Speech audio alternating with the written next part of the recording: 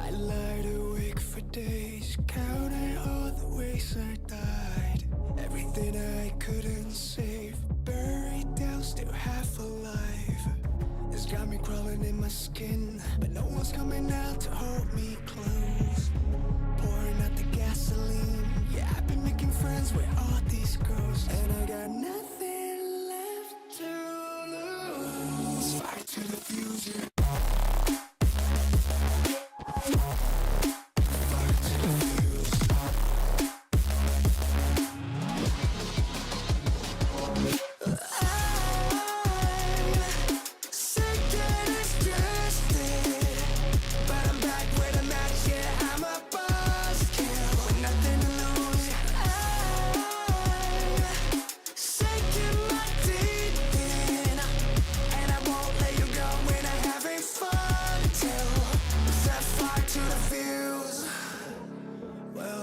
It's not me to turn and run. Met the bitter truth and I choked it down. Left a bad taste on my tongue, but my appetite's been growing now. I can see you crawling in your skin, but no one's coming out to hold you close.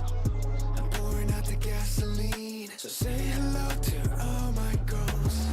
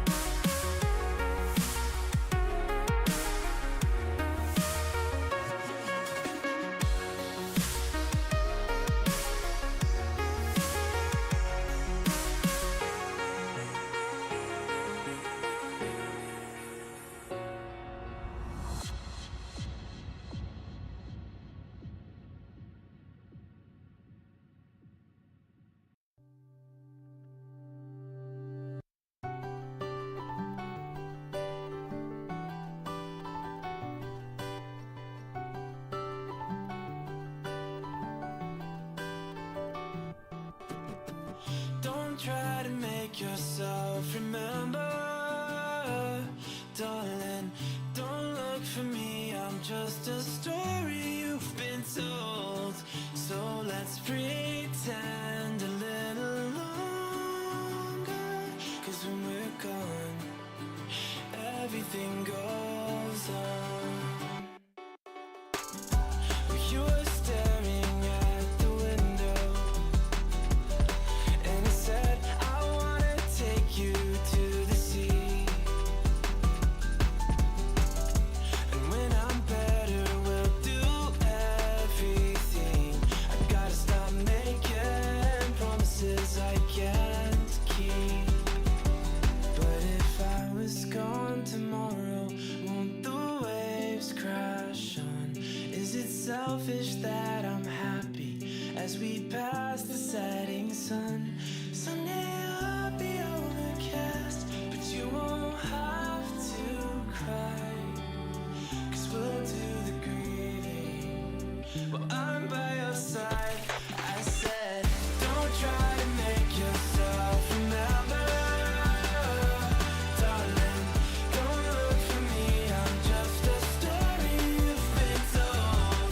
So let's pretend a little longer, 'cause when we're gone, everything goes on.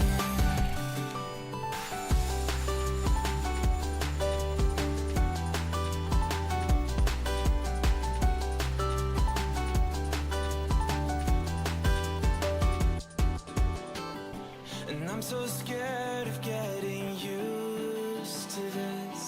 All the vines that keep you tethered in your room. Well, someday both of us are leaving here, but for now I'll just bring this sea to you. Will you meet me in the daylight like we did before?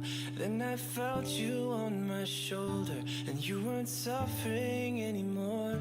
You said, I'm sorry that you worried, but don't apologize. I told you to forget me, but you stayed by my side when I said, don't try to make yourself remember, darling. Don't look for me, I'm just a story you've been told. So let's pretend a little longer, and when we're gone, everything goes on.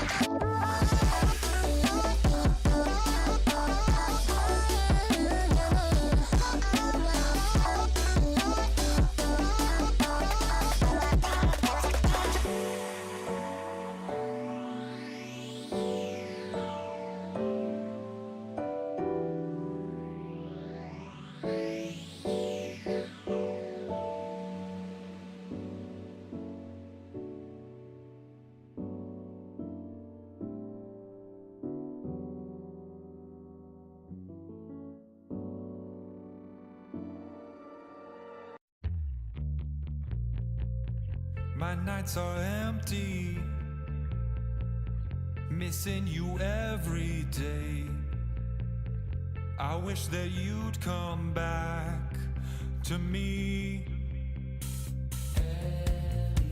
It was every weekend, bringing me nothing but joy. I need to get my life on track.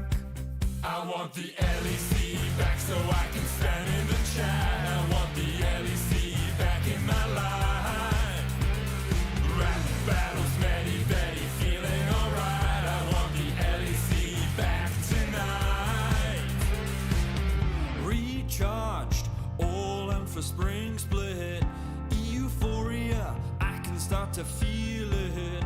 It's time, at least he's gonna give me what I want.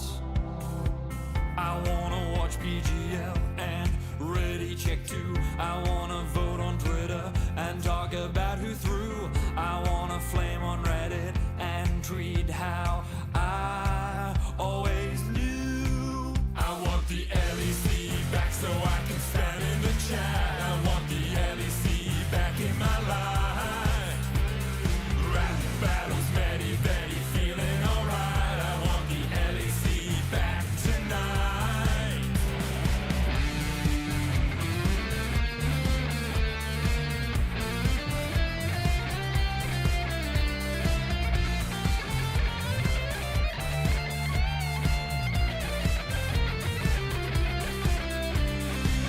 Now here comes the new year, new teams and players too. Now here comes the new year, lost some but that's alright.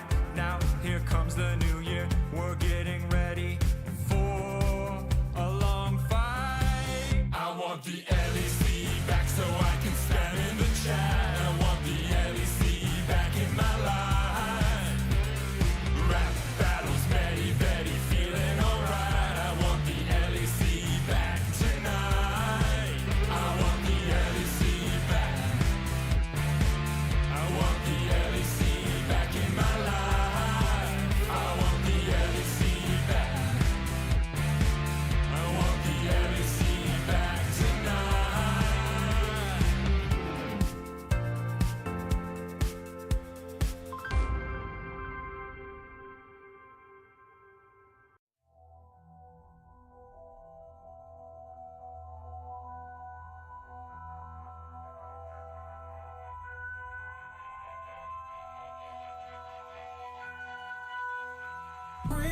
Heavy is the head that the crown seats sold. Feel it weighing down on my shoulders.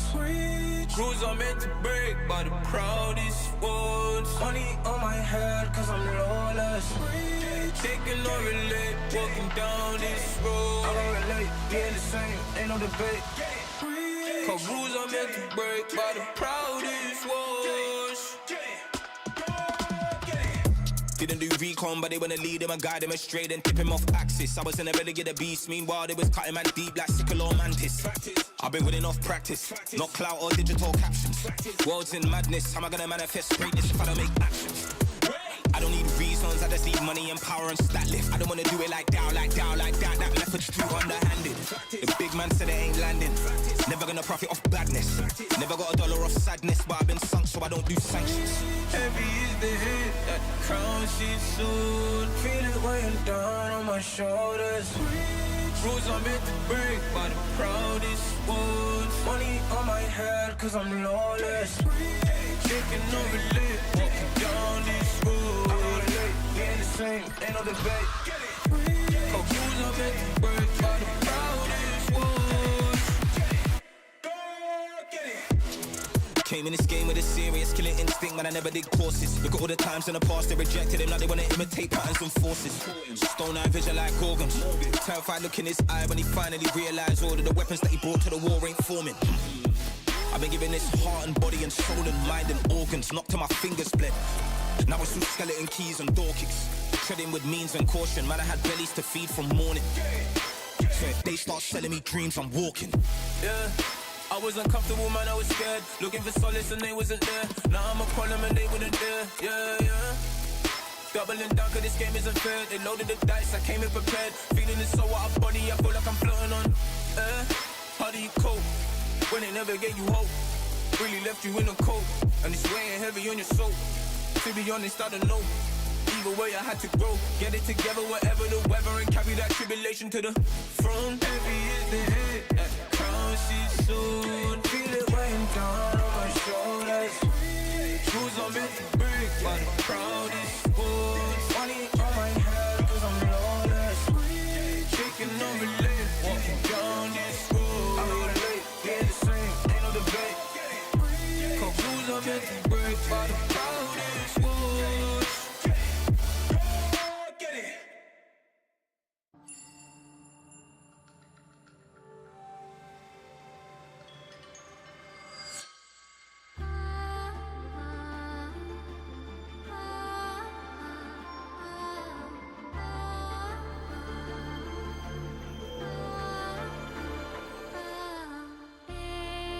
Echoes from beyond the past, the seed is sowed, the spirit knows, may it guide me for I again will wander far and shape the path to meet again on late horizons.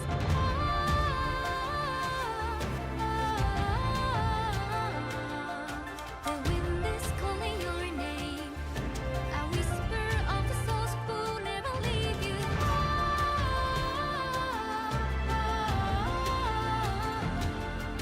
Collect your silver tears and pray they disappear tomorrow. Earth and ether to combine.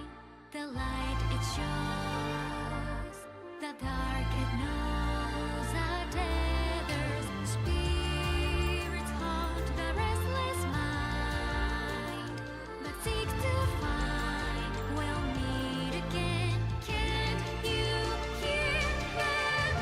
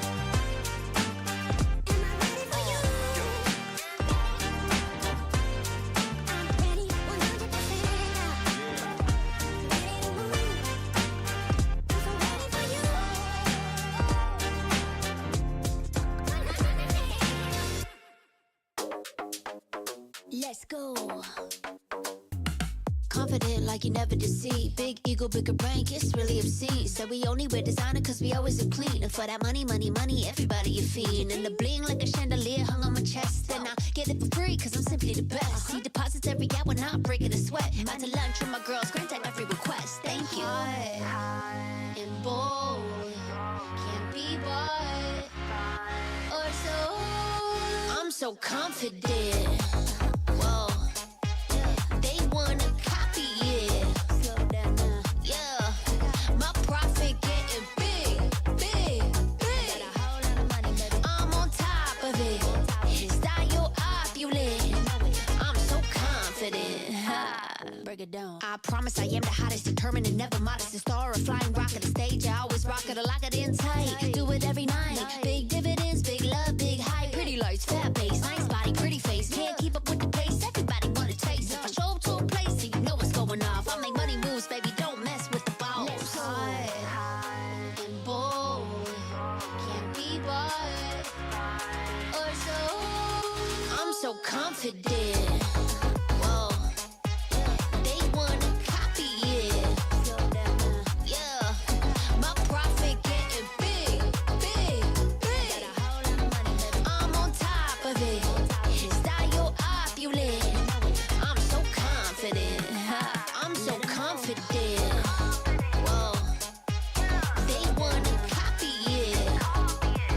Yeah, my profit getting big, big, big.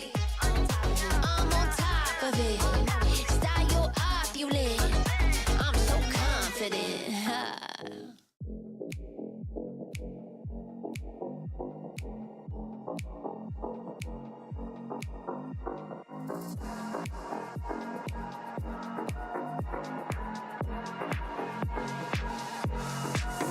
Time for a show. Show 'em how you outplay. Go and check the replay. Dubs like all day. Boy, you better know. Know that it might be just a little hyphy. Trying to call about these watchers go. Cause the games are straight fight. Every team fight coming down to the wire. The whole world trying just to look like us. Take a look at your league. Wish you played like us. Now time to shook reality. You're facing a tragedy when the European legacy comes sucking down your pride to be those feelings of anxiety. The future you don't want to see. The wrath of our whole dynasty. It spells LEC. This could be the final chance, our last dance together. This could be the final chance, our last dance. Are you ready? Come on, dance with me, with the LEC. Come on, dance with me, let yourself be free. Come on, dance with me, with the LEC. Come on, dance with me, do that Pepe D. Talk that good shit. Boy, you better back it up. If you want the up yell, sorry, that's just not enough. Cause we got every team fighting lame flashbox. When they clash, you would never last less than 100. Bring your A game if you wanna claim fame. That'd be your main aim, now you're in the right lane. Show up or shut up, no time for excuses. Can't take us serious, you're probably just useless. You want a shot at us, you can come get it. If you're just talking, then you can forget it. We're gonna blow up, we're on the rise. Euphoria, this is the vibe. We wear the clown nose and we wear the crown. Kings of the West, you know we hold it down. Light.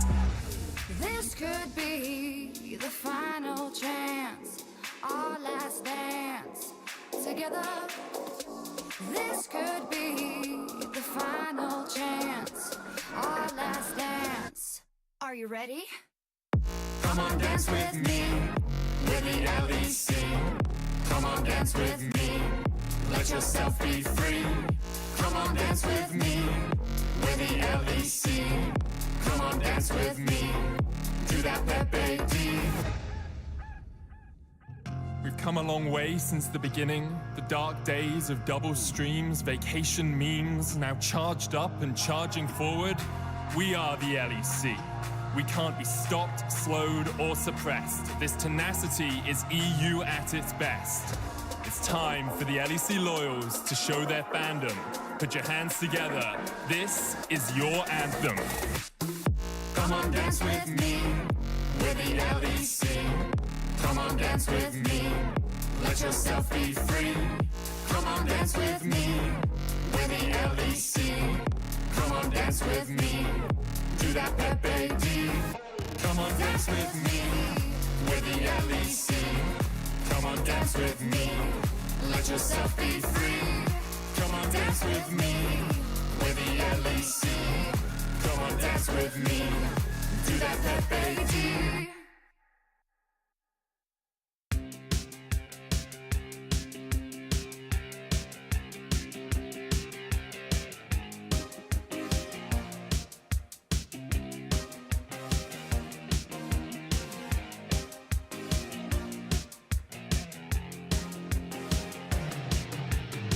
You start to think you're all alone, counting failures, you can't let them go. I can tell you need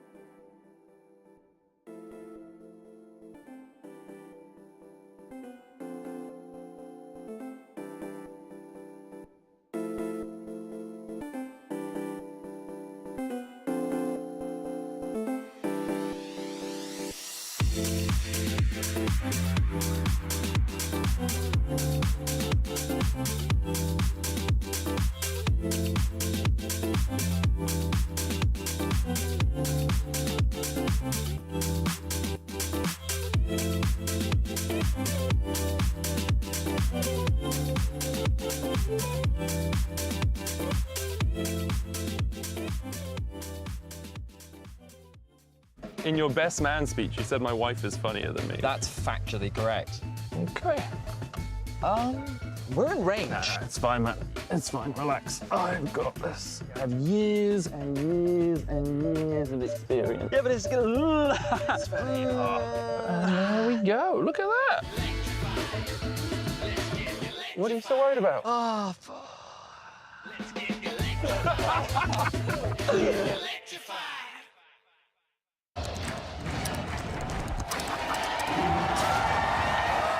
Red Bull gives you wings.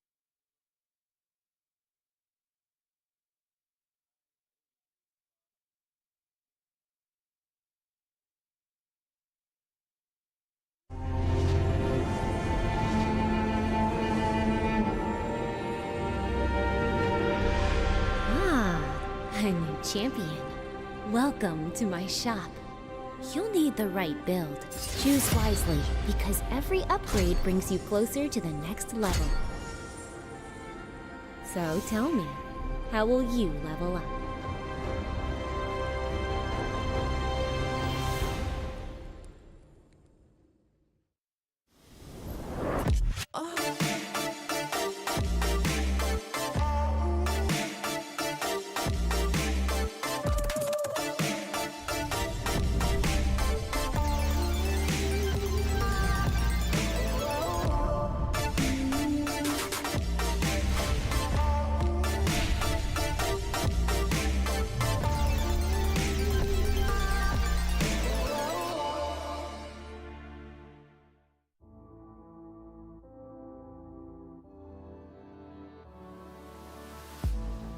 If you had it all, would you look the fall in the eyes?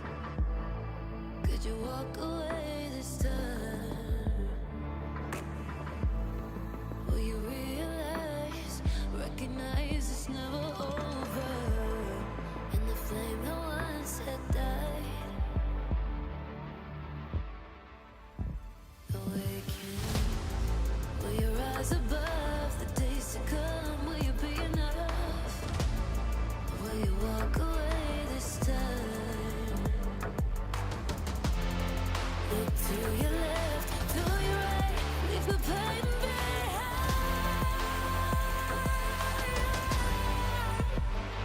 'Cause we all face the fires, and we stray from the light.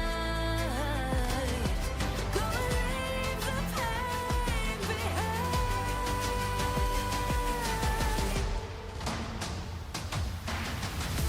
Feel that rush, feel the taste. Can you feel it with the pain? Wash it away and stand again.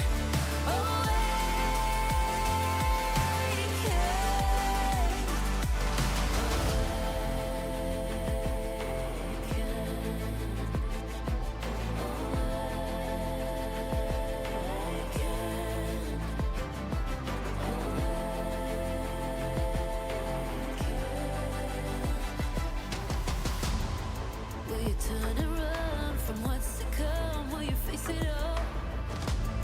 Or will you fall away again? What's calling out to be found when the time is right? When the time is right. 'Cause we all face the fires, and we stray from the light.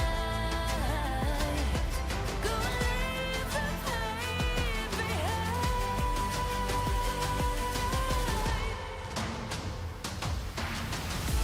Feel that rush, feel the taste.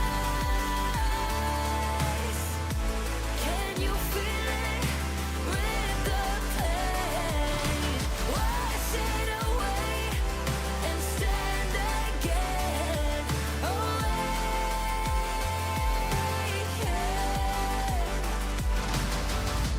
Feel the rush, feel the taste. Wash away what used to be. Will you make your stand? world in your hands again.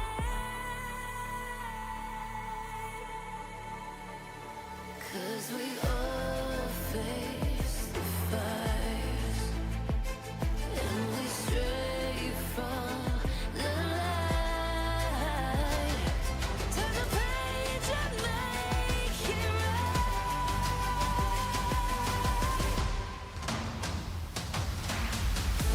feel that rush, feel the taste. Can you feel it? Rid the pain. Wash it away and send again. Away.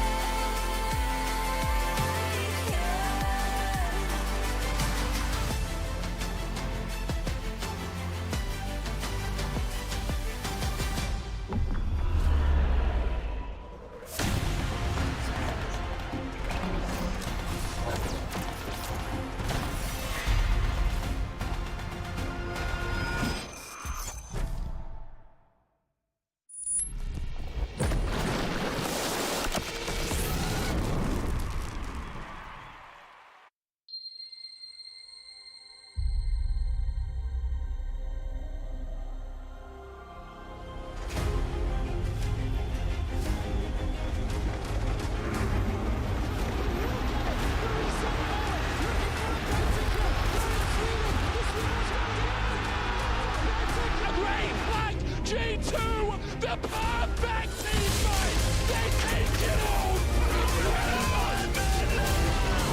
Koreans just know how to blow G2 apart! It's not, mate! He runs in there with just one, he still oh my god! Claps! Everybody! You know the story, you know the legend!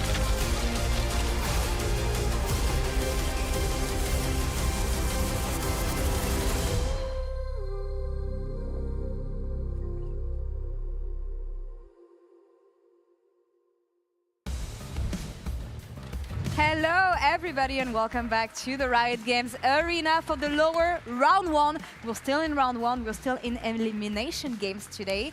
And guys, welcome back here. Thank you. Lovely seeing you. Thank you. Exciting stuff. Yeah. I'm super excited. Today we have GX versus Vitality, Nako MVP. MVP in our heart wasn't on the Rift, you know, last week. But for sure we're gonna see more from today. But it's super exciting matchup. I'm super exciting hyped. matchup. And yesterday was exciting as well. Yesterday was weird. I gotta say. It was like super weird because Navi came in and it felt like they took 2 games to really connect to the game. Yeah. It was like, I mean, they were away for 27 days, right? So it was a little bit of jitters, but I mean, Casey looked convincing. 28 days they were away. 20, okay. I mean, they didn't really show up yesterday. It felt like KC, for me, it felt like KC won 3 games and they lost 1 game. It wasn't really Navi ever being in the driver's seat. They never really took control of the game. It felt very clear that KC was the better team. When I was watching this series, it just felt like we have a very clear top 3 in our league, and the only question that's really on my mind is, can Vitality break into that? Because otherwise, I don't think there's any real competition in our league.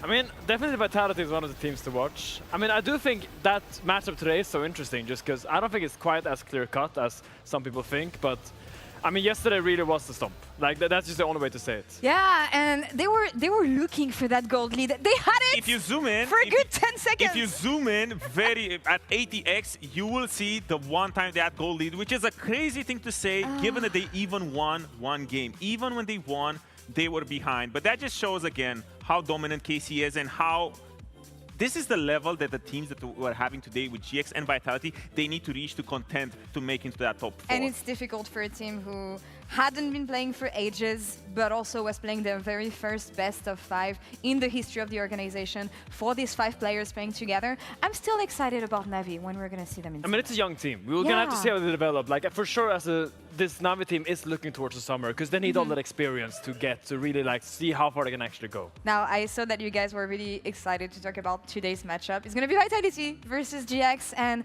I gotta say, I have no clue who's gonna take it. Given the last time we saw GX on stage, they looked actually pretty good in Madrid, so I want you guys to vote in chat, actually, who do you think is going to win, Vitality or GX? You have 5 minutes for the vote to stay open here. We're going to talk about it at the end of pre-show, and I might take some of your reactions, even if they're broadcastable. But you guys, where do we even start here? You had the first one saying that Naknako was MVP. How much can that help, though? Because top lane, there's only so much you can do, right? You can't salvage everything. Okay, there is so much you can do, but we saw what he did for the whole split. Now I have 2 Heathens next to me because I'm sure that they're ready to jump at the fact that, you know, all it takes is one series to underperform and all of a sudden you're just a lousy top lane. It doesn't matter what you did for the whole split. But now, look at him. He's just aura farming.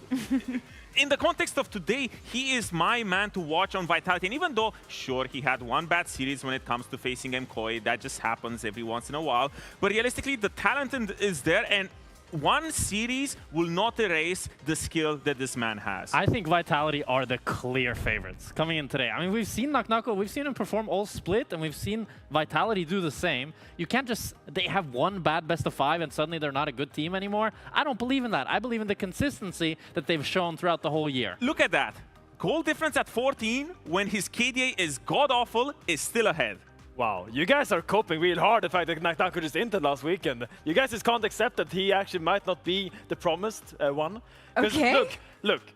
First of all, Georgia Pure was robbed. Georgia Pure should be MVP. I think we all agree on that. He's not even playing today. I know. First of all. Second of all, he looked. This was his stats against Mirwin. Mirwin is not one of our strongest top laners. You gotta perform a little bit better going up against Mirwin. I think you put Lot and Mirwin in the same discussion. If he's gonna bring the same gameplay he brought in playoffs so far against Lot, I don't think it's gonna look that good. Speaking about Vitality performance in playoffs, let me just bring up the Scroll of Truth. Okay, what is this? Okay, now, are you kidding me? What the hell do you Jack, have there? you might think, hold your thought, you might think this is your match history, Jack, in solo queue, but it's actually not.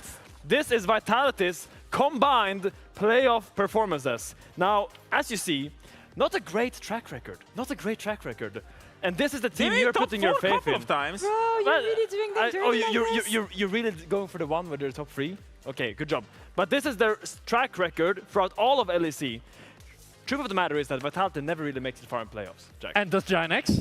Giant X no, they don't. I mean, last time Giant X were in playoffs, they finished further than Vitality. Okay. To be honest, you brought receipt, and I respect this. This is just the doesn't look good, but I want to point out the fact that even their coaching staff last week said that they didn't go on the right foot. The games didn't look as good as they were expecting, and you know, thinking of Vitality, something I was really hyped for them on social media, and even the fans were telling me, yeah, but Law, hold off. We know that regular season usually goes well. It's in playoffs that things usually falter. And I think about the games they had last week, they had that one right. Well, Pat is right. The drafts were rough. And we already saw it once in regular season. And Pat, honestly, he's a smart guy. He failed one time in regular season. He failed one time in playoffs. Fool me once, fool me twice. But now it's attempt number 3. And they're playing against GX over here. But take that off. You can't pull it off of me. It's so firm. Fine. Nice try, but surely we're going to see adaptations when it comes to Vitality because they're playing against GX. It's going to be a lot easier when it comes to their performance. Yeah? Well, I actually want to know... GX ain't no MDK. I want to know what the... Sure, MDK? What? No, okay, never mind. I don't care about this. I care about what the coach from GX has to say, actually, as Jack caught up with him ahead of the series. Let's check it out. Thank you so much, Lore, here standing with me, Gyota. I wanted to ask you, last weekend, we saw Vitality pretty much get dumpstered by MKOI. And I'm assuming you and the whole team were watching since that was going to be your opponent. Were there any things that you kind of took from that series that you thought were like weaknesses from Vitality that you could exploit? I mean, I think a lot of the things that they did, we noticed as well that they changed. For example, they chose 3 times be on second pick, and this time they chose first pick. But overall, it felt like Fleshy was a bit less around mid, and that their jungle support were a bit more uncoordinated, trying to defend more plays than actually play their own. But other than that, I think it's also like MKOI is a team that picks up very fast on mistakes that you do in the game more than you as a team. And it's just up to us to pick up on those mistakes and try to penalize in a similar way that KOI did. Try to replicate the MKOI success. I also wanted to ask you, you made a tweet 42 days ago since you guys were last playing in the studio. What do you think? I think the tweet is self-explanatory. I think this schedule doesn't make any sense and it's very unhealthy. I think that we were one of the teams that suffered the most, but we were not the only ones. I remember Navi yesterday was also in a similar part, and not sure if it's only related to road shows or some teams being able to skip week 1 because of a certain boot camp in Korea and stuff like this. But for sure, this schedule and this split was not normal and should not be in a norm going forward. How do you think it affects the team and practice? Do you think the players feel more rusty, the fact that they haven't been playing, or is it just kind of you lose that routine that you normally have? I think it's most of the routine. It's, and this can also just be my fault, right? But from my experience, it's harder to keep a competitive mind with so many days of practice without competition.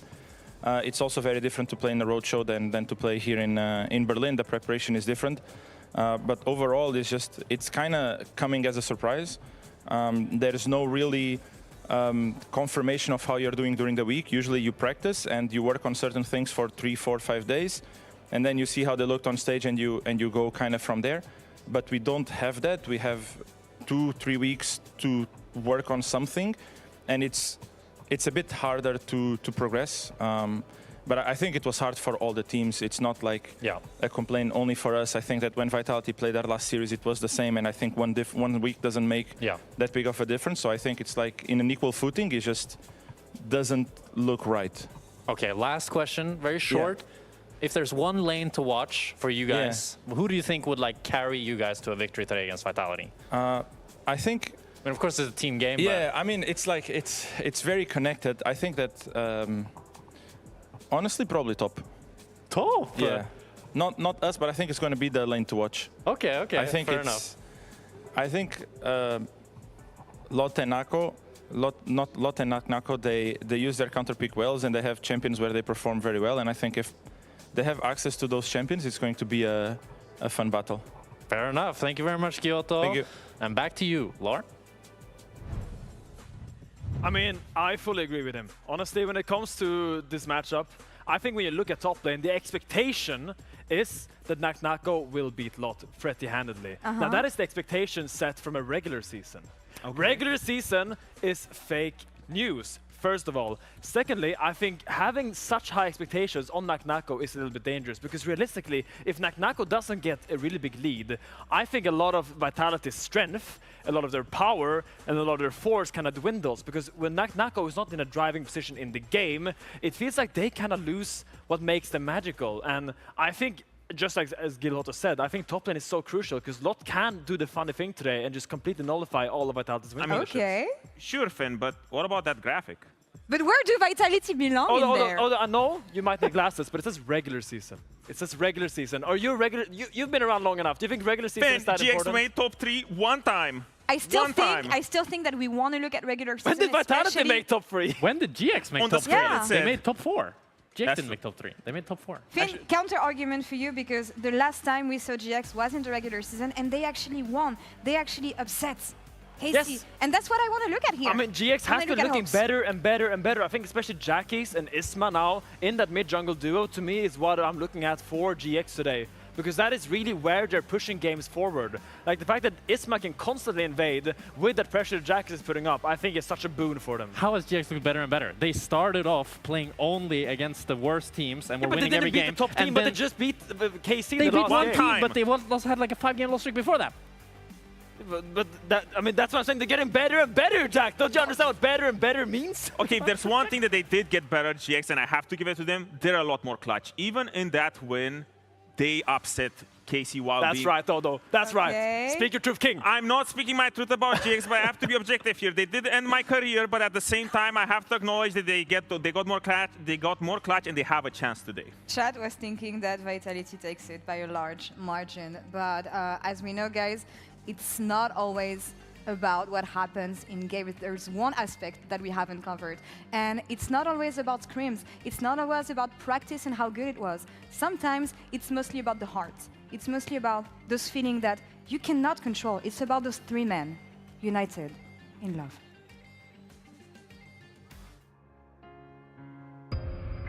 The late night duo queue that turned into the LEC's most heated rivalry. Based on the worldwide success of Karzi's fanfictions. From Czech Republic to Germany, 3 LoL players on their Berlin adventure. Thank you, Jackie, so much. Thank you. Thank you. A love story none of them saw coming. But now, the fight for playoffs creates a rift between them. This guy just trash talks me. I'm the 4 out of 4 MVP. Today I'm gonna shitstomp him and then I'm gonna make it rain with all the minions that I made. Carzzy, Humanoid, Jackies, 3 friends, 2 teams. I love you. One love. Basically, our relationship is he loves me, but I don't love him. So you can imagine the locked on the toilet, he cannot get out. Life couldn't get any better. They shared dreams. They shared awkward interactions.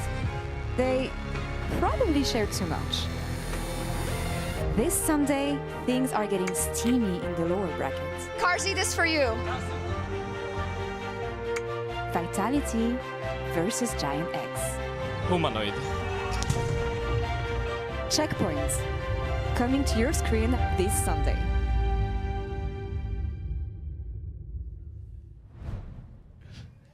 Dang. Second season of Heated Rivalries going crazy. Heard the intimacy coordinator had a hard time with those scenes, though. So we'll have to see how it unfolds on the Rift. Welcome to the desk for this incredible elimination series between GX and Vitality. I'm Dracos, joined by Dagda and Vetius to bring you the call. And this one, I don't know what to think. I had a lot of thoughts, and then we watched that video, which is a masterpiece, by the way, and now I don't know what to say. Honestly, I thought I had something to say, and then I just got lost for words. I think heated is the right word for this. I'm expecting a real banger here in this series today. As you said, elimination on the line, but last time we saw these two teams faced off, it was Vitality got the better of Giant X. So I think a lot of people hoping to see a return to form for Giant X like we saw against KC at the Roadshow. I just want to see teams showcase the level that they've shown during the regular season. Yeah. Obviously, there's been a big discussion amongst the teams around schedule. We just heard from Gyoto himself talking about that topic, and it's been a difficult one. This split is the reality, and now GX have had quite a gap since they've played on stage. When we saw Vitality return to the stage, they did not even remotely look like themselves, and so I'm hoping that we get to see a return to form for both of these teams. Vitality obviously playing last week and falling short to MKOI, whereas Jackie's fresh off of GX fresh off of what was a win against KC on the road trip, but still a while since they played here in the LEC stage. And going back to the point about Vitality, I think like MKOI did a good job of kind of focusing Linces in the early stages, but I think the most surprising part for me was how much the bot lane and the mid lane continuously fell behind against them. So I think that'll be what I'm keeping my eyes out for here today, is how do Humanoid and Carzzy perform here up against Giant X? Also curious to follow up on what Kyoto said earlier about top lane being important, how important those counter picks are, and who's actually going to be able to set that up for success. We saw yesterday even, right? There's some situations where, you know, if you're still blind picking set, or not set, excuse me, but the Cassante and the enemy team is picking the Twisted Fate, things can go really bad really quickly. But I can't imagine that'll be the case for these teams, as we're already through the first portion of the pick and ban. Varus, the Nautilus, the Ezreal, alongside the J4 Pantheon and Orianna off the board. Rumble's still open. Oh, but they want to prioritize the Caitlyn. It has been one of Carzzy's best picks, one of his most played from the regular season as well. With the Bard still up and available, you'd expect that to be the pairing that Vitality look for in the bot lane 2 versus 2.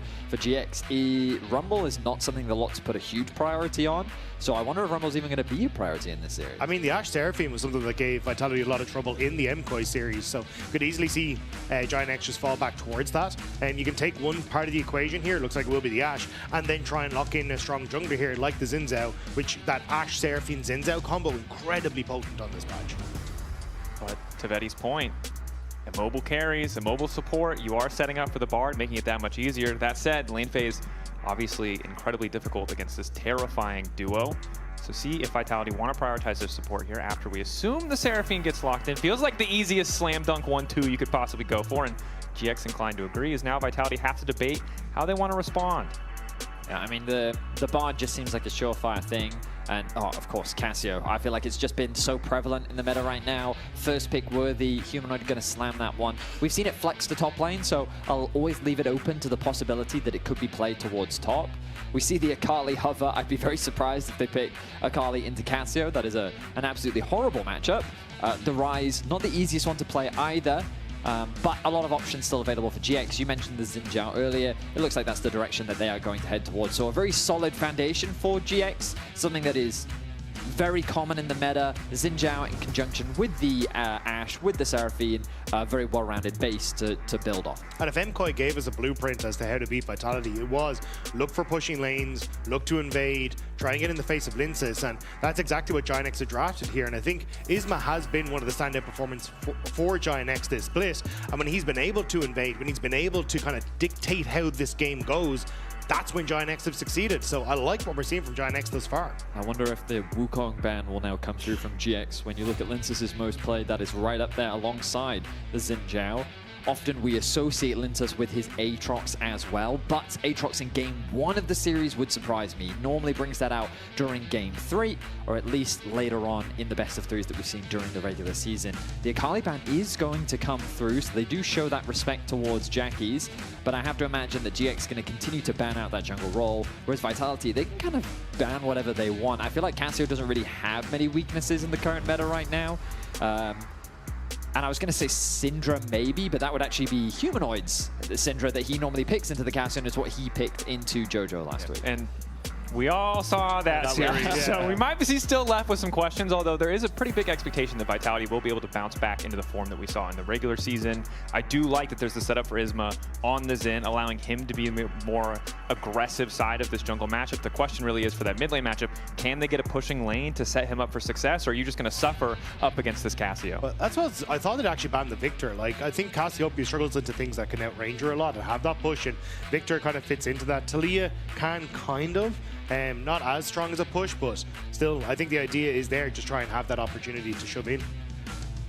Right now, hovering through options, I think, yeah, I very much agree with you. I think Victor is relatively safe, all things considered. Early laning phase is really difficult for the Victor, just because while you often associate him as a lane bully thanks to his Q, giving him that shield, allowing him to trade against many mid lane mages, Cassio just shreds through it like it's paper. She is just so effective at fighting and skirmishing during those early levels, but once he gets his upgraded E, he can pretty much just one-shot the wave and not have to interact much with the Cassio. I think it's also like a huge amount of zone control from Giant X, because already you can see kind of both sides are setting up for this front to back style composition. Like Caitlyn and Cassio want this strong front line in front of them so they can try and play through that, and if you're able to use the Seraphine ult and now the Victor gravity well as well, it makes it very difficult for Vitality to try and play through certain choke points. So with the Rumble taken, I think you want something tanky in the jungle. We're opting for the Aatrox here, not expected in Game 1, right? You could go later into Fearless, but we're already seeing, of course, 4 jungle bans alone on the side of GX, so it seems like Linces has been pressured to pick this up. The response from GX could just be the Cassante. Again, they're also happy to have the front line. I will say I like the Rumble here, the long-range equalizer against these immobile champions. There's not that much reliable hard CC for Vitality, but that slow can do a lot of work to disrupt a pretty terrifying comp. If you have to fight into that Ashe, into that Victor, into that Seraphine, yeah, the 5v5 lineup I don't think is going to work very well. I would argue that Vitality's comp gives a lot of individual agencies to each player, which I think is one of the biggest strengths of this Vitality comp. When we think back to their regular season, they're a very creative team. They're often branded as aggressive and somewhat chaotic, which I understand, but I would just say that they're relatively fast-paced. They like to just be doing things on the map. And when you give them champions like this, there's less of a reliance on them to work as a unit per se, and they have a lot more individual skill expression, if that makes sense. The Linces has carried games before. We've seen Naknako, I mean, MVP of the split. Humanoid has had incredible performances on things like the Cassio as well, and Kazi, this is one of his best AD carries. On top of that, Fleshy looking for roams. Let's see if he gets caught less than some bar performances we saw yesterday. But for GX, I think they've also got a very well-rounded solid comp. They've got good range, good poke, good scaling. Like, I like drafts on both sides. I think GX is a little bit more group-up team fight, whereas I think Vitality is a little bit more individual agency. Yeah, I do think a huge amount of this for Giant X does rely on that bottom lane, though. So as we get into game, let's see if they're going to be able to find that success off of this Ashe Seraphine. Cornucopia, potential options for us to focus on here. A lot of crucial lane matchups coming out of this draft in Game 1 between Vitality and GX again. Winner advances to face KC tomorrow. Loser eliminated. They didn't like not playing for a month. Well, how about they do it again? So win and survive. Obviously, the dream for both these lineups is Naknako gets down a nice little ward here. And I think you talk about bot lane, but I will also say it feels like a little bit of pressure on Lot. This is his counter pick. K'Sante not the flashiest counter pick, but Gyoto did draw attention to it. Top lane he expects to be pretty important. Yeah, I do think this is just a lose gracefully matchup, though. Like, for Lot, you're not exactly trying to win out. Knock is going to have the advantage here when it comes towards push, and more than likely coming out with a gold lead. For Lot, it's more about now being that tanky front line that we're talking about as we get into the later portion of the game.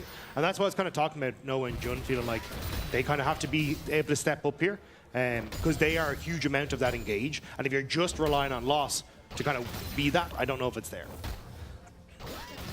Unsurprisingly, uneventful topside lane phase. And look, we talked a lot before the matchup about Knocko versus Lot. We have stats. I'm going to save them because I think this is a matchup where not a lot is going to happen. So I think you're right, Rob. Potential to look here at the bottom lane. Bard level 1, so explosive. Fletchy taking over to level 2, but not a big spike for the Bard, right? Much more important for the GX bottom lane as they take over as well. Yeah, they did end up running the sweeper in the early game, though, to try and get control of the bush, which I did really like. Because one of the things you want to try and do as Ashe and Seraphine is try and use this bush control so that you can constantly poke, move in and out, and like get a lot of value from the threat potential you offer. But by sweeping out one of those early wards, it means that now Fleshy has a lot more space to try and play with. And you can see that's kind of why they've been able to fight back a little bit for the early levels. Vitality, of course, really prioritizing picks that are comfortable for them. Strong as well, certainly in the Caitlyn and Bard, but you can see the general meta power pick has been this Ashe and Seraphine, partly because of short trades like that. But 75% win record, this is something we saw yesterday where people are willing to pick weird bottom lanes just to break this duo up. If they first pick the Ashe, you pick Seraphine and something else just to deny this really powerful combo. Yeah, and we've kind of seen Caitlyn Bard as an attempt at an answer into it.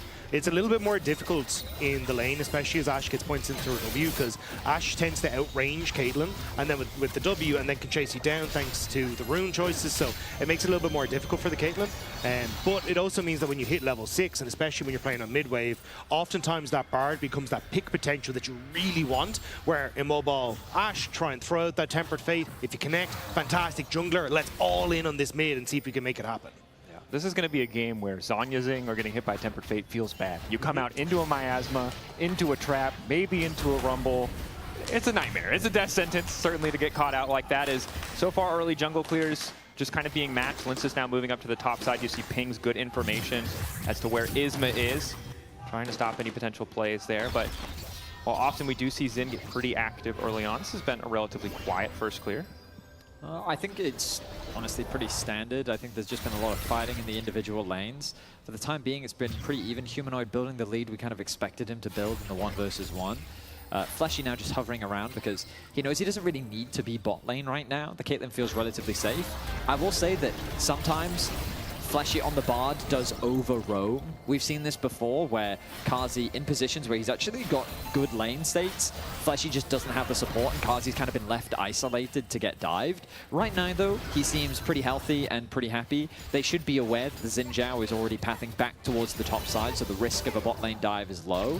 And you can see that the wave isn't too stacked up either. And Fleshy does arrive in time for that stacked wave that crashed underneath the tower. So Kazi gonna get a, well, I was gonna say slight experience advantage, but he's pretty much still even with that of Noah, and overall Fleshy helping generate a bit of pressure in the middle lane as Jackie's without any pots left, now facing the threat of Humanoid. And that pressure is excellent, right? Like, you can already see that that is opening up into a bit of a CS lead, and Victor tends to do well into Cassiopeia, as Lince is just face checking Isma there. Because you've got the range advantage. You can try and push, you can trade relatively effectively with the Q shield as well, but with those roams towards mid and the way Humanoid's been performing early, it's a decent CS lead that's opening up for Humanoid. Well, I mean, early on, the Victor just can't fight the Cassio. She just, the cooldowns are just too long for the Victor, and the shield does help. So I feel like it's just kind of adding insult to injury for Fleshy, where like early on, Humanoid needs to build as much of a lead as possible, because I agree with you, once you get that upgrade on the E, that's when the wave clear starts to come through for the Victor, and then he's able to just ignore the Cassio effectively. He never has to go in range, he never has to fight, and then as the game progresses, he kind of finds himself in a similar situation to the Anivia matchup, where every time you try to approach, Anivia will throw down her ult or the wall, and Victor can do a similar thing. You throw down the gravity field, you can poke with the E, you can use the bonus movement speed you get off the Q to help generate space, but the early laning phase can often just be a struggle as Cassio, especially with Tia, just does this. A tail is old as time. If her mana bar is bigger than your health bar, you cannot walk into her range. Yeah, and Humanoid also level 6 makes things even more. So notice that Jackie's is kind of spacing in a way where he has to keep looking away from her as well, because the threat of that ult is super real. Now that he's got the ultimate available himself, but he's always conscious of the fact that Humanoid could pretty much ult in him at any point. But we do see a bit of a skirmish on the bot side. 3v3 here, matched on both sides, bit of an XP advantage. Excuse me, matched XP here, as both supports are level 4. Jun ready to go, though, on the double cast, but neither side wants to push for too much. It's going to be a quick ult from Jack. He's trying to cheat Prio in mid lane. He's going to lose the wave there, but still keen to trade as Crab goes down. Flash forward from Jun, gets the initial root, but Fleshy just stands off to the side. A bit of an over-eager move. Yeah, weird move from Jun. Like, the silence real overextended. Hang on. Gentlemen. Follow-up is there. No one now caught out as well. The trap. Second trap not connecting. They did get at least one empowered auto there onto Noah, so... I mean, it was still a net win for GX because they got the Crab, which is what that whole fight was over. Yeah. I always think to myself, Crab worth flash, shield, and barrier. That's what I say to myself. Yeah, I mean, we'll see if it comes back to bite him later. I think the game plan there from Shun was to set up for an engage onto Kazi. The problem was that they just couldn't. I think a slow connected from Fleshy or something. Oh, nice arrow. Lock up there. Should be an easy kill on the Fleshy. He's going to flash forward, tries to get in the portal. Oh, just barely. Does he get interrupted by Isma's knockup? I think that third, he flashed away from the third auto, and the knockup connects and denies the portal. Yeah, because I saw some weird animation on my screen. I'm assuming something got in the way of him actually being able to go through that portal. But okay, GX end up securing first blood. Nice arrow connecting by Noah. And look, I've been gone for 3 months, but sometimes it's comforting to have things be the same when you come back. And Isma spamming take notes. It's like I haven't left. Yeah, he did mention last split that next year he would consider using a new emote. So yeah, well, we've still got a while. We've still got many notes left to take. People will still be mad when he spams emotes. They'll just be mad about a different one. Yeah, got it. Fair enough. Yeah. Stick to your guns. I respect it. It's now Fleshy going for the roam onto Noah. Knows that there's no arrow, just barely not hitting the turret on that cosmic binding. Yeah, nice spacing there from Noah. He actually took a step forward to avoid the binding actually connected onto the tower there, but still takes a chunk of damage, which is not an ideal spot for him. He's going to chuck a quick base out, spend a bit of his gold, get back to lane as quickly as he can. But with the Ashe on reset, there's pings already for invade on this bottom side with Linces, trying to see if he can steal away the blue. Jackie's walking in once again. Ulti just consistently being used to try to get some control over the lane.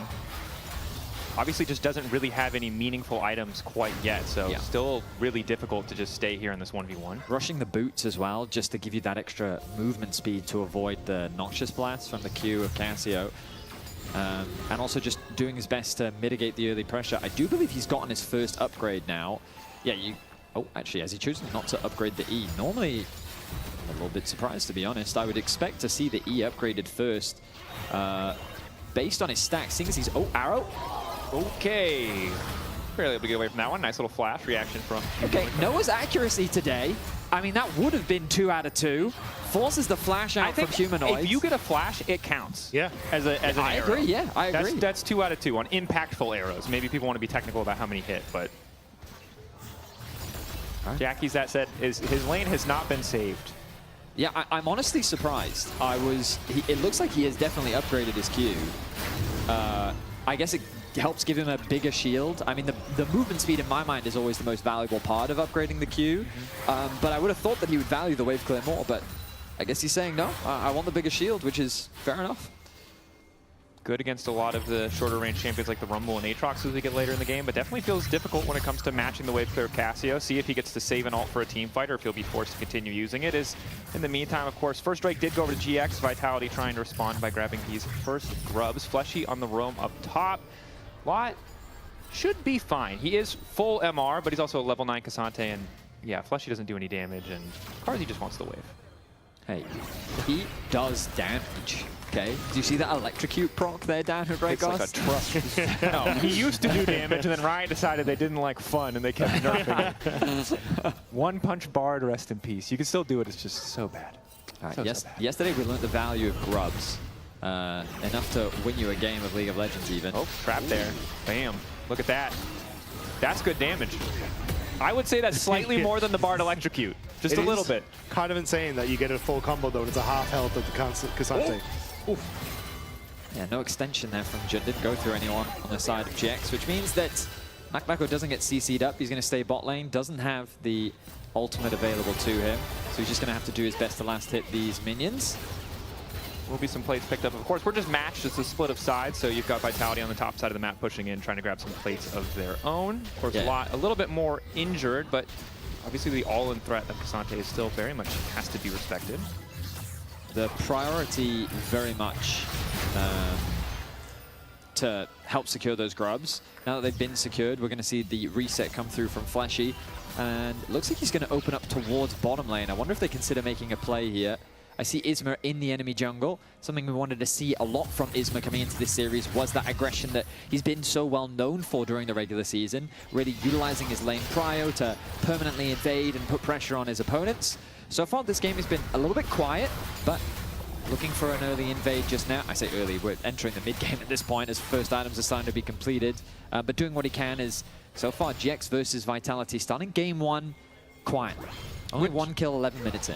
I think given the high amount of variance we've seen in performance, as in regular season performance is really not translating for teams in that first week, especially teams who haven't played in a while, I think is kind of nice for GX. Obviously, they're still trying to make plays with Noah's arrows. They're not sitting passively in this game completely, but it's a nice way to ease back onto the stage at the very least. That said, mid lane obviously hasn't really gotten any easier since we last checked in. Yeah, but I think that's kind of the story across the board, right? Everywhere it's kind of been scrapping to see if they can get control of either of these lanes, but like mid has been fairly stable. Bot lane, nobody has really broken control of that lane either direction. So I think everyone kind of just happy to sit around, farm out these waves, and continue to just have Caitlyn push in this top side and look to take a little bit more. There's an arrow. There's an arrow. Observers. Oh, no flash this time! Follow up there, locked in the gravity field, continues to be stunned. We're not in arena, baby. There's no combo breaker. Oh, he still manages to find the lock of the initial healing coming out. They can't kill the snake. Yes, they can! Just the edge of the ray, finishing the job. Great job from Giant X. Noah continues to impress with these Ashe ultimates, locking down Humanoid and setting up Giant X for the second kill. I think that's 3 for 3. That's 3 for 3. Noah is on point with the Ashe arrows today. It took them a while to actually get the kill, but they end up getting it 2-0 now, the lead for them in kills, but the gold's still going Vitality's way after they secure that top tower. This is what you want though, because as I was saying coming through from draft, like a lot of these engages kind of rely on Noah and Jun if you're looking for them to be that long range, but with the Ashe ult and the Seraphine ult. So if Noah's going to be on form like this, it becomes a lot more terrifying for Vitality where they go on the map. Yeah, just perfectly placed. Jun staying in the fog of war to not give anything away. The chances here is simply beautiful. Look at that. Gravity field into the root. It looks a little bit scary, but then Jackie's cooldowns come up, and he's able to secure that kill. And now that offsets the individual lead the Humanoid was able to build for himself. And now it's pretty much dead even though there's a 20 CS gap, thanks to that kill that Jackie was able to get. He's secured the rocket belt, matching the Rod of Ages finish for Humanoid. I will say though, with the rotation that we had on the map, it does mean that Vitality with that Caitlyn are able to take top turret first one in the game. They've now rotated her to bottom lane as well. So there's been a lot less of those plates and that gold that has gone into Noah. So despite the basically even CS, that's where we're seeing a slight lead in the gold with the cars. But a good chunk onto Carzzy right before this Drake spawns, 15 seconds. Does set up GX nicely. Noah arrow going to be available, so a lot of potential to make a play here. Vitality can't afford to drop this fight. If GX get too far ahead when it comes to Drakes, puts them in such a comfortable position for these late fights. That arrow going wide. Okay, 3 for 4. Still 75% not bad, as Fleshy's now been caught out, holding on the flash as long as he can. Finally going to get out, but the encore still going to connect, hand delivered. The Victor ulti follow-up is there. Linsis sent packing. GX full control of the mid lane. Fleshy made a choice, and that Mikhail's Crucible went towards Linsis and not himself, so he gets picked off at the back end of the fight. But Vitality, do they still want to carry and keep this going? They TP Naknako boss. Well, what had happened was Lot was already grouping with GX, ready to fight for this dragon. He didn't actually invest his TP, and GX committed a decent amount. That's Ashe ult, that's Isma's ult, that's Jackie's ult, that's Jun's ult. Like, they used all their resources to find only a single pick, whereas Naknako was just pushing top lane. So he pushed out an extra wave, he then TPs down, knowing he can catch that bot wave, pushes that out, and Vitality say, we have more resources than you do. Even though you got that kill, you don't actually have anything left to fight, but now they're TPing in, ready to look for a skirmish. Have Vitality overstayed Fleshy. Access to the portal, of course, the magical journey does give him an easy way out. Needs to be careful. Not to give Lot away into his back line, but they're taking their time here, chipping away at Lot's health bar. He's unstoppable now, maybe forced to go all out. Dashes out of the Infernal Change, just barely. Carzy waiting off to the side. Humanoid continuing to pump damage numbers up, but half mana. Jackie's, it's going to be really tough for him to approach this fight through Knock-Knocko. Flash forward from Humanoid, goes completely wide. Tempered Fate down, 2.5 seconds. Trap not going to go down in time. Isma now able to walk away thus far. Instantly the ulti now coming out from Linces. Lot going all out to the back line. Knock-Knocko trying to burn through as quick as he can, but Lot is too damn strong. GX an excellent fight. Vitality over eager, trying to salvage the scenario as Isma now on the chase looking for fleshies. Lot going to go for it. Still going to grab the kill, and now Carzy has to run, but there's the arrow. That's 80% for Noah. And 100% one fight for GX. That's a massive team fight for GX. They get so many kills off the back of that. They open up the mid lane as well. But my question is, what is Vitality fighting for here? You've got the dragon, and like they feel desperate to, like Carzy's just jumped out. At this point, you should be using the Cassie ultimate to maybe disengage, but they're saying, hey, they've got no ultis, we can go for this fight. But a beautiful ult from Lot completely isolates Knock-Knocko.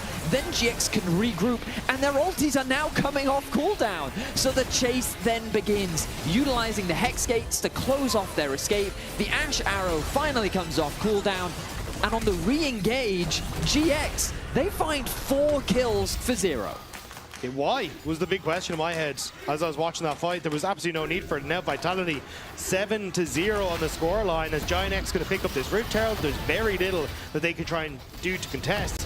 And Giant X in a spectacular spot now to just start taking so much of the standing gold that's left on the map. And credit to GX, bucking the trend on the level of composure here in this first series, playing really well to punish Vitality for overstaying. Have now grabbed the Herald. Vitality lingering, maybe looking for a fight, but it's a pretty sizable gold advantage for GX. Even if the binding looks good to kick things off, it's going to start getting pretty difficult here for the side of Vitality if they want to keep contesting when you've already got the 2 items completed for Noah, and he's so much further ahead than Carzy. It's crazy to think that Vitality don't have a single kill yet in this game. Normally the team that is just so proactive, so kind of, I would say, spontaneous in their approach to how they play.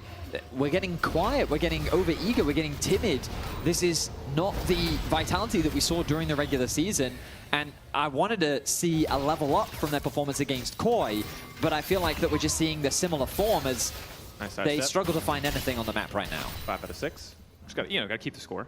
But VIT, I want to go back to what you said in draft. The beauty of the Vitality draft is it offered so much individual agency. Unfortunately, it's been a lot of individuals making these mistakes, leveraging their agency in ways that hasn't looked great. Yes, you can see the world where Humanoid's flash ulti catches 3 people and they suddenly win the fight, but when Carzzy's already backed away, it's a team play. It's not an individual play in that moment, and I think Vitality misreading those scenarios. But even just the lack of communication. Carzy going in as Humanoid goes out, but now they want to go in again, but there's nothing to stop Giant X from just walking out of this. Yeah.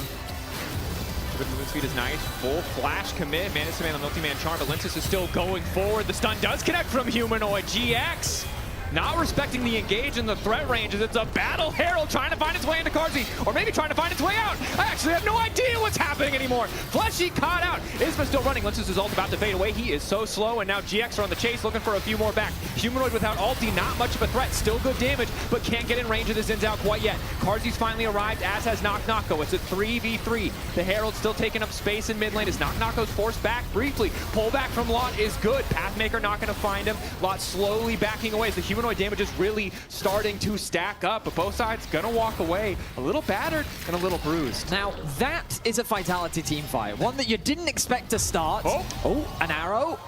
Oh, Carzy. Still hit. 6 out of 7. Hands. Yeah, I mean, Vitality, they caught GX's bot lane completely off guard. This TP, as Dagda was saying, like, what exactly are they fighting over here? And it very much seems like there's an opportunity to find a pick. If they find these kills, maybe they can open up that mid tower.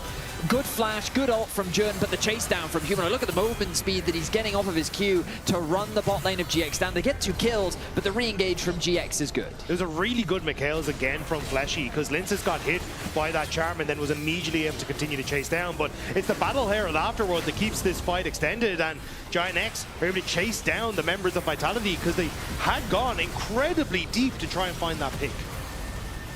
Sometimes I don't know what they're fighting over, but I am glad that they're going fighting. again. Noah We're going again. Gets stunned. Fleshy manages to connect the Cosmic Binding. That is a disgusting hitbox. Noah caught out. GX, of course, have started the Drake. Does look like they're going to secure it. No contest there, but are they at risk of giving up a rapid Baron? Maybe just the tier 1 instead. Well, now things are getting much scrappier. Yeah, I was like, wow, GX are so composed. Yeah, but this is also sometimes what Vitality will do to you. When the game starts to fall out of their hands, they will just kind of force fights, force you into their chaos, and they'll kind of affect your composure. Because so far this game, GX have played patiently, controlled, passively. They've made right decisions and they've taken their time, but now they're kind of being sucked into fights. And while it is kind of going 1 for 1, 2 for 2, sometimes in that last fight it was even 3 for 3. Like, in these situations, it's where it gives opportunities for Vitality to make stuff happen elsewhere on the map. I mean, Vitality just secured that bot tower. They got good damage down onto the mid tier 1. The gold is still very much in GX's favor, but it's only 1k now. It was 3k like exactly, 5 minutes ago. That's what I mean. So again, they will give up the dragon. GX does still secure that objective, but GX, I mean, they also have a bit of a reputation of throwing when ahead. In the mid game, they have been able to build these leads against teams. I mean, even if you go back to their final regular season game, it was game 1 against KC. They had a very healthy lead. They took one bad fight through the entire game. So it's on them to maintain that composure and continue to grow upon the lead that they've already been able to build. Flushy really good on the Mikhails and the bindings, but the ultis haven't quite been connecting. Still collapse coming from the top side as Humanoid wants to try and reconnect with Vitality here. Fighting into this choke point is going to be tricky if Humanoid's not on the flank, but he does manage to get that extra movement speed and is starting to threaten. GX immediately going to collapse on him. One more arrow going in. This one not going to connect. Fancy feet there from Humanoid. Is it fancy enough, though, as GX continue to chase? Walk back. Jackie's walking into the choke up against Linces. It's a little bit crazy. The entire team is now there. A beautiful equalizer across the top. Follow-up isn't there as Linces flashes out. Yet another Mikhail's used on him. Slow lands onto Knocko, but not a lot of follow-up. Infernal Chain's not quite going to pull a lot back as he is walking into the trap line. Does manage to get away using the Unstoppable. Encore is there, but both sides walk away. Every one of these fights feels like a game of chicken, and you're waiting for the other side to blink. This time, both teams decide to separate, but it doesn't matter if spells are missed, if things are gone awry, they're only going forward for so much of this. That was 9 out of 10 ultimates used, and no one died. That was absolutely crazy. Vitality, just like that, though, somehow managed to close the gold gap. We're now dead even. There's no real advantages anywhere. There is a slight XP advantage, actually on the side of Vitality, I would say. Which is crazy, considering how much of a Legion... Oh, no. Noah's caught. Noah is dead. Well, he's gone. Now they have to keep fighting. They feel like they have to force this fight. Lot is on the flank, though. That's good. Now Karzi's going to be dead. The Tempered Fate. Not really in time. Vitality debating if they want to keep going. Miasma good. Ulti not going to connect on the stun. Root also going to go wide from Jun. Both sides have decided to commit. Their 80 carries are gone. They still want to fight, and I can understand why, because Humanoid's doing a hell of a lot of damage, but now he's zoned away from the rest of his team. Fleshy caught out. Good damage onto him. He's trying to get into the wall for the portal. It does not matter. Jackie's grabs the kill. And an extended fight, GX walk away the victors. Can they threaten the Baron? I think without the AD carry, it's a little ambitious. That bot tower looking like a slightly easier objective to play for. My goodness. Okay, so Vitality, they find a pick onto Noah. Noah getting caught out in mid lane, something that AD carries in the LEC have been doing all split long, right? But GX, they respond in kind. Ismail, love his aggression there, just instantly saying, hey, we should go on to Karzi. Good flank comes through from Lot. They trade AD carries, and then Vitality just stay around too long, which allow for GX to find a pick. Arrow. Ooh, dash into the arrow. That's not what you want to see. Isma now going to look for the follow up onto Linces. A lot of healing, though. Should maybe just be happy with the ult, but Lot is now continuing to chase, going all out, immediately deleting the enemy jungler. Now Vitality on the back foot. GX can set up the Baron. Vitality doesn't look like they want to take this one.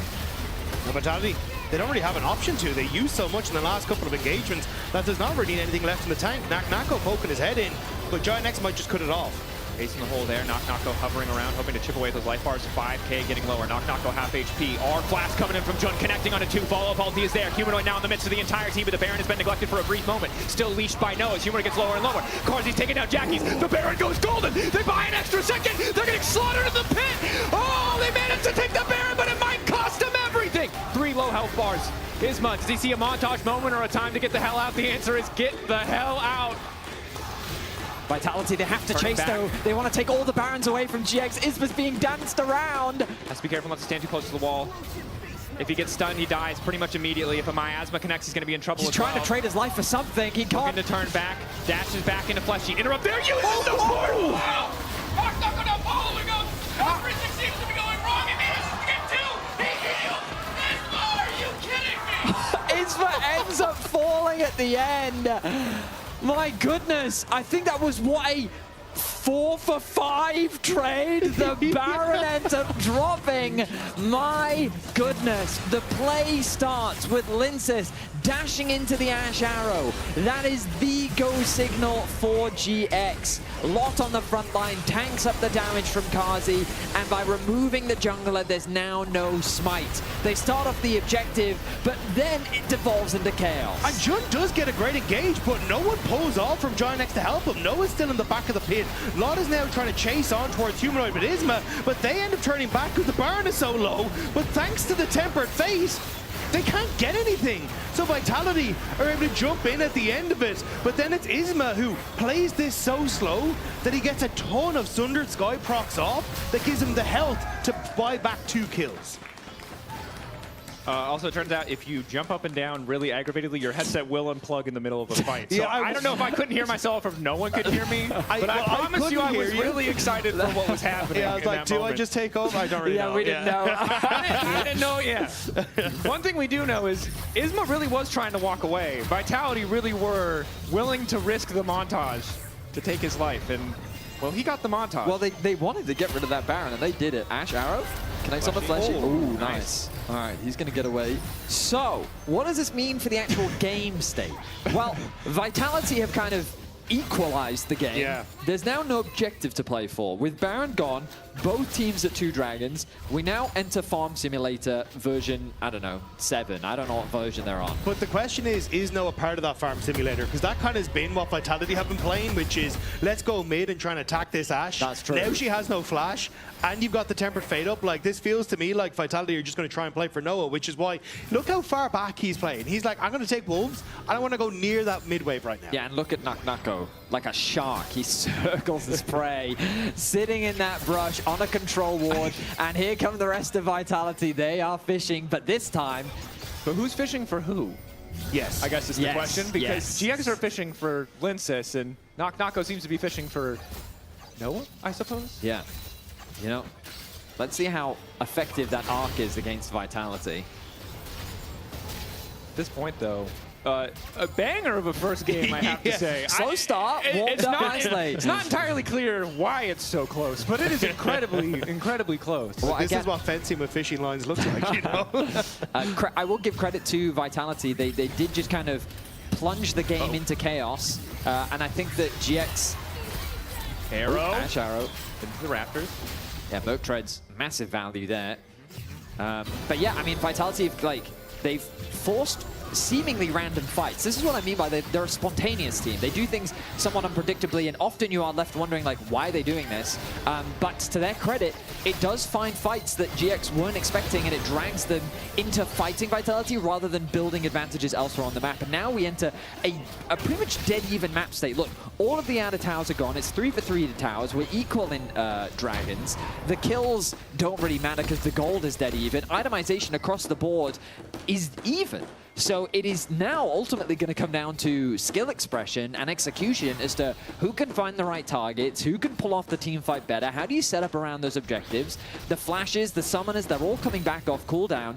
We're building up for a pretty massive fight. And I do want to draw attention to the 2 players who I think have the most agency in the game at this point, and it is Noah. We've seen his arrows, and it's Fleshy with the Tempered Fate, those non-committal ways to start a fight, to get a skirmish kicked off in your favor. Everyone else, you know, it's hard to have the range. Yes, you can lay down the equalizer, but committing it wrong can cost you a lot. But the arrow and the Tempered Fate, it's pretty low stakes to just fish, to just see what you can get. Weird decision-making from Vitality here, though, because they've kind of put a whole bunch into getting vision in around this Baron, but it's now let Lot push in entirely on this bottom side. He takes a plate for himself, and Giant X now, because Lot's going to be in base, can just come out and take all this vision back. So kind of giving gold across to Lot there, who, I mean, he's 6-1-2 on this Cassante. He's a big old top laner right now. It did feel weird to me when we saw the Cassante counterpick. I know it's good. You know, you get your early MR. It feels like a solid matchup, but it's not a flashy counterpick. That's what I was anticipating. However, it's been a pretty flashy game for Lot. Had a lot of fights where he's just been able to find the right targets. Knock twice, as we can see. But now need to see the execution in these fights, as you highlighted, Betty. GX not afraid to just run forward here, leveraging the arrow, lock up onto Carzzy, but the Mikhails is there. Really good early itemization for Fleshy. Again, paying off time and time again, as Carzzy opted for the barrier, didn't opt for the cleanse against the Ashe, and Fleshy made up for the difference there.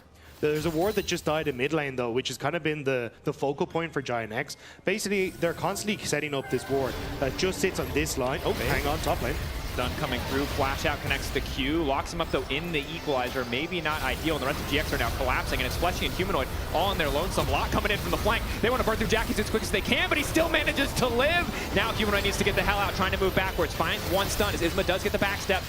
Racing away as the Noxious Blast does connect. The slow is there from Lot, now grounded. Ulti moving through, just barely connecting onto Humanoid. He's forced to flash back. Isma immediately going to ulti to stop fall damage coming in from Carzzy. Healing is there across the board. Vitality pushed away. TP re-entry from Jackie's, and it looks like it's GX once again set to take the Baron. That's because Vitality have nothing left. They need to try and push into this area, but how do you do it with all these flashes down, all your summoner spells down? Giant X are just going to get this one. Yeah, they're spam pinging the Dragon right now. They're trying their best to get on towards the bottom side of the map, but GX recognizing the play, move 2 towards mid, push out that wave. Keep my eyes on the mini-map. There's an instant TP there coming through from Nako towards the bot side of the map. He's going to give Vitality access to the river. These ultimates all coming off cooldown. Arrow doesn't quite connect. Someone out there's been keeping count, but I stopped a while ago. It's too hard. There's too much going on. Is Lot using the footwork to keep his shields on his back line. Linces and Nako debating if they could find the flank. GX, I think knowing they have the Baron, knowing they have control over mid, really comfortable to just group here. Isma's ultimate 3 seconds away. That's the big one for GX. That'll be the go signal for him to just look for that engage. He connects it onto it, Carzzy. Here comes Lightning. He's in the pit. He's in the back of the pit. It might just be the 50-50. Equalizer laid down. Dragon stolen away by Isma. Linces now running as Isma manages to take it. GX get what they want out of the fight. Debating if they want to commit to Nako. Mid lane maybe the next thing in their sights is Isma just continues to hound them. They want more kills. They're not worried about the objectives. Lot, though, overcommitting just a bit. Unstoppable now. Encore comes in. It's a messy fight. Maybe should have been content just going mid, but Vitality a very well set trap in the jungle. Yeah, Giant X could have backed away and just looked for that mid wave into maybe getting pressure onto that mid tier too, but instead they try to commit to the fight, and we'll see here, like, not a huge amount of value from Vitality on the ult line. Fleshy tries to put down the Tempered Fate here in a second on towards Noah. Noah just steps forward. There's no follow-up. Linces is alone in the pit, and so Isma is just happy enough to step forward, and Nako tried for the flank on the top half, but it's straight into Lot, who's just able to CC him and keep him in check with Jackie. So kind of a very spread out fight from Vitality, where you didn't really get value in the places you were looking for it. And the second half of the fight is GX thinking they can shepherd Vitality into this point where they can just wipe them off the map. But Lot, that flank ends up getting turned on. Vitality see the play as Nako was walking through that brush, and rather than setting up for Isma and Lot to come in from 2 different angles and pincer onto Vitality, Vitality just turned their attention to one of their flanks and shut that down. So they end up trading 1-for-1 in kills, but I very much agree with you. The Dragon felt like a lack of coordination coming through. Is Fleshy now caught? Will get away to safety. Does have to burn the Mikhails though. Could be devastating as we see Noah's arrow not too far away. Although now Carzzy having his own QSS does make things a little bit better for the fights to come. And again, the gold still very close. Most of GX's Baron was spent contesting that Drake, setting up again here around the top side of the map. There hasn't really been able to push in to get more of those structures that you would expect, especially at a second Baron in the game. But the first was wiped, the second used to fight for the Drake, so Soul Point seems the name of the game for both these lineups. So this is what I was trying to talk about, the vision control that Giant X had set up earlier on, because all that they've been trying to do is just get this vision that kind of sits in around this area, and every time you see Vitality step up, and in particular Fleshy step up, they know that they're trying to make a pick on towards Noah, kind of like now, and they've been trying to run from this. Finally managed to connect. Fleshy can't step too far forward here, though. The team really not in position. Arrow not going to connect. Humanoid is zoned away in the gravity field. And good patience being demonstrated by GX. They're just slowly chipping away, leveraging the range that they now have. This always comes back to what we talked about in draft. The reason why you pick Victor is for this late game option, right? The fact that you have that much zone control, you do have this poke in conjunction with the Ashe volley, you kind of chip away at Vitality's HP bar, and they don't have a lot of crowd control to easily force fights, but when you overstep... Continuing to run forward, does get clipped by the wind, becomes lightning. Slow there.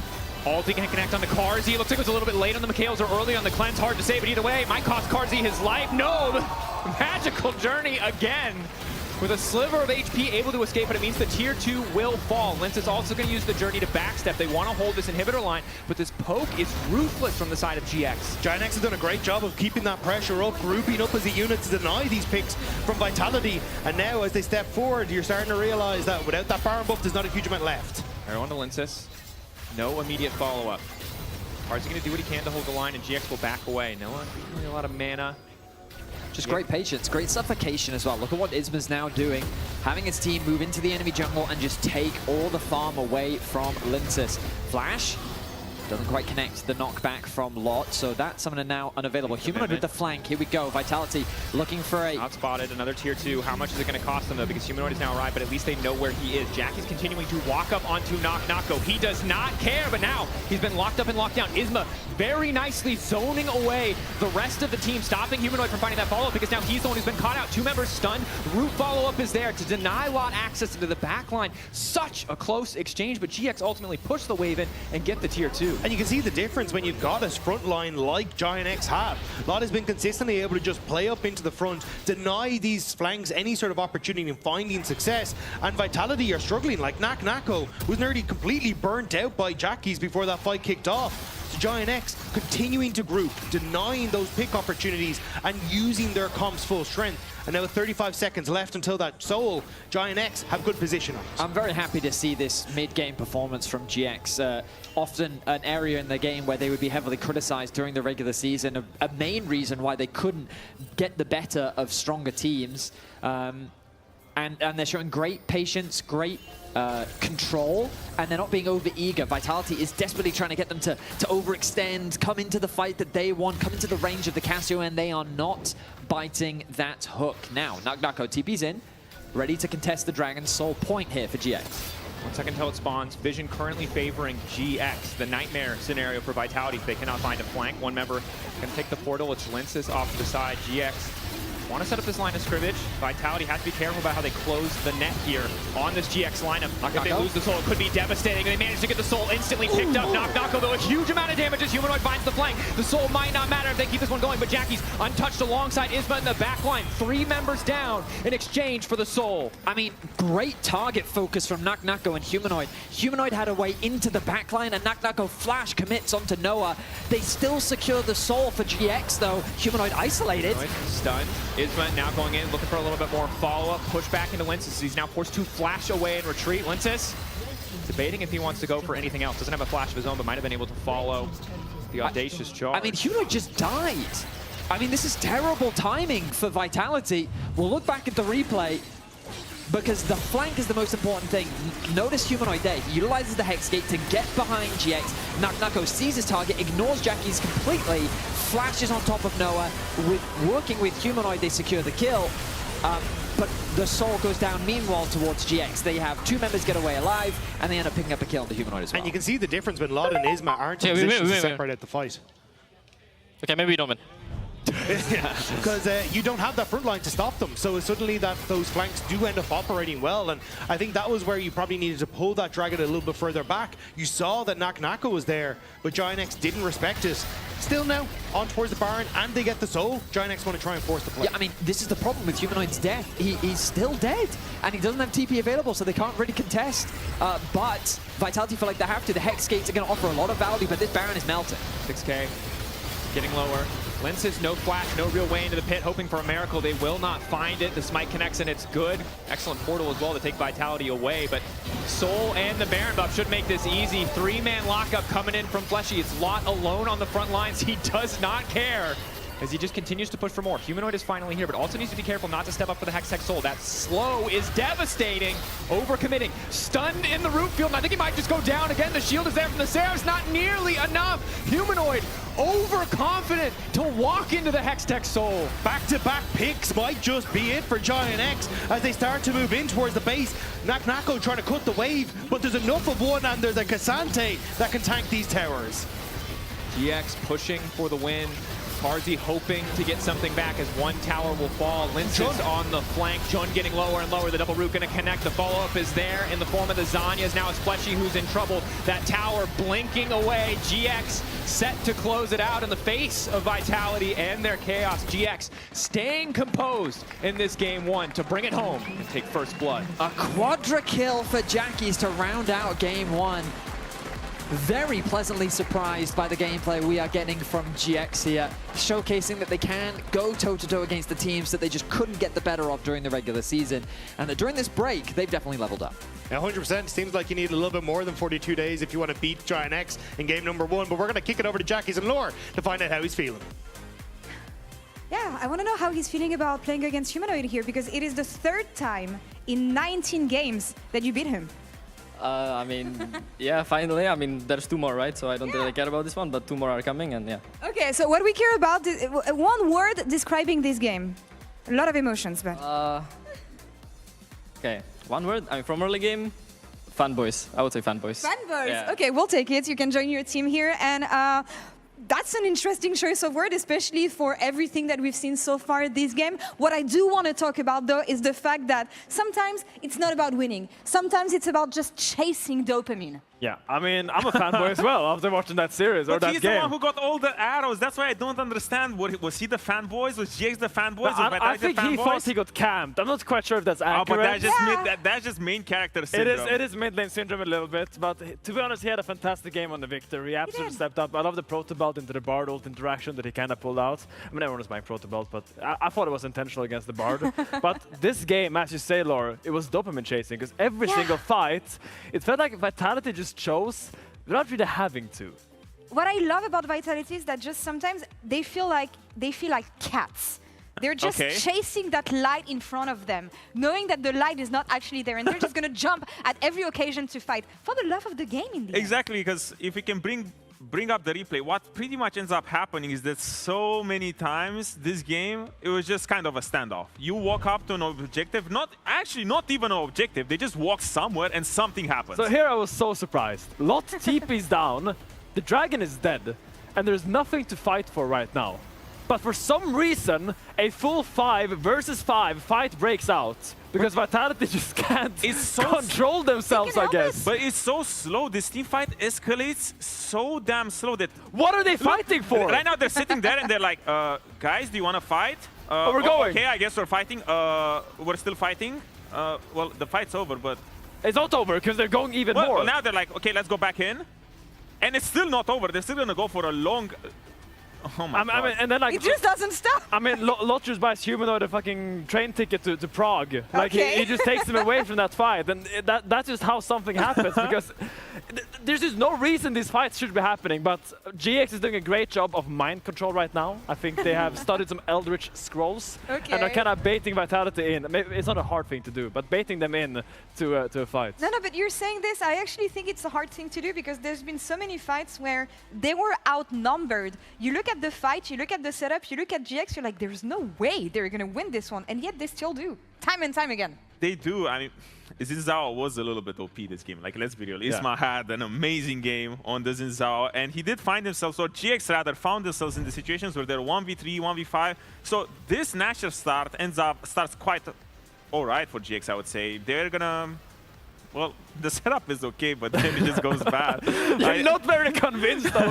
Well, it's like you're trying to sell me this pen, but you don't want to sell me the pen. Because the setup was fine. They still get the Nash, but at this point, Isma is 1v4, and believe it or not, in 30 seconds, he almost makes it out alive, but he will end up getting 2 people down with him. I mean, just look at the Sundered Sky value this fight. He constantly is shipping different people, healing himself up. But look how scary he is. Everyone is running away from him. But it's like, Fleshy really wants to fight the Xin Shao, but both Humanoid and Naknako is like, I can't go close to that guy, so he ends up just fighting 1v1. So it's a super odd situation ended up in, but really clutch from Isma, really clutches the game there, and that's really what they needed to finish out the game. We're memeing a lot, right? We're memeing a lot when it comes to the way these fights have been happening, but let's take a step back and remember GX, how they were coming into these playoffs, because the stonks were quite low. Not a lot of people were confident on them, but we did bring it up at the beginning of the day that they started being a little bit more clutch towards the end of the season. And right now, if there's one man who is clutch, it's Isma. Incredible performance. I felt like he put this game on his back together with Lot. But overall, GX as a whole, finding these skirmishes that, okay, when Vitality is inviting you to skirmish, He's currently looking at Vitality's the fact that you take decision-making. it, the fact that they are going with these skirmishes and they're taking them and they're out, I guess, team fighting Vitality still speaks a lot to the level that GX have been going to. Finn, you were the one believing in them. Yike was believing in them. Did you think that's how they would start doing it? I mean, absolutely. I think if Okay. you were to beat Vitality, you just need to pull them in a little bit, because they will... That's true. So mind control, you think, is the thing that they... I mean, it is clearly working, Odo. Do you want the scarf? Because you were a little bit of a hesitant little Andy in the pre-show, but now you're kind of sitting here singing their praises. Or are you actually believing in GX more now? Because I feel like I expected this to happen. To be honest... If Naknako doesn't have a standout performance, Vitality doesn't have that firepower. And we saw this. Lot completely shut it down with the Kazante. I agree. Naknako had a couple of moments, way too little this series, or like this game rather, where he did get a huge performance or a huge ult or a huge team fight. But at the end of the day, now I'm looking at Vitality with different eyes. They are 0-4. They're 4 losses in a row.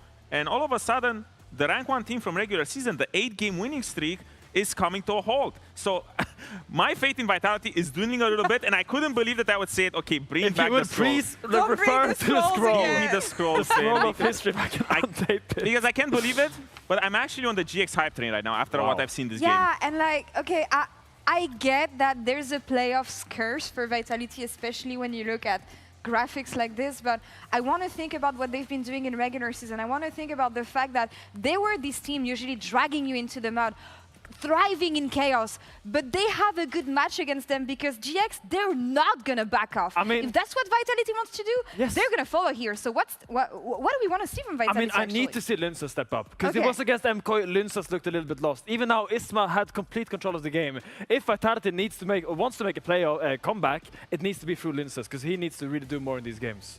They need to bring back the vibes. They need to be a little bit more relaxed because when Okay. it's hard to buddy. be relaxed, but the magic of Vitality throughout the regular season was the fact that they really didn't care what was going on. They were playing carefree, they were having fun, and they were just enabling each other by just being so damn relaxed in their gameplay. This 5v5 standoff, this needs to stop, and they just need to go back to playing like it's solo queue. I don't know. It doesn't look like they were carrying to me. So, but let's see. Linsas? Okay, we're looking at you. They have an MVP. They have a Linsas we can believe in. Let's see if they can bring it back up. As we said, a losing streak here for Vitality. GX opens up the score. We'll be right back.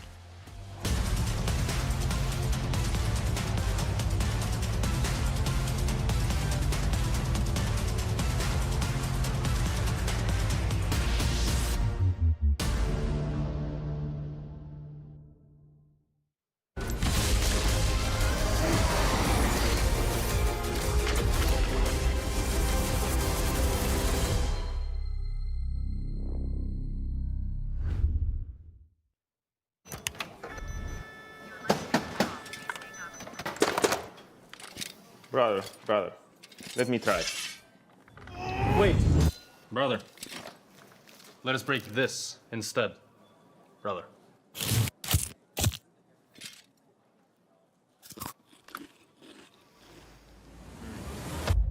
Have a break.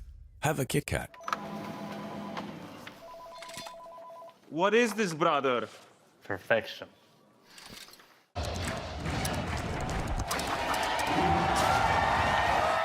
Red Bull gives you wings. Want to find your fastest server every time? Express like a pro and optimize your connection in one tap. Express and game without ISP throttling. Express and shield yourself from DDoS attacks. Express and choose the VPN trusted by gamers everywhere. Express VPN. Experience gaming the Express way. Fast, stable, competitive. Outplay the world. It's time to Express. Unlock free Hextech rewards, exclusive skins, and more. Scan to subscribe.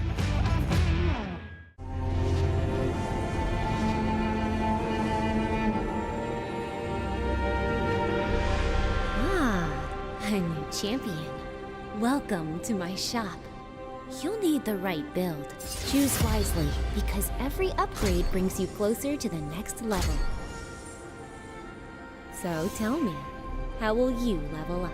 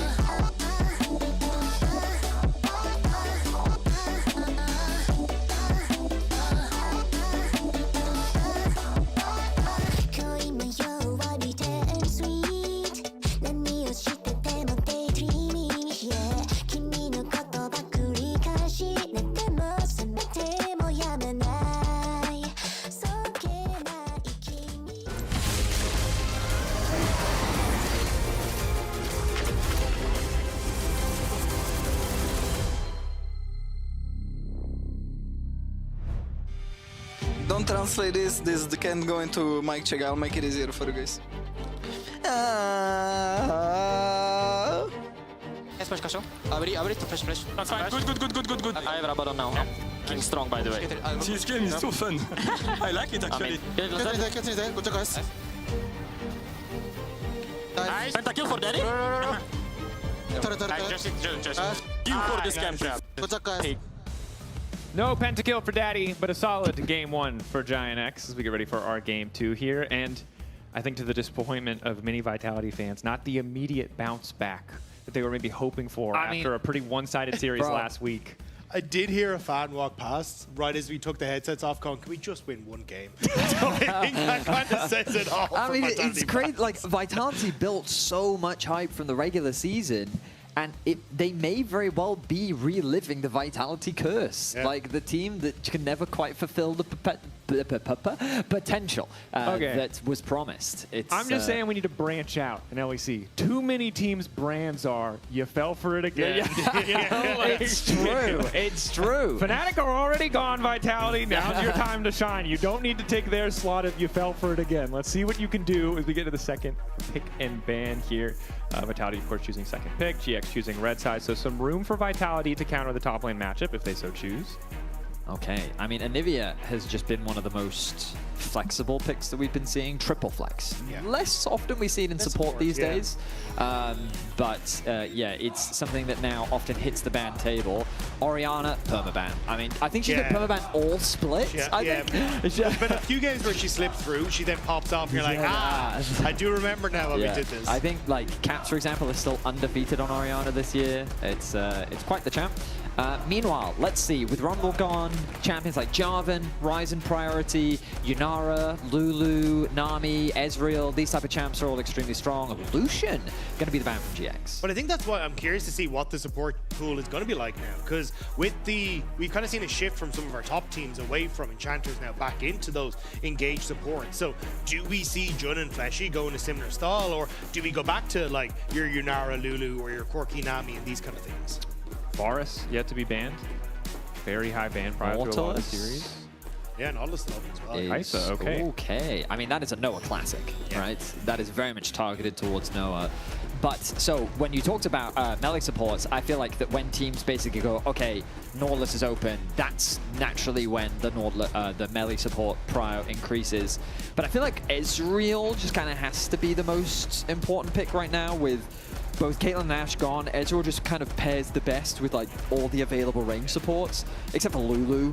But even then, like Yunara, Lulu could be a possibility. But I do feel like she's just taken such a massive back foot in recent history. Are they really going to do Jarvan to Ez? That seems to be the debate. They are taking their time with it. Jarvan has been kind of a premier engaged champ, usually just deleted in most drafts because of the prevalence of immobile AD carries, but as you highlighted, with Ezreal already on the opposite side, you're setting yourself up for a pretty miserable Jarvan game. It might be the Varus instead. Well, it could also just be to take it away, because Jarvan good into Varus. Very good into Varus. The Varus is flexible, though. Could be played in AD carry or top. We'll have to wait and see where it ends up going. But if you just slam on Nautilus right now, Varus Nautilus, I mean, this bot lane is, it's a classic. Very powerful 2 versus 2, very strong engage, good chain CC, very powerful team fighting. And they are going to go for the Jarvan. So Ezreal will have a nice, quote-unquote, time versus the Jarvan. But now the rest of GX's comp, if you pick a low mobility mid lane mage, then you're in some serious trouble. And that's the thing I think they're playing for. It's like, oh, well, Ryze would start to rise up priority in this position with Anivia gone and Cassiopeia taken off the board, but into a Jarvan, you don't want to try and go for that as much. But looks like we'll get our answer as to what the support meta is going to be, because Ezreal Karma, very strong pushing bot lane, and even the opportunity if you really wanted to take a 0-on-3 here for Jackies, and I think you got a very strong, decent front line, or sorry, decent team fighting composition for Giant X. Yeah, they may want to match jungle. Maybe something like a Vi could be a possibility for Isma. We've seen him play a decent number of Skarner this split. I am a big fan of Skarner, Azir, Ezreal type drafts. Yeah, it looks like the Vi, the direction they're very much heading in. So just a little bit more single target focus, good early game, can match the Jarvan perfectly fine. I think a Nautilus angle could be good here for Vitality. Again, Varus, Nautilus, if that is the bot lane they want to go for, gives you a lot of bot lane power. You do concede push very early on because you just can't really compete against the Karma. But later on, wow, I mean, if that Karma mispositions, I mean, Dracos, you haven't cast this bit, but I can tell you right now, because we've just had range support, they forget what it's like to play against the Nautilus. I don't want to sound like I'm not a fan, but I'm really glad I missed the split where range support were good. Because I'm going to be honest, the fact that I was in my brain when I saw this locked in, I was like, Karma for Jun? Yeah. And I know it's normal now, but I'm not used to it. It feels deeply, deeply wrong. So it's nice to see a Nautilus on the opposite side, and I'll let go of my concerns because I know range supports are incredibly powerful. Jun, of course, only played it once thus far this season, but there's a reason it is such a priority pick. We enter the second phase, some mid lane bans being taken away, but you highlighted already the ease of execution on the side of Vitality, very much there. Yeah, I do think that it is somewhat easy as well for Giant right? Like, Vi clicks the button. The thing that it opens up for me is I was going to say things like the Akali in the mid lane for Jackies if he really wants to, like, try and operate on this dive situation, but it looks like Vitality already well aware of that. I'm going to start banning away some of these champions. Okay, I mean, yeah, the mid lane pool being shrinked means that Ahri raises in priority. GX would shift more towards a pick comp, but it would give them some side lane threat, but additional mobility. Yeah, I think that's a good read from Vitality, similar to what I was just talking about. So now LeBlanc becomes the next big powerful pick for Jackies. He can't pick it recklessly because Nautilus, what's the point and click, single target ult, yes. Remember also still that as much as Varus plus the Nautilus feels good, we do still have room for a flex pick here. And with mid lane locked in, we can see a last pick pivot to something like a Twisted Fate, also really good as you go later in the game. And I think this Annie is a bit of a countermeasure to LeBlanc. It doesn't necessarily have an easy laning phase, but basically LeBlanc dashes in, hard CC, right? And it's just, okay, now your LeBlanc can't move, have fun. So I think that GX will be forced to go more towards the Taliyah. I think Taliyah Vi is still a great combo. It just plays a little bit more from range, leverages the poke, and GX will just take advantage of the fact that, hey, that Annie has to flash engage to close that gap on us, whereas we can just sit back, land our poke, and do something very similar to what they did in game one, assuming they can take a slow, calm, and patient game. It does raise the question what Lot wants to try and take on this top side, though, because with the Nara now gone, you imagine it is kind of leaning more towards that tank style, but I mean, you're always open, as you say, to the Varus flexibility or something else. So basically, Jack's saying, okay, even if you put the Varus top, I can still play into this, I can jump, I've got the counter-strike, there are still options here, and he can follow up relatively well with the CC trade that's already there for Giant X. Yeah, my instinct would be Renekton, because I think Renekton's good into the Jax, but I don't know if I love it into the... Oh, okay, well, it does not matter what you love. Yeah, so the reason why my instinct was Renekton is just because it's very good matchup into Jack's laning phase. The Call of the Week is very fast, so he doesn't really have an opportunity to use Counter-Strike as a response. You're kind of using it preemptively, and also just Renekton is a great lane bully into pretty much all melee top laners because he's Renekton. So, but it does struggle into things like Taliyah. It's very difficult for you to close the gap against a Karma. So that bot side of the map for Renekton, scary. But as a comp, I mean, this is like a, what? I feel like 10 years ago we would see this comp, you know? This is Renekton, Jarvan, Annie, Varus, Nautilus. Annie's the only imposter because she was a support at that point in time. She was completely unplayable as a mid laner. But Nautilus was a mid laner though, so if you actually... Weird game of Varus. Although we've probably said enough, Lore is standing by to talk to Pat about the draft that he's cooked up today. It's not exactly about the draft that I want to talk about, but it's more about the general vibes at Vitality. 4 games lost now. What feedback did you give the players after last game? I mean, I told them that they stopped in early game and that we just need to go in with more confidence. I think we had a couple of mis-execution. I think Fleischer did a good job taking ownership after the game. And I think that we just need to click on them better. All right, let's see how it goes. Thank you so much, Pad. Back to the game. Thank you so much to Lore and Pad for that insight. Click on them a little bit better. The good news, the point and clicks have been assembled. The Annie and the Nautilus, the Jarvan ulti, much easier clicks. We'll see if they're better clicks as well. And again, looking a lot at Knock Knocko here. Obviously was set up with a potential flex to have the Varus top side, but this is his last pick, Renekton. See if he can make it work. And Carzzy opting for lethality, it looks like. Not the top lane bruiser build, so wants to really maybe be able to take control of that mid lane as we get later in the game. I'm a little surprised by the lethality build on Carzzy because I thought with the amount of setup that's there for me, he'd be happy to try and go for the on hit. Also, I just think that they're all, like, their upfront damage, okay. It's in an extended fight now. I'm less sure that they're going to be able to carry it if you're going with this poke Varus. I have to imagine the reason is, hook connects. That's good damage. Excellent initial damage. Heal coming through as well. They want to keep this trade going. Jun's already burned the Mantra Q. Noah able to walk away. No Summoner's burn, but with that blinking health bar, he has to play so safe in lane. So, Nautilus Hook versus range supports. This is why you normally ban it. Oh, he threads the needle, but the Q just a little bit wide. The instant cleanse from Noah, and look who shows up. Linces, level 2 Jarvan is thinking about it. I think it is a smart choice for Linces not to go for this play. The advantage has already been built by Carzzy and Fleshy. There's no need to overforce anything, because if the gank goes wrong, you're giving Isma a massive window to punish you. So yeah, I love the base as well from Fleshy. I think this is a really good choice. Quickly replenish that HP bar, get the refillable potion so that you've got more pots in lane, ready to go for more skirmishes when you get back. And it's devastating for Noah to get caught by that hook, right? We've seen these matchups so often when it is range versus melee. As long as you can survive the first few levels without getting hooked, you start to build that advantage. There's nothing your opponents can do, but getting caught early, losing that cleanse, really hard for this laning phase. And that's why I think you'll need an early attention here from Isma. I'm curious if he ends up trying to forego something on the grab to try and set things up, because Jun has sweepers, immediately moved into river to completely sweep it out and make sure there are no wards. But does Fleshy's placement down now? No, looks like they're just going to back away. They have the TP to try and come back in, but yeah, you really need some help from Isma here if you want to try and turn this around. Yeah, I mean, they have full information that Isma's hovering around the bot side jungle, so this is a really good base timing for them. They don't even need to invest the TP, I don't think. Yeah, because the wave is in such a good spot. You can just have the Varus run straight back to bot lane. And so Carzzy picks up the tier, gets a refillable pot for himself. Just a nice advantage. It's not a huge item advantage, of course, because it's just tier, but getting that stacking as quickly as possible is where you want to be. And in that extended laning phase, not only getting the stacking, but just the extra mana when this is such a spell-focused matchup in terms of trades, will start to add up. We'll start to make a little bit of a difference, although they're still going to be suffering from a decent amount of poke. Linces taking down the top crab here. Eyes on the mid lane, once again, early on, going very well for Humanoid. Jackie's was a massive threat in game one. He was the guy doing all of the damage across those fights, but once again is finding himself in a pretty subdued early game here. He's going to immediately go on top side here, though, off the quick reset, so this could be a bit dangerous. It could. Knock, they're trying to double dash through, but double dashing into the tower means a quick first blood.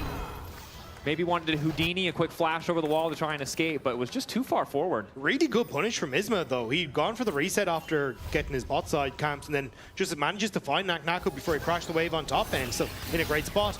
Now bot sides are trying to respond, but there's no real answer. I think that to the viewers at home, it might seem odd as to why Naku even went towards the tower. First of all, he wants to clear the wave and get the minions underneath the tower so that it doesn't get frozen on him.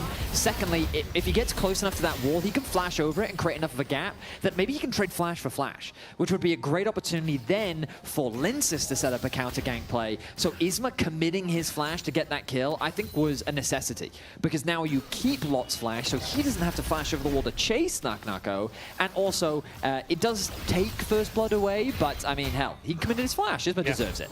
So nice first blood secured, and GX off to a great start here in game 2. Yeah, Lot building himself an early gold advantage at the very least, the assist as well as some extra CS.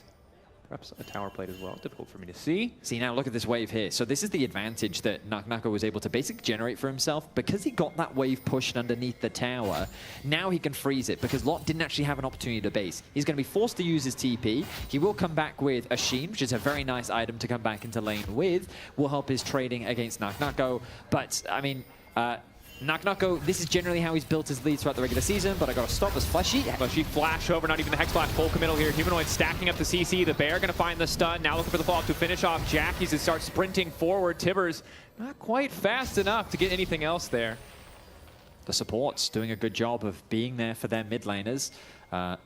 Jun having to commit the heal to escort his mid laner to safety, but no flash end up being used. Fleshy now has unlocked his Hex Flash after committing to that play.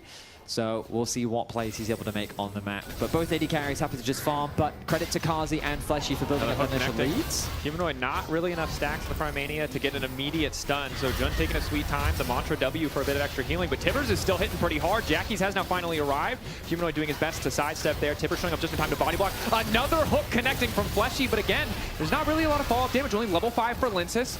Landing the Martial Cadence. Initial stun is there. Linsis doesn't want to follow. Jun waiting over the wall. Could be dangerous. Isma now the one in trouble. Down he goes. Humanoid grabbing the kill. Jun running away with that blinking health bar. Jackie's not able to get anything back. Vitality managed to make it work on the extended play. It took a little while for the cavalry to arrive, but once they did, Vitality were able to turn the play around, so first kill over to their side. It's a scrappy affair here in the early game. I thought that was a very awkward situation for Vitality mainly to be in, because Humanoid had just chucked everything into the previous play that happened in the mid, so he didn't really have much left. So even though the hook does connect, Jun feels relatively safe here. He knows that there's not much to be worried about. He uses the Mantra W to get that heal back for himself. Isma then comes in from the flank, but the collapse from Noah is quicker. But Linsis then makes the good decision to actually target Noah, forcing him out of the fight very early. Then Fleshy's just tanking up all this damage. Kazi lets the Q fizzle, but it doesn't matter, because then the EQ comes through once more. GX don't have any more resources to continue this fight, and Vitality find themselves a kill. Well played to balance things out. 1,000 gold now in their favor. Knock-Knocko, you highlighted in the previous play, he might have gone down, but got his wave in a good state, his lane in a good state, and has led to a bit of a gold lead, or at least a relatively even matchup thus far. It's really Humanoid and Karzi who are starting to pull well far ahead of their opposite number. And you got to feel for the side of GX, because in those close fights, it's so hard for them to finish off a priority target, because any beefy frontliner blocks like 90% of their damage. Ezreal, Karma, the Talia, they don't really get to pick those priority targets if they're not in an excellent position. I mean, even Tibbers, right? Can even or help out in that Tibbers, yeah. regard, yeah. As Vitality, with the double TP out onto the map, will now try and use it to just steal away this blue and get position on towards the Dragon. But the wave was pushed in on that bottom side, so Karzi will lose out a little bit there. Immediate ulti is going to be traded here on the top side. Dominus for Knock-Knocko does a lot of work in just stacking that Fury for free without needing to walk into melee range of the Jack. So a lot the minions will, yeah, that's the thing you have to be careful of. The minions will give you a lot of HP back. So Lot was definitely losing out on that trade, especially when the Dominus wears off. The ulti was dropped by Humanoids, as Annies always do. Oh, my ult's off cooldown? Better change that. Drops it onto the face of the enemy mid laner. Like, nice, I'm getting pushed. Hook connects onto Noah, does manage to fuck with the heat just barely. As now we got a fist fight in the mid lane. Jackie's there with the perfect setup, the perfect follow, but Humanoid lives for an extra second. Not enough in the tank, however, to find the kill back. Isma grabbing another. Nice job by Giant X, utilizing this Vi and Talia perfectly to get the kill onto Humanoid. He had the flash, but there was no point in using it. That was dead as done could be in the mid lane. Knock-Knocko healing up with the cold, just continuing to pressure. Has that HP advantage, the sustain advantage as well in this matchup. Even in the face of Lot's grasp. He's laning super well right now. He's actually been able to just build a 200 gold lead for himself. He should be able to get another plate.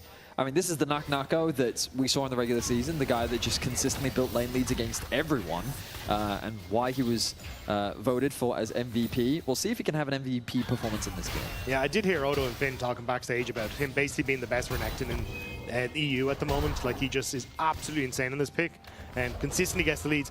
And also does like to build both his GA and his Seeker's Arm Guard to be a little funky when he gets to the later portion of the game. So we'll have to see if that one comes through once again.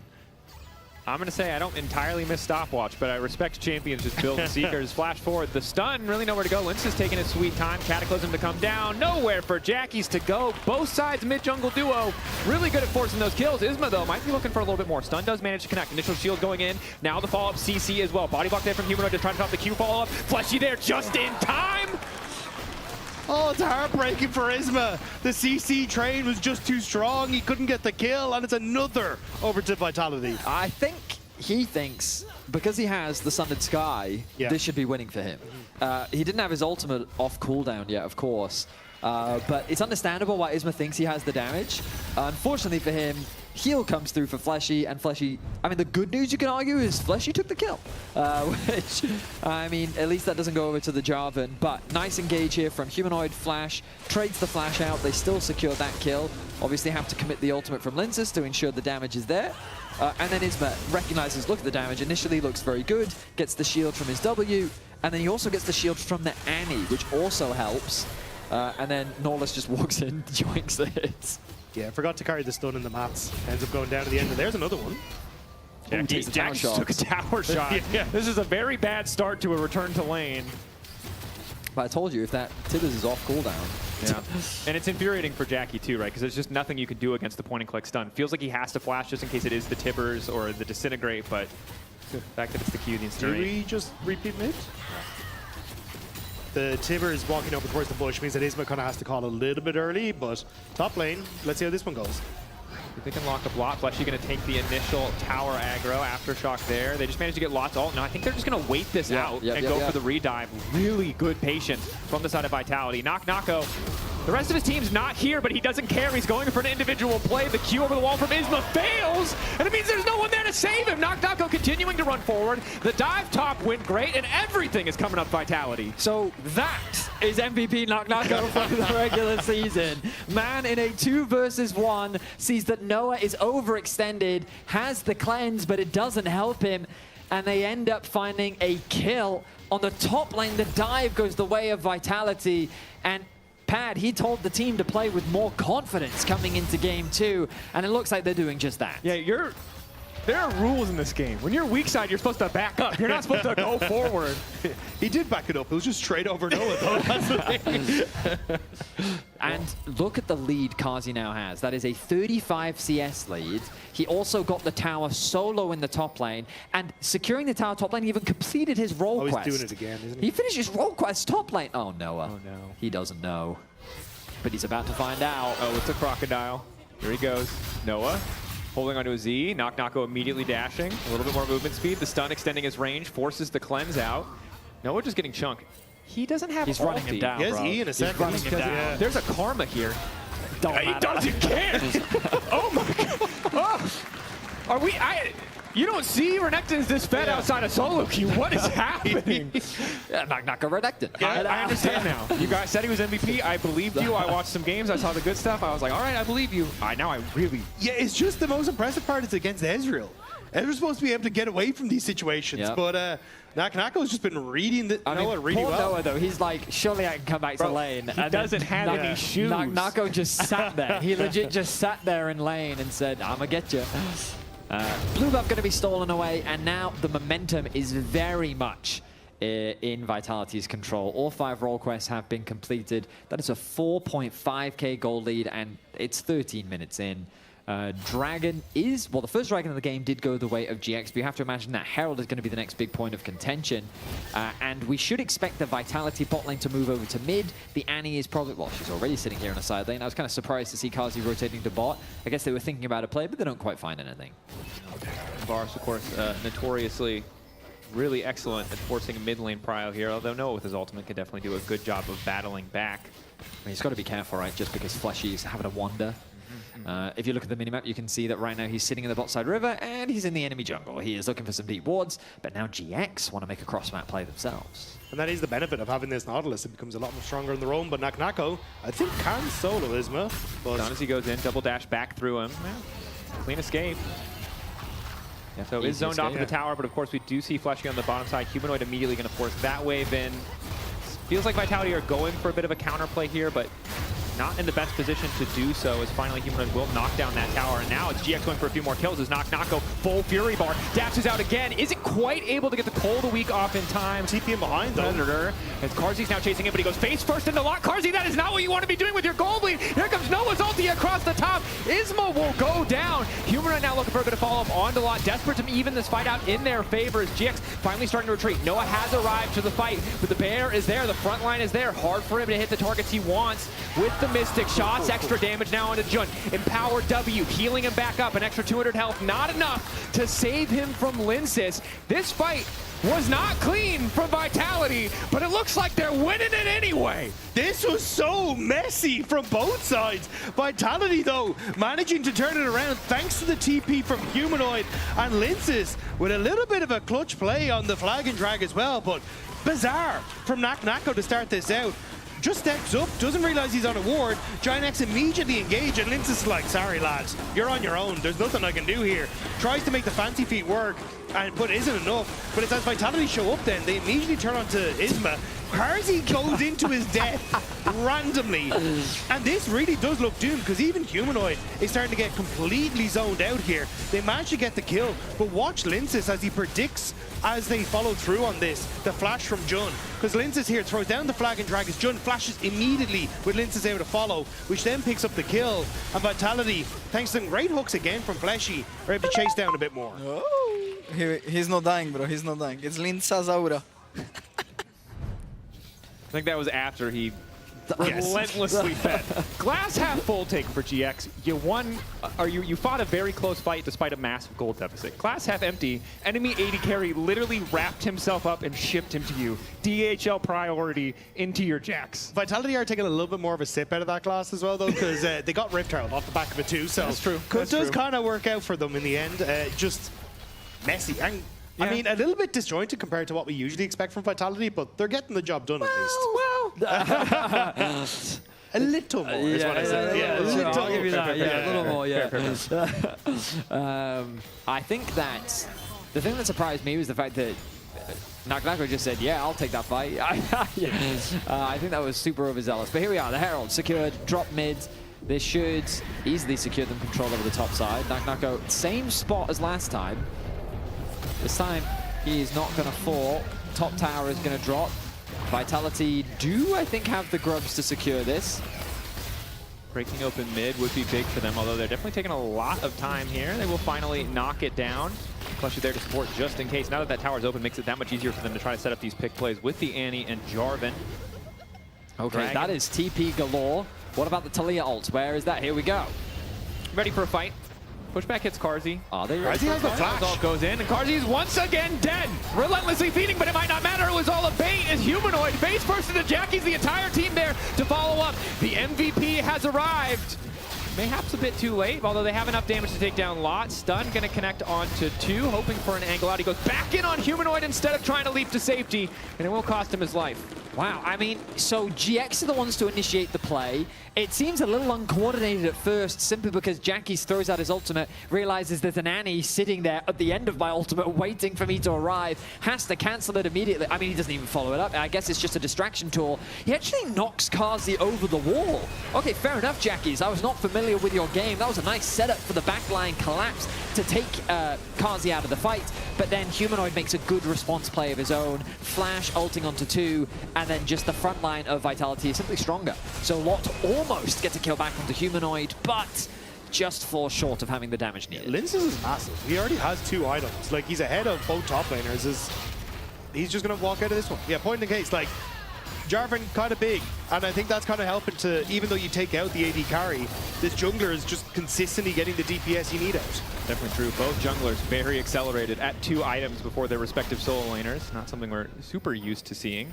Carzzy getting closer and closer to having that tier fully stacked, but it doesn't matter because he doesn't get to push any buttons so far in any of these team fights. He does still get mid-prio at the very least, but I mean, credit to GX for consistently finding those angles, and you can see in the fight, Vitality very aware when Carzzy's just going to die. Fleshy didn't even try to peel for him, immediately went for the play Humanoid was making. To be completely fair to Carzzy, in the last fight, there wasn't much he could do. It was the fight before that. Yes, true. All in now, TP on the way forward. Humanoid finally going to drop the bear down. Isma is way less fed than he thought he was. Wait a sec. Humanoid taking his time, hoping to use the bear to body block, but now needs to back up. That TP, Kobe line, very bad. You can understand why he started it. But it's Humanoid who finished it. I mean, I really like how proactive Isma is being on the map. He's trying his best to punish these side lanes, but Humanoid, I mean, he's making up for how he ended game 1. He got caught back-to-back on the Casio, but this game, 5-1 and 4, he's found some fantastic engages on the Annie. The only death he's had so far was the one gank that Isma threw towards that middle lane. But aside from that, a 5-1-4 scoreline is impressive to see, and this Annie's having a huge impact. Yeah, Isma's response to that was to get rid of the no magic mantle boss and change it to a cloth armor, which was not the learnings that I had from that situation. But that fair stance, enough. Yeah. pretty strong. It is strong. Do I think the Merc treads could be good, yes. It's a tough one. There's a lot of physical damage, but it seems like Isma will be dying before the stun runs out at this rate, although a few more levels, a bit more HP might help out as we have some fighting on the bottom side. Ulti traded for ulti, as is the trend here. Cold Week offering a bit of healing for Knock-Knocko. Just farming the damage stats at the end of the game here. I mean, it's the reset timer, right? Lot has his Sundered Sky completed, whereas Knock-Knocko is still sitting on a ton of gold. So Lot trying to see if he can trade effectively with it. And does end up having to back away, though, as Vitality are on the hunt. Knock-Knocko is currently sitting on 2.4k gold. And you can see Linces there obviously has access to the ulti, but with Isma standing right beside Lot, there's really no... Knock-Knocko, you should for sure base. He's never been punished for that before. It's funny because he has. I understand. Whenever I don't know, guys, I'm just going to laugh. I was gone for 3 months, but I understand how the comedy of it works. Well, a fight is about to start, and just to clarify, he has not based. Well, Fleshy might be dead. He might be paying the price, but Humanoid's already found a kill off to the side, and Isma is once again wondering if Merc Treads would have saved him. So jungler for support trade, I think you can say definitely favors the side of Vitality. So now Lot getting involved so far, only able to lock up that bear. Bit rude. Just keeping track. Knock-Knocko still has a base. Oh, he's going back to base with 2.7k gold. So it's nice. He should have stayed around for 3, to be honest. Yeah. Round number. Well, he might have enough to just, fully buy something. Yeah. He's just going to buy a Sterak's. All right. Well, it didn't really matter. It ended up being a 1-for-1 overall trade of support for jungler. Still think pretty favorable for Vitality. Drakes are pretty even right now. We're going to take a look back at the play that happened on the bot side. GX know that with the Taliyah ultimate and Vi off on the flank, they can create a collapse. But Vitality just attack the flank. Isma has no flash. Yeah. He uses his Q, and he gets incinerated. Yep. Fleshy, of course, sacrificed there. The second he gets hit by any piece of CC, the team knows they either have to full commit or leave him to die. In this case, leaving him to die. And he did lose his flash, but he unlocked Hex Flash. Yeah. So, I like the positive. You're very positive. Yeah. You're really good at finding the positive. I don't know who you are and what you've done with Andrew getting a stay, but I'm happy to have you here on the cast. No, it was really funny yesterday because Busio thought he had Hex Flash, and then he just flashed in somebody's face. And he was like, oh, guess I'll make this play work. There you go. Well, Vitality certainly are ahead in this game by a pretty wide margin, but because of the constant scrapping here, haven't really been able to set up a ton of control on the top side. Just now getting all that vision down, see if they can get more control over mid lane, but seem pretty determined to fish for a pick before going for any kind of big objective. It is a minute until the next Drake. Both teams at 1-1, so no pressure for either side really to take the Hex Tech. Baron, the more important objective. Yeah, but this is the position where these melee supports really do come alive, because it is we've got push on mid. Now it becomes significantly more of a threat if I start to roam, and you can see the Karma just isn't really cutting it here. Not even able to help Noah push out these waves. By the time they get mid lane, like, they are in such a commanding position as they start to shift around the map. And this is one of the things that is going to be difficult for GX's composition, right, is that you look at Vitality's composition, really easy to see how they win fights, how they force fights. GX, a little bit more nuanced. Yes, you can rely on the Jack stun, but it's kind of often easy to outspace, to get away from. If Isma's the only one going in, well, he does lose 80% of his health bar in a single Annie rotation, so GX have to be really precise in terms of picking their fights. Yeah, I do think you need another item on this Jax before he's really able to take over against the Renekton, and at least the silver lining here for Giant X is Dragon stacking hasn't really been there. We're 24 minutes into the game, and it's going to be second Dragon for one of these sides. So if Giant X actually start to try and trade around the map, like give Dragon for mid lane tower and start trying to get gold onto some of these carries, maybe there's a way in which they can try and delay the game into a later portion, but they are very much not having a fun time right now. I think both top sides want to do the same thing, which is find a flank. So I think vision coverage is super important to track that flank, because as we've already seen, Kazi, he basically just gets melted if Lot can actually get on top of him. But I think the same situation is true for Noah. And if Noah is facing down the Knock-Knocko on the Renekton, he's going to be in a similar spot. So I think both top and jungle will be diving head first to try and threaten the backline. The biggest difference is Jackie's versus Humanoid, whereas Jackie's wants to try and play with range, find a pick, use his poke. Humanoid wants to press flash, roll his face on the keyboard, and hope that the enemy team just falls through his sheer damage. Thus far has been working quite well for him. Yeah. And again, not to belabor this point too much, but really hard for the Ezreal and Taliyah to hit priority targets if it's Vitality kicking things off, right? You got to get through that Renekton health bar. You have to get through the Tibbers. You have to get through the Nautilus. So much of their damage is in the form of skill shots, which does give them some range, most certainly, but can count against you if Vitality are able to get on top. And I think with the Dragon, it's a little unfortunate there because Giant X did eventually decide, hey, look, we don't want to fight this. Instead, we're going to try and put pressure on the top side of the map, but the decision was made so late that they weren't actually able to get anything on the tier 2. So now Vitality get back out, get to defend. They'll be able to push out these lanes and then start to establish vision in the top side of Giant X and look towards basically doing the same thing around the bar. Interestingly, Carzzy has gone for the Bastion Breaker, which is kind of the siege item, like originally intended for like lethality assassins to actually be able to break towers. So will do a lot of damage if he's given time on those towers. If he gets a takedown, gets that empowered auto to really shred through those defenses. Also just generically pretty well statted item, but kind of surprised not to see a spell shield here. It is obviously pretty easy for Noah to take that off of him, but can be really impactful against things like the stun from Lot, or at least force a smite plus ulti out from Isma. Keep my eyes on these GAs that are clearly being bought across the board. Isma foregoing his boots in order to prioritize having that respawn. Oh, Baron is being started on a control ward. Here we go. And they're going to keep going. They saw the control ward and they've decided, well, it's still time. It's not super fast. Yeah, don't but have it the is on-hit steadily bar. going down.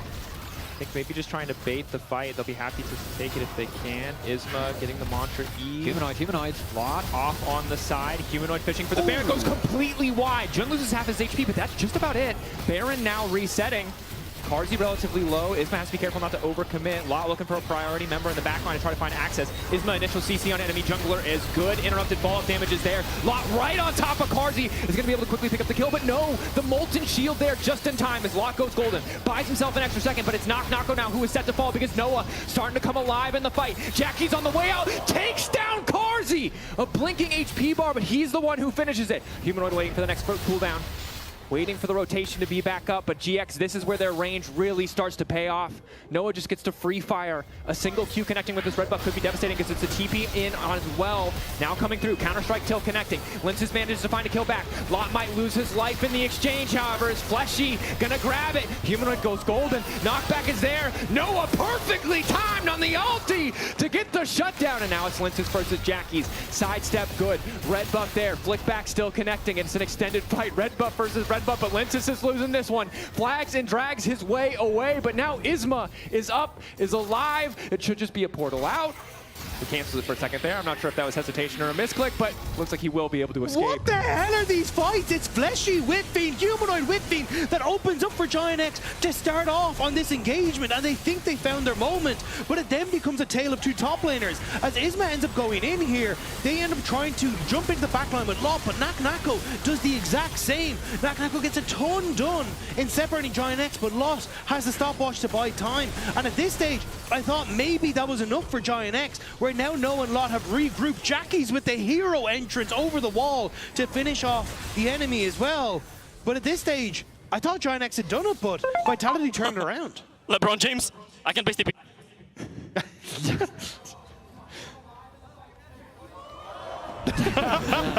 Calculations. Oh, we're back into the action. Oh, back into the action, most certainly are. Well, luckily the GA was completed.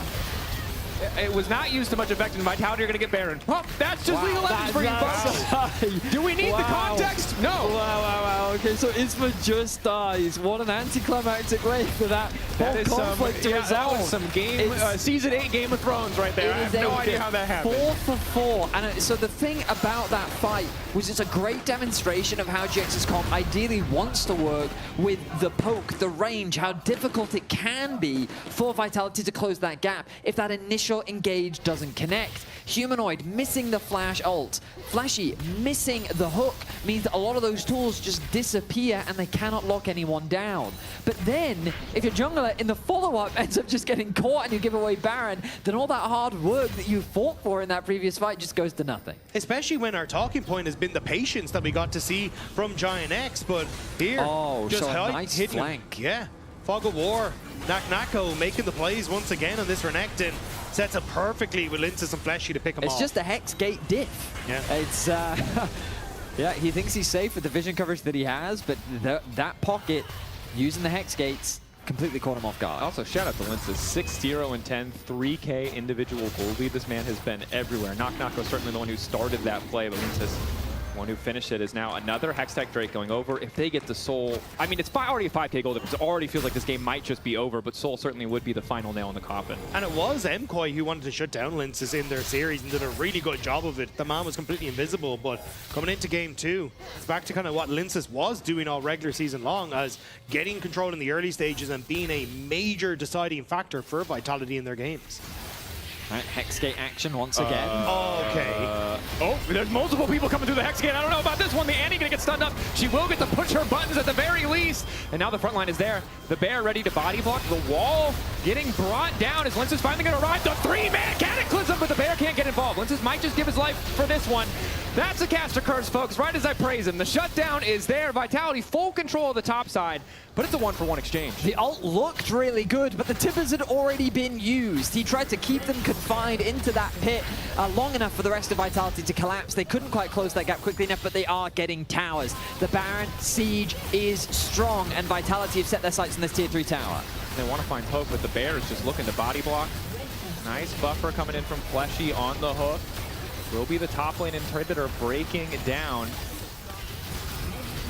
Inhibitor secured. Hex gates, Isma. There's not a flank play here. I can tell you that right now.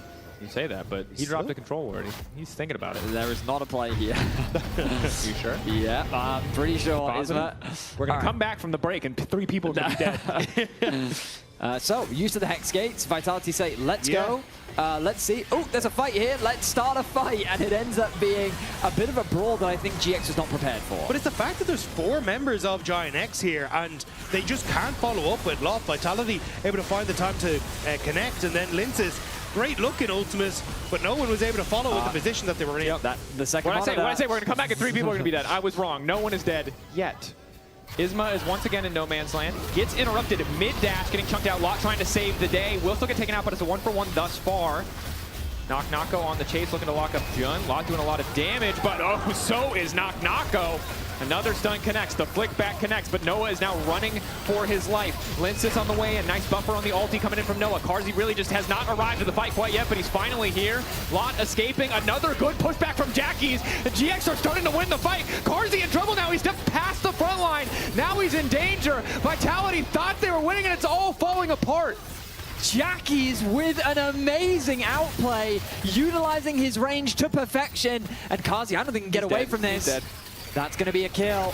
Noah, he secures it with the E. Wow. Vitality overextend. They think they found a huge play to wipe GX off the map, but they end up finding their own downfall. Yeah, Isma overextended here. Humanoid end up catching him out, but it's the burst damage onto Humanoid afterwards with that flick back from Jackies that completely turns it. But here we go. Knock-Knocko found Noah. Going in. 30% HP. Does not care. Fist fighting Noah, who's now procced his GA.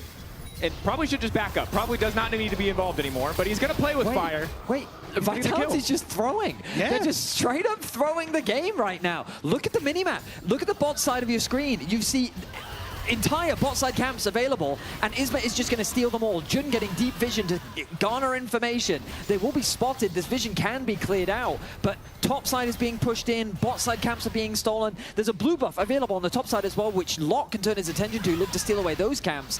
Like, this is great for GX as the goal gap now disappears. Noah was 1,500 gold behind Carzzy. It is a 4,500 gold swing for the Ezreal, and who's now just working towards his last item. That is a massive swing for Giant X, and now they have the damage dealer that they need to actually get through this front line of Vitality. This is a terrifying backline from the side of GX at this point. Jackies with the death cap completed, 10 stacks in the book as well, and you've seen the front line they enjoyed for so long starting to really just melt in these skirmishes and exchanges. I mean, he's dead. It's running, living for an extra second. Will just fall though. Yeah, what is Vitality doing? They had such a good position. They had such a good lead. That's a great emote. They overextend in the top lane. And again, it comes back to this conversation about the draft. That whole idea of Ezreal Talia is you play with your range. Now, Humanoid flashes in, but going to be completely offset by the Mikhails. He throws an ultimate back as a thank you message. Clears out the wave, and GX now with the gold lead. I mean, it'd be absolutely insane if Jackies and Giant X confirm Vitality first place, only to then knock them out. Like, what an insane line for Giant X. Okay, we're in one game. I know. They did already win one game. Actually, you're right. Okay, I'm with you, Rob. Yeah. Let's live in the dream. And right now, it's a very simple dream for GX. It's don't give up this soul, which they'll at least buy themselves 5 more minutes, buy themselves a bit more time. As Noah going to use his ulti just to see if the Baron has been started. Vitality have been playing pretty fast and loose, so I think it's a fair call just to see if they have committed anything to the objective. And for Vitality, the gold is even now. The advantage you had early on was quite frankly squandered, thrown away completely. He bought a Mejai's. Jackie's has a Mejai's. Yeah. Okay, well, Baron being started. Here we go, Vitality. Is this a throw? But they do it so slow. I mean, I think the point is to put pressure, get some maybe TP, force GX to make a decision. Okay, oh, they're flipping this, they're flipping it, they're flipping it. Okay, Noah, ulti over the wall, Q over the wall, Knock gets it! Dash backwards, they're going to be able to try to burn through Knock as quickly as they possibly can. He goes down. No, he lives for an extra second. Trying to sidestep from Noah, but the auto attack will connect. Noah now in trouble as he's caught in the Cataclysm. Ulti looks like it did not quite connect from Carzzy, but he's untouched for now, and he does a heck of a lot of damage. Lot going to get picked off. Vitality, 4 members getting the Baron. What is happening? So the Baron was at 1403, and Smite did 1400 damage, and Renekton's Q went off at the same time. I'm pretty sure that's what actually secured the Baron. What an ambitious flip from Vitality. So if we could get a slow-mo on the HP of the Baron, just keep your eyes on it. It goes down to 1403. Yeah, it's 3 HP, and so his Q is what secures the Baron there. Just as the Vi is coming over the wall, insanely close. Then the Vi ends up dropping. Lot does so much work in this fight, by the way. Turns his attention onto the backline, tries to shut down Humanoid. Humanoid drops the stun. Vitality then turns to peel for their backline, so Humanoid doesn't end up falling. It ends up just being a trade of the top laners, but Vitality walk away with the Baron. What a game, guys. Everything is funny, man. That's not the that was the least convincing. That was the words sounded like Carzzy. The voice absolutely did not. That sounded more like disappointed dad. All right, well, with the Baron, they're now setting up a siege. Humanoid gets caught. He's dead. Oh my god! Oh my god! Vitality. Okay. Vitality, I don't know what to say. I'm speechless. I'm out of words. 2-man stun going to find the follow-up. Blitz is now going to be in trouble. Full ulti now coming in from Isma to the backside. That's Carzzy gone. There are no carries left. Go! You have to kill everyone. That is your challenge. He's running. He does not want to accept this challenge. The Baron has been squandered. Yeah, it's MVP, not 1v9 in this sort of game, you know? I think it's just out of it. Humanoid gets caught, and Giant X. I mean, this is insane. This is crazy. Vitality had such a lead, and then they walk bot with Baron after flipping the Baron. They take a huge risk, then they siege with that objective as 5, and Humanoid just dies. And similar to what we saw in the previous game. And we are seeing a trend right now, which is Humanoid is blasting Jackie's early, but it does not matter. Jackie's is always more relevant in the later stages of the game. The control mage priority here from him really paying off as GX might just be pushing for the end. 23 seconds. This shouldn't be game. I think it's just too ambitious from GX. They should be happy with the inhibitor that they get. I think it's just too risky. It might be the right level of ambition. They push in, they kill Humanoid again. The man has not pushed a button for 2 minutes.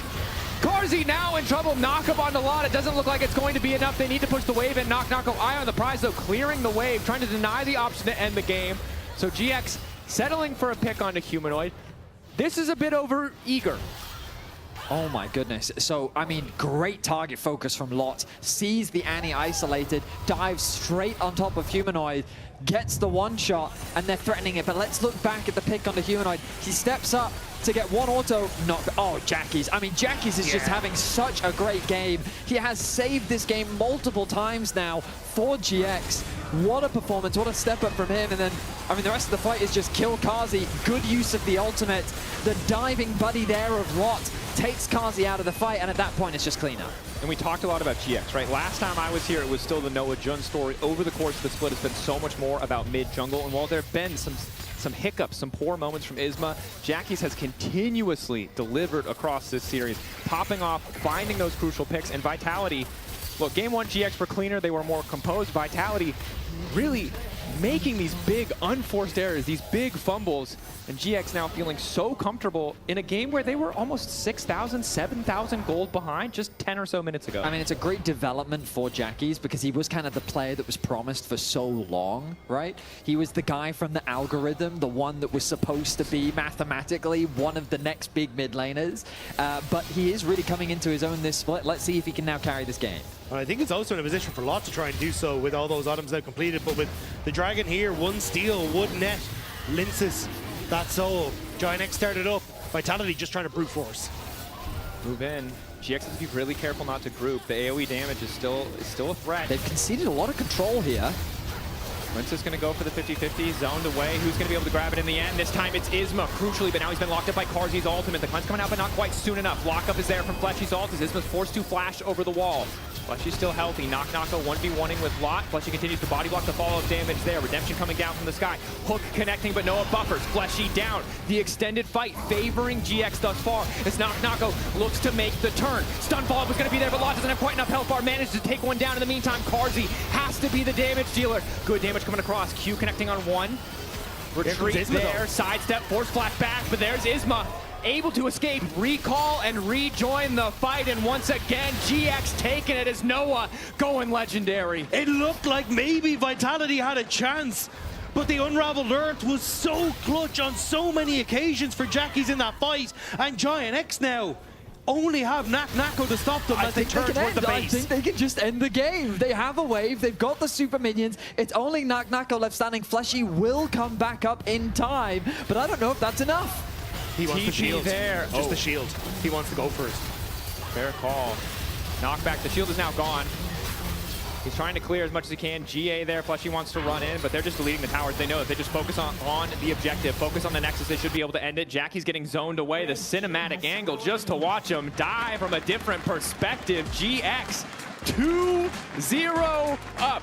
The 6th seed from the regular season. The team that could not handle teams at the top of the table, changing the script today. I am super impressed with their resilience, with their patience. We'll see if they can continue this performance right after this break.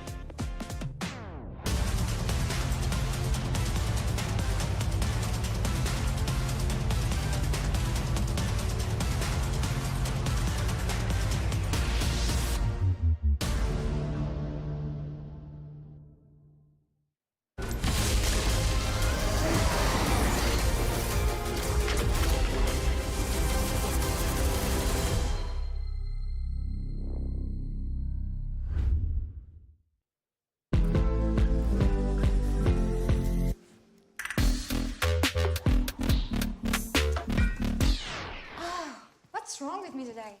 I think you should have a break.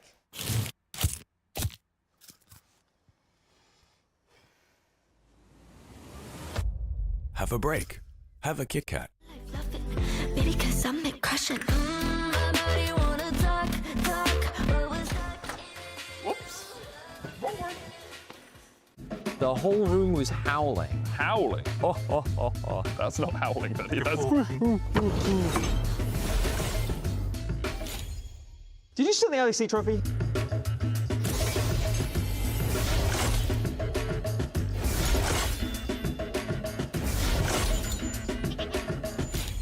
Okay, you can close.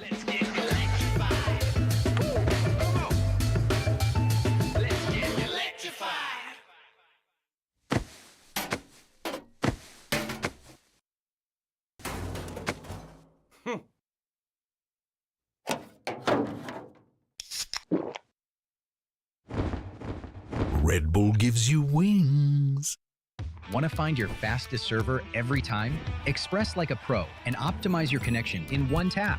Express in game without ISP throttling. Express and shield yourself from DDoS attacks. Express and choose the VPN trusted by gamers everywhere. Express VPN. Experience gaming the Express way. Fast, stable, competitive. Outplay the world. It's time to Express. Unlock free Hextech rewards, exclusive skins, and more. Scan to subscribe. The human body was built to move. Not trapped at a desk in one singular posture for 12 hours a day. It's time your chair evolved. This is Secret Lab Titan Evo. Ergonomically engineered for you. Gamers, hybrid workers, artists. Backing your every move.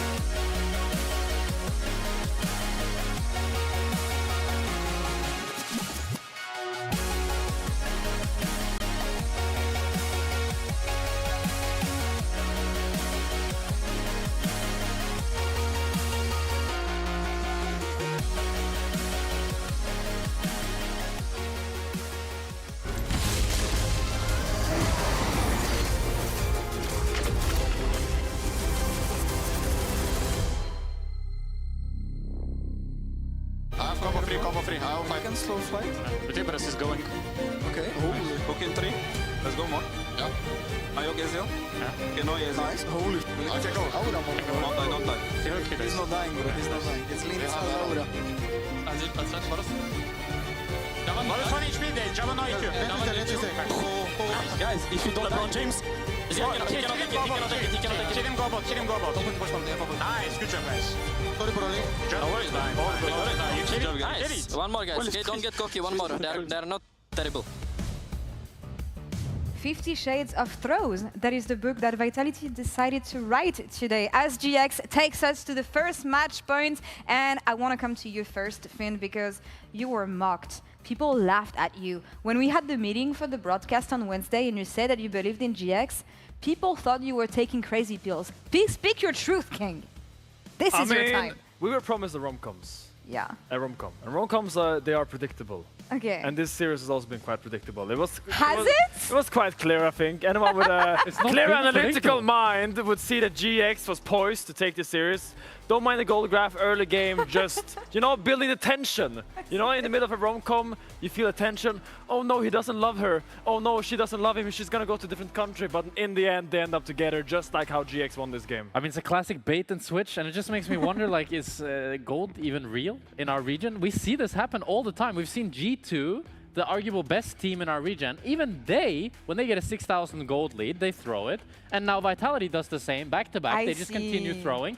And I just don't understand, like, how you have the game. I feel like you have the game, but then you just get to 25 minutes, 30 minutes, and you're like, okay, now we are going to team fight.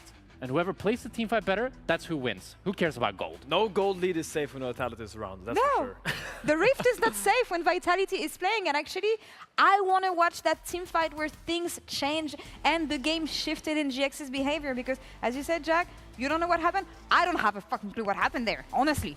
How did they make it happen? So let's look at it, okay? Because there was a lot of fights. Let's see what's happening here. So it's actually Vitality that started his Baron and then wants to turn. But crucially, Humanoid missed the flash Tibbers. And suddenly now all of Vitality is on the retreat. And you see Humanoid is completely zoned off in the right side of this fight. And I think Lot buys a lot of space. Despite Isma going super deep, it is still, I think, a good fight for GX. I mean, it's just super messy all around. Like, both teams go a little bit too deep. Nak goes well. Jackie's able to pick off Carsey. Really clutch there. And then with that, then Jackie's can just base TP back. And that's kind of when it's over for Vitality. You would think, right? You would think. Surely GX just waits for the Talia TP to come in and then go in. No.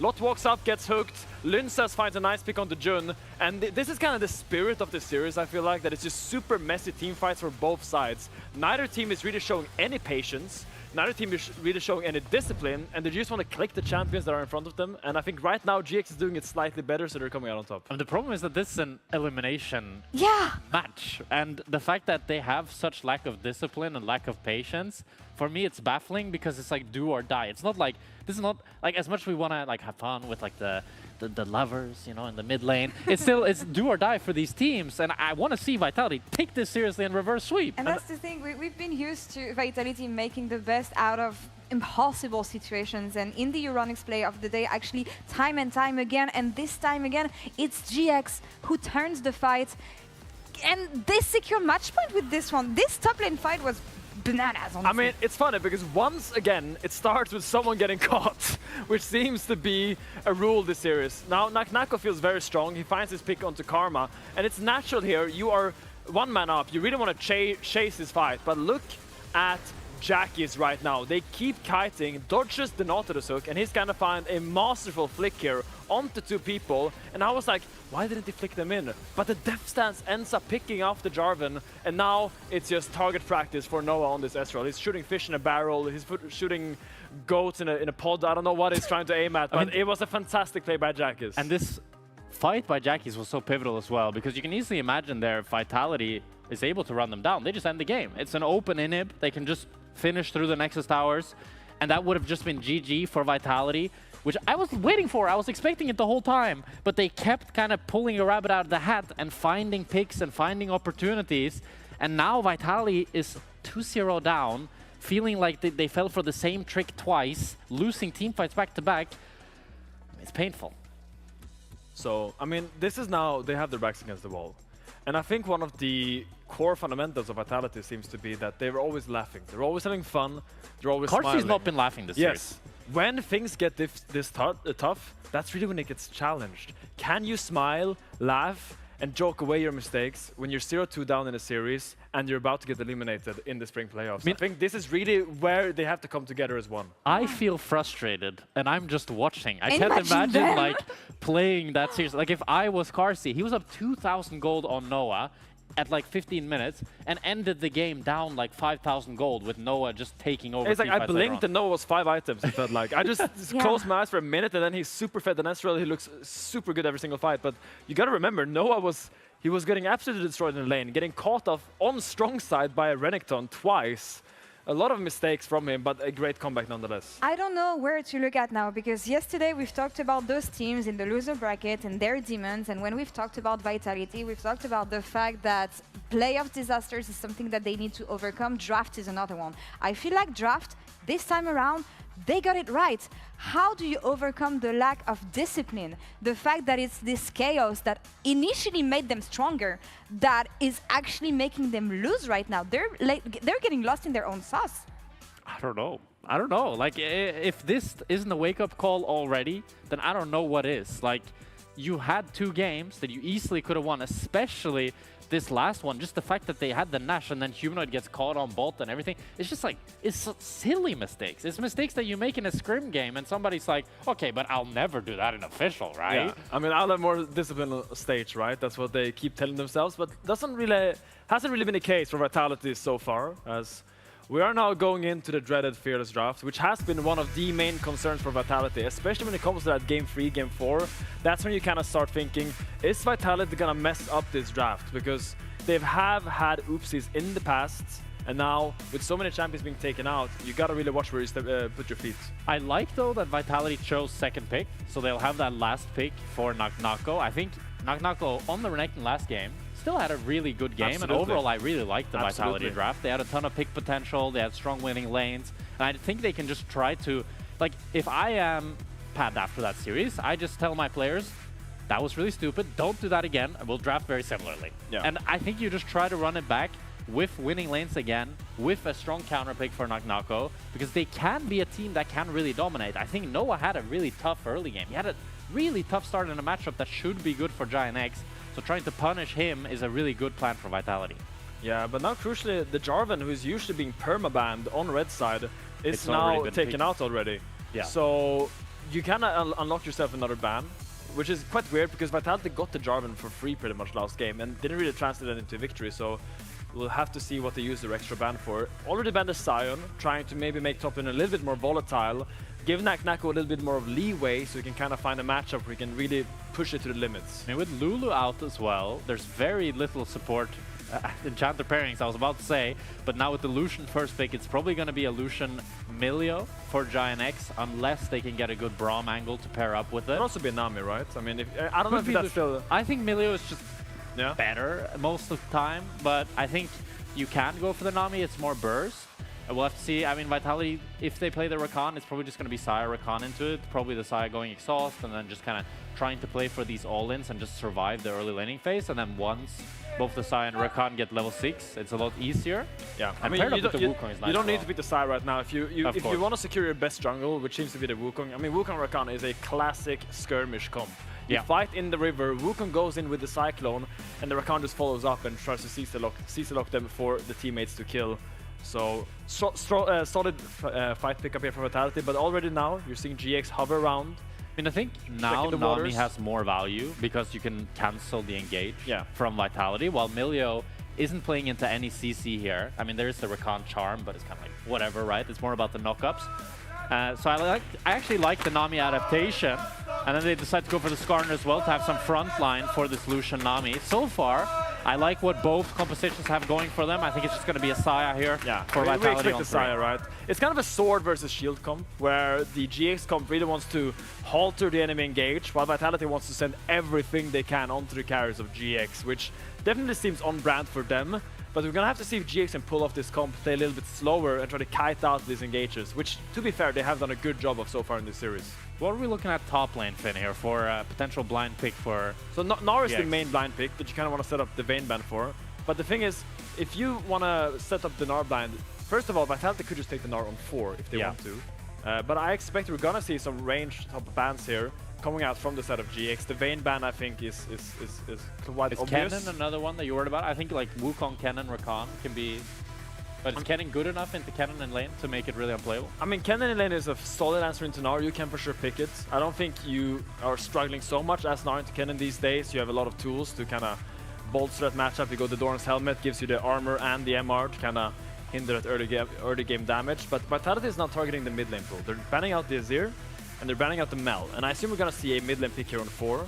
And to me, this kind of speaks that they want to pick a short-range bursty mage. I think Ahri on 4. I'm thinking Ahri, Aurora as well comes to mind. Something that can just follow up on the engages of Linces. I think the Mel ban specifically, I think is an Ahri, because I think Aurora is pretty like chill into Mel. She doesn't have much to reflect. Yeah. While trying to play Ahri into Mel is really painful. She can always reflect all of your spells. And just Ahri Wukong is the combo that's tried and tested. A real classic. So I think that's what we're going to see here from 4 from Vitality. And then we'll have to see what... Oh, no, it's going to be a Twisted Fate flex pick. That's very clever, because now you can actually choose to put this TF mid. I think that's what the Mel ban was for, because that is really annoying. You can stun card the Mel. True. But then again, you can also just put the TF top if you really want to right now, because there's a lot of good matchups for TF top in this meta, especially safe lines that Lot might as well go for. Right now, it's hovering the Olaf. I don't think it's a great choice, because it's quite tough playing Olaf into the Syrakan. Obviously, Wukong can just kind of kite you out, make your Ragnarok go extinct. But it will be locked in. That's an Olaf blind pick, technically. It is good into the TF. You can't really stun card him. What would you want to see on... Oh, they get the Anivia. I just realized that Anivia went through this whole draft, actually. What is Knock picking here? I mean, ooh, it's quite tough. Into the Olaf, you could go for like a Jace if you really want to go into that range. But I feel like now with this dive comp, Kled is a good matchup. Akali also makes sense. We saw Kana play this 2024 into Adam's Olaf and kind of struggle. Akali. But the good thing about Akali into the Olaf is that because Olaf needs to hit things to reset that old timer to be able to not get CC'd, Akali can just nullify that with her Shroud entirely. Sit in a Shroud, wait at the Olaf ult, and then go for the fight. We've had a lot of criticism for Vitality's draft in the past, especially going into those Game 3, Game 4 drafts. How do we like it so far? It is their last chance to make it work. I can't believe Giant X got Anivia on 5, to be honest. And Anivia Nami is a great combo as well. Overall, I still prefer Giant X's comp despite the cool Akali pick. Yeah, I'm a little bit worried for a lot. I think this matchup can be quite tough for the Olaf, but in general, I favor GX comp a lot more. Let's see what happens then. As we said, GX 2-0 in this series. Fans did not believe in them, but they managed to make it work. And for Vitality, 5 games lost now. It is their last chance to make it work and save their playoffs race. Well said, Lore.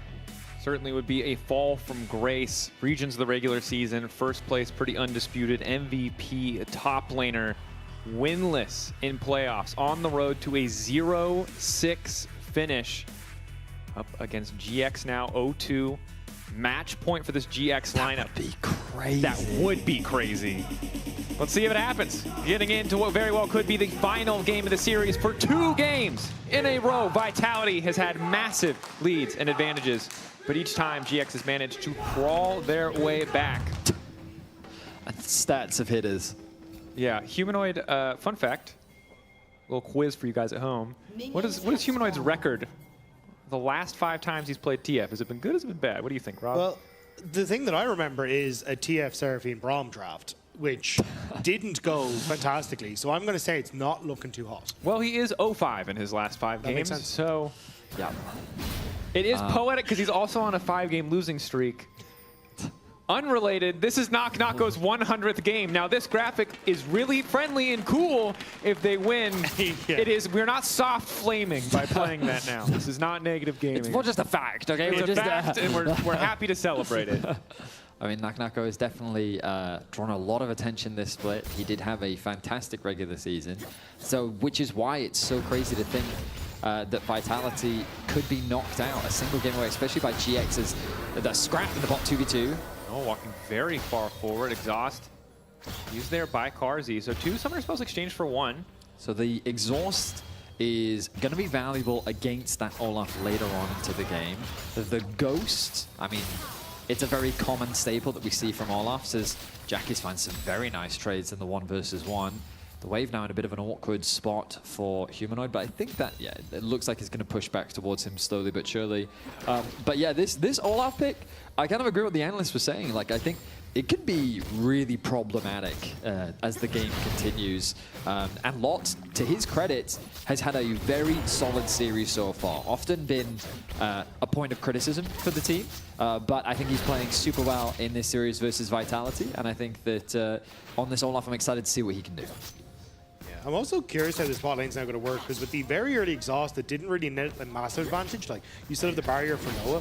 I do think you're in a position now where level 2, level 3, Noah and Jun can look for some all-ins against Carzzy and Fleshy, especially as they start to take over level 3 off this wave. Also, we're seeing the proxy on the top side of the map. Gotta say, heads-up play from Lot. Knows his wave clear is fantastic, and Knock-Knocko's is pretty abysmal early on. So proxy's a wave, immediately resets. Knock-Knocko locked under his tower. No hope of really freezing here. Will just be the reset with Lot getting effectively a free recall. Keep my eyes on the junglers as well. Want to see what their early pathing is. So far, it looks like nothing too creative from Isma or Linsus. The bot crab will be secured by Isma thanks to the bot lane priority that his team does have, which means that Linsus is going to have to take the long way. He may choose to go base. Actually, he may even... No. Okay, he's going to choose to go base. I thought he may even be considering a lane gank. It looks like he might be shadowing the lane just in case of a dive. Yeah, I think that's what he was waiting. Oh, I mean, they've spotted it. Yeah. Good read. Still haven't spotted Linsus. Crucially, he's going to go around the corner. And now we'll see him as Isma, realizing he is not welcome here, going to very slowly walk his way out to safety. Weird W from Fleshy. I don't know if he was expecting the immediate flash from Isma as he saw Linsus, but Isma didn't end up using anything, so Fleshy kind of just a swing and the miss on Isma gets to walk away. Great news for Isma, though, because, hey, Wukong was bot lane. I can run through walls, so I'm going to beeline through your jungle, head straight towards that top crab, which you did not get, and I'm going to take it. So even though the bot dive doesn't result in anything, Isma finds himself with a small lead. It is a little unfair that a Scorpion can move faster through jungle than a monkey. I'm just putting it out there. Hey, Yeah, that's... and in the world of League of Legends, anything is possible. That's what happens, okay? The jungle belongs to the Scorpions over there, Rob, okay? To be fair, if we you know, found a Scorpion as big as Skarner, it probably would be a slightly more competitive race. Wukong is very real-world monkey-sized. You know, like that's like a gorilla size. That's like a very big. That Scorpion's like a semi-truck, bro. Like, I don't know. Probably easier for him to make some ground when he's, you know, 100 times the size, 1,000 times the size. So.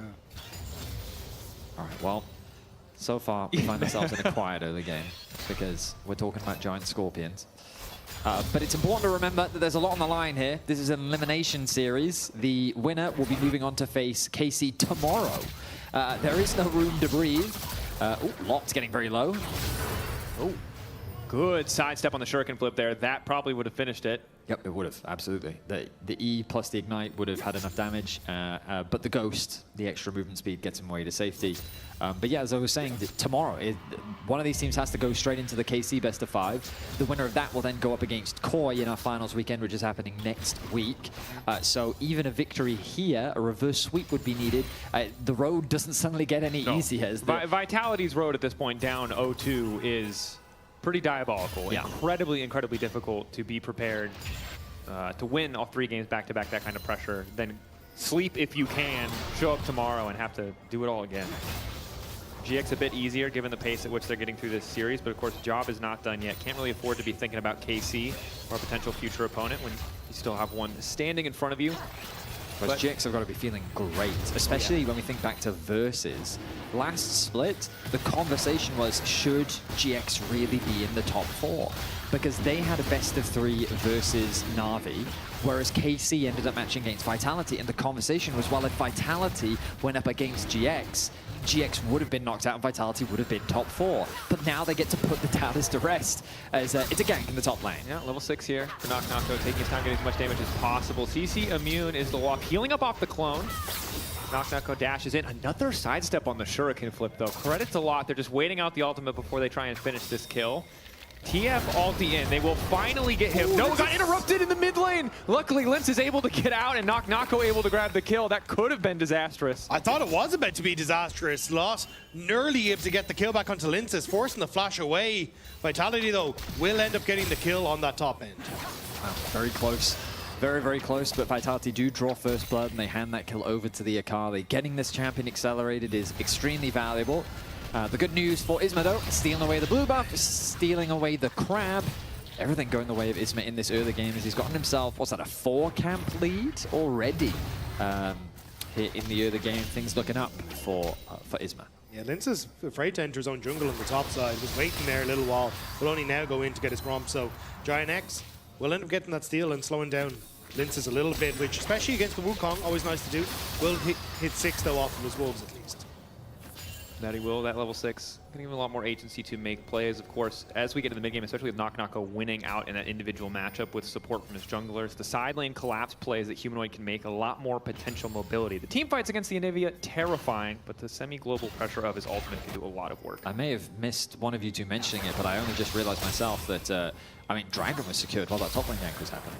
So I didn't realize that. I thought Isma was just focusing on power clearing through his jungle, but no, he was being super proactive, finding a nice cross map. Oh no, what am I talking about? They got it while we were yapping, weren't we? Yeah, I'm just an idiot. It's okay. Isma's doing good. Isma's doing good, and it's a weird situation where so little has happened that you forget the little things that have happened. Although, you know, we have a very sneaky Scorpion moving his way into enemy territory as Noah has been rooted. Knocked up, bubble goes wide, forces the barrier out. Now has to culling to try to, you know, get some of the damage back, but this has only put him further down in the overall trade. Nice steal from Isma, gets that red buff right under Lince's nose as well. And there's nothing that Lince can do about it. It does cost his AD carry barrier, but hey, worthwhile trade if from Isma's perspective. it does mean that Karzi's able to kind of hold on to the wave here in a decent spot though. So, I mean, reset going to come through for Giant X, working up towards that Essence Reaver. But you definitely want to be making those cullings work for you in this matchup in the bottom lane, especially because you want to try and come out with a large lead so you can play hyper-aggressive on the mid wave just after the 12-minute mark. But at the moment, we're actually seeing that lane swap that Vitality have been doing thus far every game, but it's actually Giant X who are the ones initiating it here. They seem like want to get the Olaf out of this lane matchup. Going for an early... Actually, I say that. He went for an early Hex Drinker, then they swapped it bot. Some of the math not mathing very well, but Nako being this far ahead, I understand wanting to avoid. Karzi's certainly not going to have a lot of kill pressure here. A lot of natural sustain should generally be enough. Nako 100% has kill pressure here, by the way. Oh, here in this one, yes. It's because he's level 9 versus level 6 and no barrier. But yeah, no, he's going back to top lane. Yeah, I think that's smart. I think Nako playing in this matchup, honestly, should feel pretty comfy. I think that this swap from GX, I actually don't love at all. No. Also a pretty big window where you know Noah still doesn't have barrier. So if Jun wanders out of lane for even a moment, Nako can play really aggressive. And you see the second they spot Akali there on the top side, Jun immediately cancels his recall. Yeah, they want to try and keep this matchup going, I guess, to put more pressure down on the Akali, but... It's also put more pressure on Linces, right? Because Isma is getting to invade and steal away the Krugs. Very true. But can they actually make anything happen towards Nako? Because if it's just to steal away Krugs, I think Nako is fine, where it's Lot who's really starting to fall behind here. Yeah, Lot losing out. At least one tower plate, 2 tower plates here. Forcing the ulti as well is devastating. And Olaf as a champion, obviously, once he gets ahead in the right, or against the right kind of compositions, can really do a ton of work. But at this stage of the game, he's a little bit of an NPC position right now. Just has to pick up what farm he can. Really can't find the 1v1s that he would love to have. I mean, I do love the hexagon of vision. Okay, the wood just wore off, but we did get a lovely hexagon. I like how you're built. trying so hard. Yeah, I know, but you're trying to draw. It curves my line. That's a circle. It does that because it doesn't trust us to draw a circle, Eddie. I don't know if you've ever seen what it looks like when you don't have the auto adjust. It's not great. Oh, we've hit a pause. We have. Which is good, because I think we were enjoying the slower pace of game, and now we can continue to talk about whether or not he got Dragon during that first player, and perhaps slightly earlier. We can move past that. We can move past that. We can move on So, of course, swiftly. GX have initiated the pause. We'll give you more details, although, to be honest, friends, 9 times out of 10, the details appear at the bottom of your screen as well. So have a break, have a Kit Kat. So let's recap the state of the game. Both AD carries are even in farm, and they are pretty much dead even in gold. Very slight advantage for Karzi. Mid lane has advantage because Twisted Fate is Twisted Fate. He cheats. He literally cheats. Just cheats money into the game. Yeah. The surprising gap is Isma versus Linces, where Isma is 25 CS up, but it's only resulted in about a 200 gold lead. So if you're a Vitality fan, you should feel pretty happy because your Akali is now 800 gold ahead. Working towards that Gunblade itemization, which once he gets that will have a huge amount of kill threat. Of course, GX, we've confirmed now, just a player reporting a peripheral issue, so presumably going to get resolved quickly very often. Just swap out. All players have backup peripherals here on site in case something goes wrong. So hopefully just going to be something as simple as a swap. We'll get more information if it's more complicated than that. And game about to resume on our screen, so we'll be getting you in there post-haste. And as you said, Vetty, things looking okay for Vitality. A lead for Nako. But people who were here for the previous game in the series might be wary to get excited about a lead for Vitality. Because, folks, spoiler alert, the entire series has been Vitality dominating, much more convincingly than this even, in the early stages, and then just not being able to convert it into a destroyed Nexus. One of the things, though, is Giant X... Oh, hang on. Hold that thought. Again, Shuriken Flip going a little bit wide here, but Lot, of course, used the ulti in the bot lane earlier. Doesn't have it here. They're just going to run him down. Another kill going in their favor. Another kill donated to Nako. Hey, it's a nice job by Vitality to pick off top lane, as I was about to say Giant X are getting the Dragon stacking. So 2 Dragons already to their name. So while it is nice to get Nako ahead, I'm less convinced this Akali is going to 1v9 everything. So if Giant X can continue to stack and then start to play off of this Anivy and Lucian, I think they're in an okay spot. So Akali is the one champion I probably have the most knowledge of out of every champion in the game. No, actually, I know more about Akali than I do about What Nocturne. about Katarina, actually? That's because Nocturne is a very simple champion. If you've read his kit, you pretty much know get to go. 90% of the champion. The one thing people don't know about Nocturne is that his Q gives you AD, and they're like, oh, yeah, that's why he hits hard. But yeah, so the thing about Akali is like when she's this fed, she basically just becomes exceptionally good at doing what she's supposed to do, which is kill one specific thing, right? The question then comes with who is the most important target to kill. But on top of that, the bigger consequence for GX is the fact that Lot is just very far behind. So his kill threat is low, while Naknako's is very high. Now there is a fight for Crab. His ulti going a little bit wide here as Karzi's going to dedicate the feathers. More vulnerable. Knockup going to be responded to with the tidal wave. Lince now trying to spin his way out to safety as Noah wants to finish the kill. But nice backstep from Noah means Fleshy also forced to flash out. Karzi flashing away as well. So the power of the Akali, well, it can't help them if the Akali's not there. As now they're going to find empowerment. One more auto. The TF is coming. TF on the way. TP on the way. Gold card there onto Isma. The initial stun, not really seeing any follow-up here, so Humanoid just going to take up home in bottom lane. Neither side getting too much on that one. Noah played that fight really well. Like, stepped away from the initial engage from Linzis, also with Jun using that tidal wave, and then the backstep on the grand entrance coming through from Fleshy as well. So really well orchestrated and kind of kept himself safe so Giants could chase down members of Vitality there. Gentlemen, Protoplasm Harness is an item. It is an item that in the early game I think makes champions just so tanky that Vitality were witnessing like, we just don't have the damage, bro. And I think this is going to be one of the biggest problems. Obviously, like the value of this item kind of, I wouldn't say falls off, but it becomes easier to deal with. Sure. As the Early goes game, on, it's right? the biggest spike. If you're getting it second, if you're getting it third, it's not because it is big. just HP, right? And obviously, when you do more damage, obviously, the more HP you have, it matters less. Those resistances become super, super important. But he'll work towards those resistances next. Now, the value of the swap here for Vitality is that they just keep the pressure onto Lot, which has very much been the game plan for Vitality.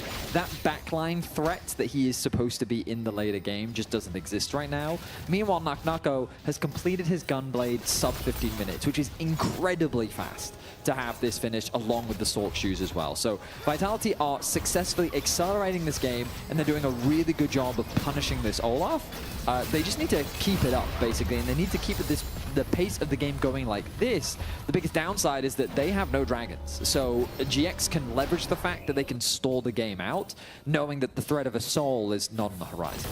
Yeah. But there is a really solid composition for Vitality with this Wukong, with the Rakan engage to maybe leverage or set up Naknako for success in one of these fights. And it's really just difficult for Lot now because he is a liability to the team. Wherever he goes, Karzi follows with a couple people backing him up, gets a ton of plates because you can see the CS actually not in favor of Karzi. Still, he has an 800 gold lead despite not having any kills. That's all plates he's been able to grab, just harassing this Olaf under tower. Yeah. Or in this case, in the top lane where no tower remains. CC immune is Lot. Ghost popped as well. Very close to still having the damage as the ulti fades. One more auto. Linsis able to grab that one. Yeah, they just continue to bully Loss in this top side. Janek's going to try and respond towards Naknako in the bottom lane. This one might be a little bit more difficult, though. They're trying to bring in reinforcements, but Noah, but a bit away still. Jun on the way. Naknako surviving would be devastating here. Dash through on the first cast. The ultimate can just dash out. Ulti is going to catch Humanoid and manage to pull him back. They will at least get one. Naknako not in a position to follow up here as Noah will grab the kill. He did debate seeing if his ultimate would execute Isma. He wisely recognized that he did not have the damage needed. The Herald does get secured on the other side. The Humanoid TP'd in with the intention of helping his AD carry, his top laner, ends up giving a kill over, but now Naknako in a bit of danger. Bubble does connect. Colin body blocked by Fleshy.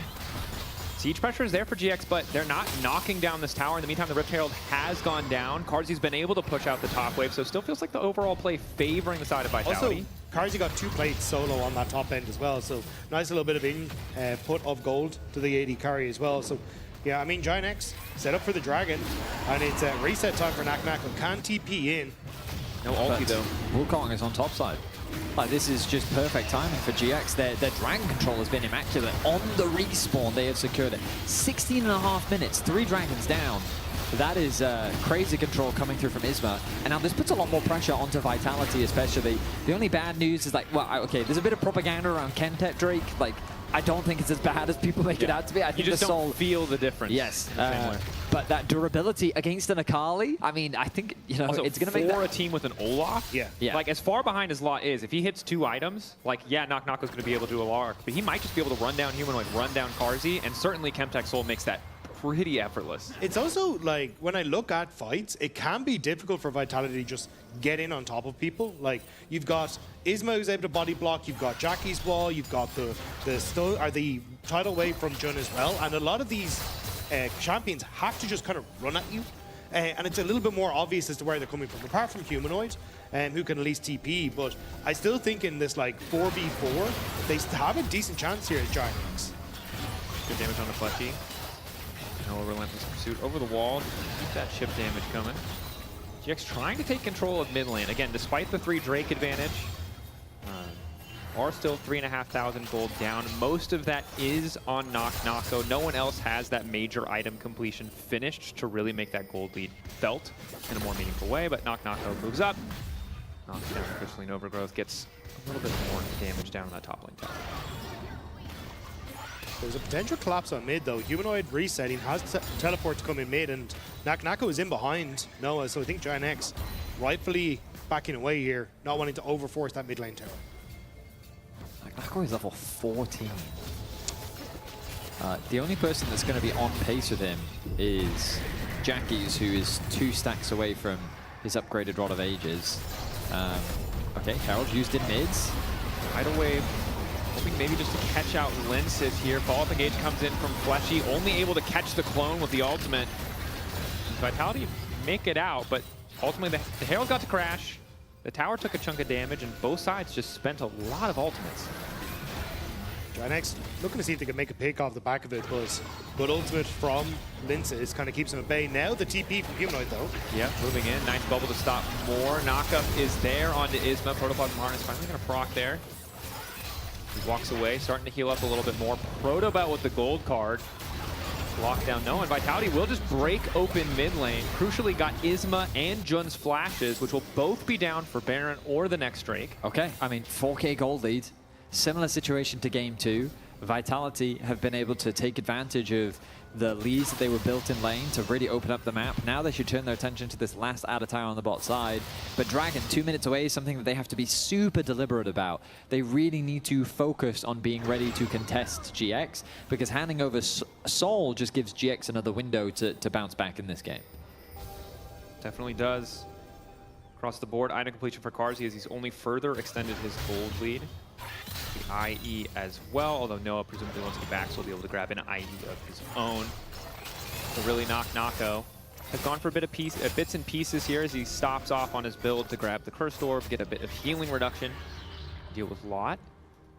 I do think this lane assignment in the next couple of seconds, though, will tell us a lot of what Giant X are thinking, because they put Lot mid. I was about to say, if they send Noah top, chances are they're just looking to trade for Dragon in a minute and a half for that top outer turret, but it looks like they still want to try and commit to some sort of play in and around the Drake rather than just looking to trade, right? Gold card from the brush, most of that damage mitigated with tier 2 boots here. The Merc Tread's empowered. No one really in position to follow up as Jackie's really ready to trade back. Well, Observer's got me. They showed us down there. I was like, it's about to happen. Someone's going to show it. But the big thing is Humanoid, he's the guy that shows up on the side lane. I don't think he can start those plays by himself. Yeah, it does mean, though, you get to push in this pot wave, potentially take that outer turret, and then reset and try and open up with a nice little bit of gold into the hand of Jackie's, right? So at least ahead of a Dragon, every little Dragon like this, every bit of gold is going to matter. Certainly will. There we go. Humanoid working towards that rapid fire cannon, but won't have it in time for the fight, I do believe. Topside Crab, briefly the focus for Linces, as you can see that Jun, despite being flashless, has enough information to kind of move into enemy territory, ward up the Vitality bottom side jungle. They have some lane wards, they have some interesting flank wards potentially on the side of Vitality, as well as access to TF's ultimate, but not really the best vision in the pit.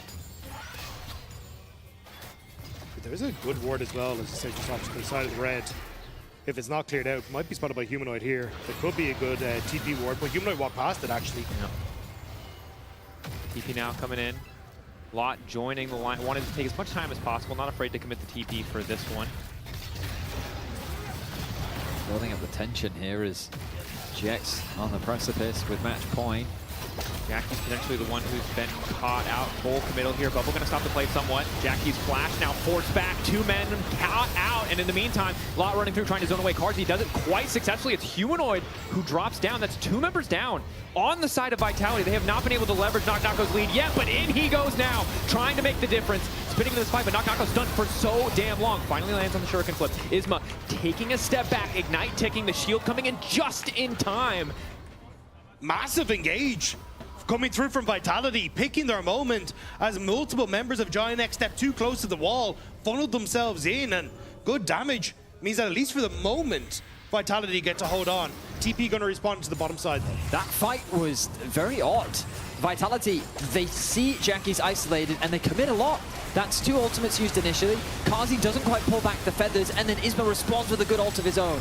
Now, 2 members of Vitality die right off the start of the fight, but we have to go back to live because the Dragon started off. Knock-Knock with his TP advantage tries to make a fast play by TPing to the bot lane. Vitality in the pit already and looking to force the fight in their favor. Knock-Knocko ready to take over already. Egg form burned. Jackie's down. GX too eager to try and contest, to try to hope that they could maybe steal away this Drake, and it costs them so much. The Soul denied a 6K lead for Vitality. That could be Baron as well. Your mid laner and your supporter down. Vitality could immediately turn over towards the objective, and I mean, basically rinse and repeat. Great target focus there from Fleshy. The way in which he isolated Jackie's, knew that he had no flash from the previous fight, and they were able to lock him down with the damage from Kazi, meant that with a big damage dealer gone, the rest of the fight became very easy for Vitality to play. Now the goal is keep Isma away from the pit. That's a 2-man Baron that's being started off right now. They try to keep him away from a potential smite steal. It's going to be hard for him to get in. Mega Blast Cone there does get autoed. 8K, Baron going to fall. Multi-man lock up his nose, hoping to get a kill back, but the Baron already down. Vitality really get everything they could want in this last exchange. The bot side fight now into the Baron. I mean, you can see it here, just Vitality, they're able to collapse quicker. You got the TP coming through to get in towards base. The blast going over the wall, catching Giant X out completely, and Fleshy just jumping on towards the Anivia means there's not really anyone left to deal with the damage. Great target focus, great reset back out onto the map. Vitality looking very confident, very clean here in Game 3. They've got a very healthy gold lead right now. They just need to be able to convert this into a win to keep this series alive. And control and patience is the most important thing, as GX will steal the crab. But yeah, I think that Vitality just got a little too overconfident in the previous game. They over-aggressed and they got punished for it. So they need to demonstrate that discipline here in Game 3 to bring us to a Game 4. That they do, and good patience and discipline around the Baron to deny Isma access is now. They try to leverage the buff to its fullest. The composition relatively short range without Humanoid in the area. He's making his home in mid lane. Lot with no ulti isn't too much of a threat yet. We're seeing some recalls as GX want to threaten at least a little bit. Yeah, with the Anivia there, it becomes very hard to really threaten these turrets. Even with the Baron, you can see Jackie's always has that opportunity to try and wall off. Humanoid has the rapid fire cannon, so once that rapid fire cannon is up, you can threaten more, but once it's not available, it becomes very difficult. Follow pretty hard as well, right? Yeah. Karzi is your only other really ranged source of damage. Anyone else has to be willing to dive a tower if you're looking for that angle. Isma just continues to chase here. Linsis on the way in. All team going wide. Definitely not what you want to see. CC, the chain, very good there. One more cooldown, and they might have been able to burn through Isma's health bar, but the rest of GX was in the area, so they didn't want to overcommit. Ambitious ult, I would say. Yeah. But hey, if you found something, could have been a big play. The problem is there's nothing really on the map to play for right now. It's just a matter of Vitality trying to get the most out of this Baron as they can. Knock-Knocko with this split push for the time being should put some good damage down on that top tower. Could this be the window that GX is looking for? Knock-Knocko continuing to pressure the clone, though. Body blocking so much of the damage. Also getting a little bit of a knock-up onto Noah just to ensure Linsis' escape, while Humanoid and Knock-Knocko really making the most of what's not a 1-3-1. It's actually a 1-1-3, but it's functioning anyway. But that's the thing. You're up against this Olaf that's super far behind, and there's no way he can try and hold on to both these lanes. So Giant X all in on the bottom play, get nothing, and lose a lot more elsewhere. GX still on Soul Point, so there is still that possibility. It's really hard, though. Yeah. This game is a 4v5, unfortunately. Lot is simply too far behind. And while I know a lot of people watch that T1 KT series, there's no Seraphine here to ult across a group of people at like 50 HP and turn a fight. It's just, it's not that easy. Lot can't sit in lane comfortably pretty much against anyone. And it's only getting worse. Nako also hurts. Yeah. I'm telling you right now, Nami, not that good at peeling off an Akali. No. Yeah. You get one shot. You gotta throw a tidal wave down, and then she hits the ground and kills you. Yeah, pretty much. Yeah. So if she doesn't have flash, you can't just flash around. Yeah, and then that doesn't take into account who Humanoid decides to target. Now, the story of this series has been Humanoid first, what, 25, 30 minutes? Good. Last 10, 15, not good. Not good. He has been getting caught out in some really important positions, and he has struggled to have the same impact. I think the good news about this game is he plays a very much of a supporting role in the context of the game. So him dying doesn't immediately preclude a lost team fight in kind of the way that it did in the Annie game when he did have such a massive lead. Is now we see some posturing around mid lane. Yet another gold card's going to connect. It's going to be a little bit more of an engage as now Linces has got things kicked off. Flashback from Noah. Humanoid gold card ready to go. Lot now getting involved in the fight, just running face first into Humanoid. Might be able to get something back here, but it's not. Nako on the flank. Moving in, hoping to find an angle to get the Shuriken flip. Ulti's still there. Perfect information for Vitality. They managed to take down Jun. No hope of escape. Great collapse from Vitality. Giant X were hoping they could find someone a little bit separated, but once again, they hold themselves strong. Vitality use the TF ult to spot wherever it is.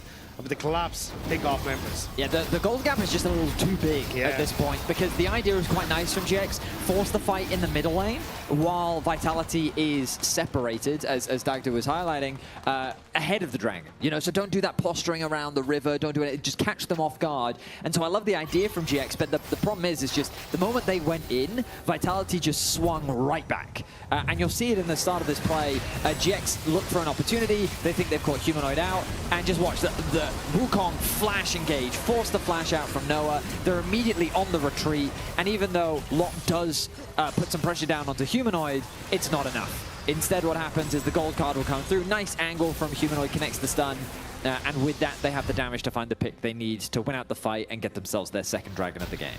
It's just so difficult for GX to play these fights. If they're not incredibly clean, if they don't find that perfect engage, then, I mean, Lot really struggles. And of course, the value of multiple rapid fire cannon gold cards just makes it so impossible not to get picked off. Yeah, and I think it was a risk taking this Olaf in draft. We kind of talked about it, that it was preemptive, thinking that there might be some sort of range top lane, or you're going to try and flex this TF around the map. But unfortunately, that gamble didn't pay off, and now Lot kind of paying his dues as Giant X set up in the mid lane. They see Kali on bot side, so we will just get the turret here. But it's a case of how much do Vitality want to let them continue to push here, or do they just want to start trading for outer turrets? Well, Nako is pushing deep on the bot side. They've got Linces wanting to clear through the jungle. I wonder if he's got enough for the death stance. Looks like he's relatively close. But with the Baron alive, GX now have to be super careful, because one bad fight will result in that objective falling.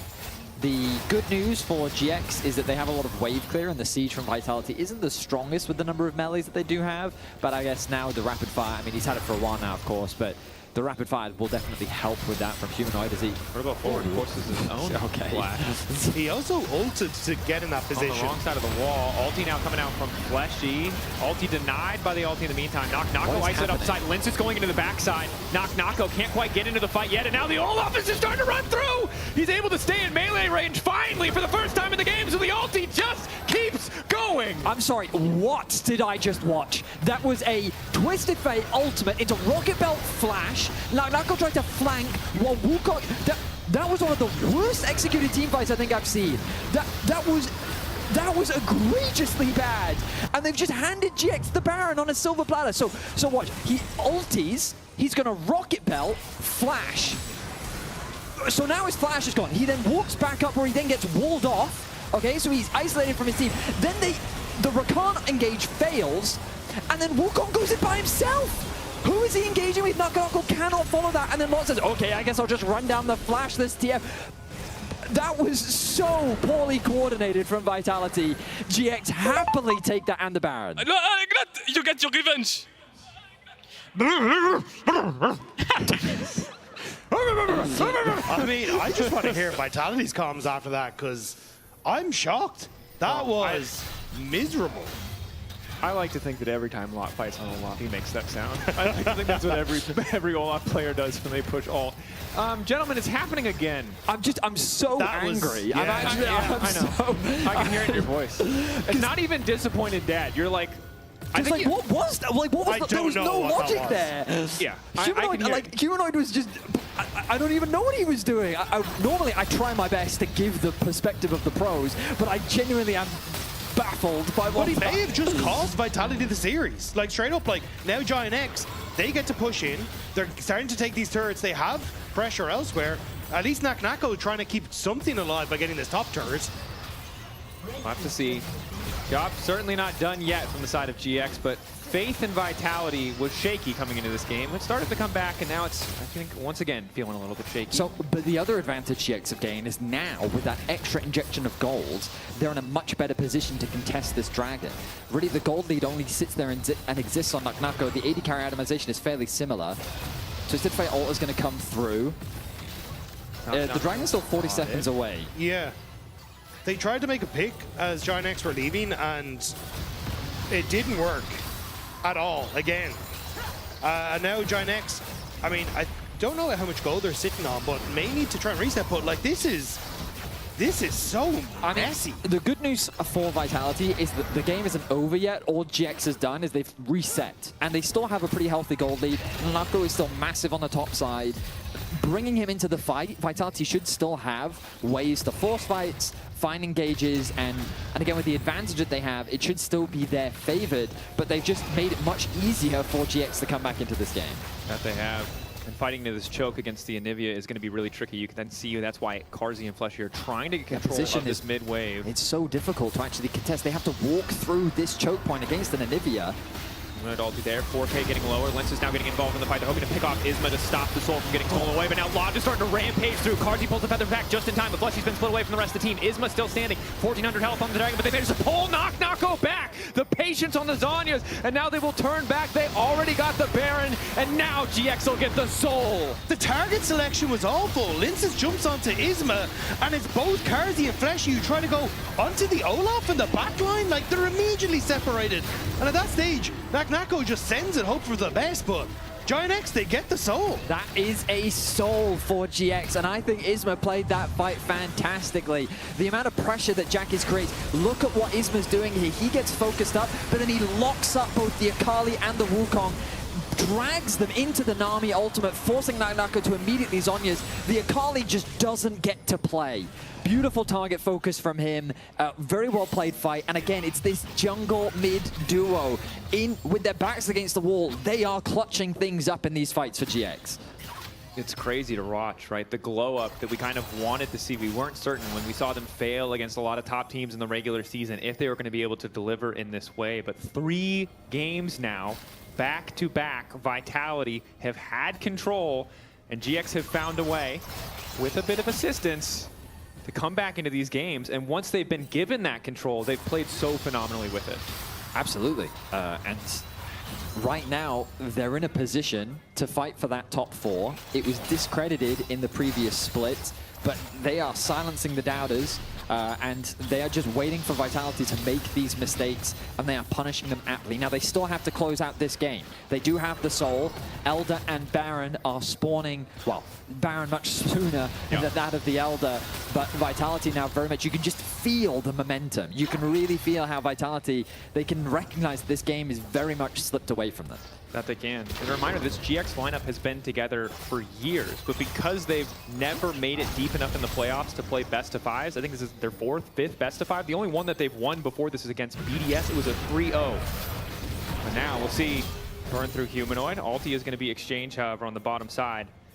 But that ulti relieves so much pressure from Giant X, because now you don't have to worry about Humanoid having pushed in bot, suddenly collapsing onto you mid or in that top lane. So It gives Giant X a little bit more opportunity to keep these waves pushed in, and looking at that Baron in 45 seconds, that's mostly what they're trying to do. Keep Vitality in their base, so they again have to try and fight through these choke points. Great vision coverage on the top side of the map from GX. Very much the goal to suffocate Vitality out. Our observers highlighting for us what Vitality can see on the map, and what a stark contrast to it was only 10 minutes ago. That top inhibitor was down. Vitality was fully in GX's topside jungle, but now it is GX with all of this map pressure, with the Soul at their back as well. They are poised and primed to secure this objective. And remember, Anivia plus Skarner alone is enough to secure the Baron. Noah and Jun can act as gatekeepers, while Lot is looking for anyone caught out of position to maybe put some threat onto that carry. And if GX go quickly, they won't even have access to the Destiny on the side of Vitality to give them the necessary vision information that they need. However, the cooldown very rapidly approaching as a wall into the mid lane. Carzzy now caught out, stunned there, knocked back into the wall, still able to lay a lot of damage down. Excellent use of the ulti, pull back. Now it is Isma who is in trouble. Stun, immediate Mikhail's gonna come through to keep him safe. He's just so tanky. He's just way too tanky. 50% of his HP, but he remains alive. And now they turn their attention back towards the Baron. Only the culling was used. 3 ultimates still available, but they got both Xayah and Rakan's ultis out. Yeah, that's the thing. It makes this fight so much harder for Carzzy to try and play, and now that's what Giant X are hoping that they can turn on. Jun has that ultimate to try and set things up, but Flash nearly there for Carzzy. That's what Vitality are trying to hold on for.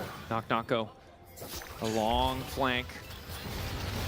The Honey Fruit giving an extra shield. Looks like Lot did spot him. Lot isolating him.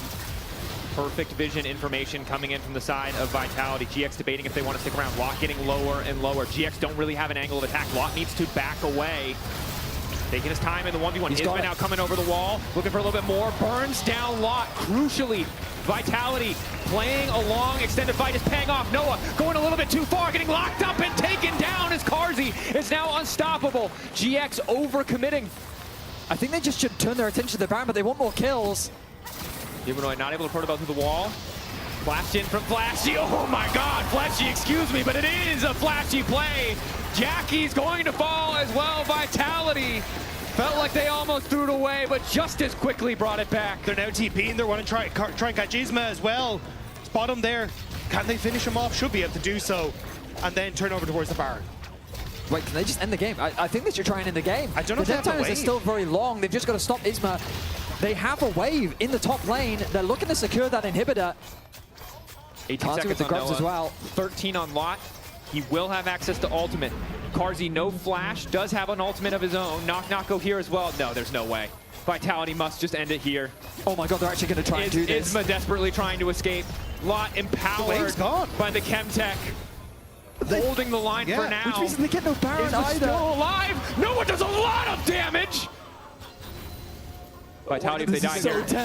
If Vitality died here, they might have just... Oh my gosh. Lot can TP to cut them off if they really want to, but they're just going to try and chase them out. 45 seconds until Elder. that goal, yeah. Isma already moving down.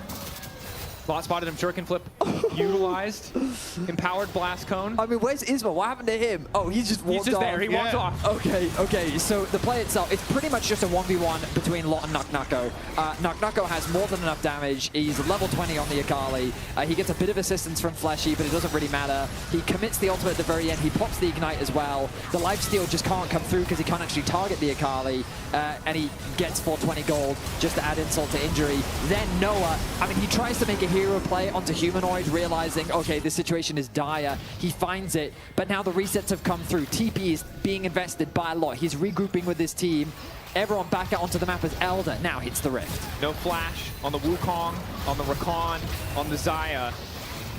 Carzzy caught, big chunk of damage. They're immediately going to try and follow up. The feathers flying are pulled back just as quickly, but there's no follow-up onto Noah. Decent damage there as Linces tries to find his way to the back line, but once again, Knock-Knocko is locked up in the shroud. The Culling doing its best to cut him down. It fades away, and down goes Knock-Knocko. The bubble from Jun caught Knock-Knocko, which held him in place long enough for GX to deal with. Their Vitality trying to make a call. Elder is gone, but can we finish off the Baron before they come across? It takes so long to finish it. They have 4 Drakes. It's just so tanky. They don't want to respond. They think they're just going to concede the Baron. The trade is there. What is this game? I mean, the thing about that fight is it's just a front to back.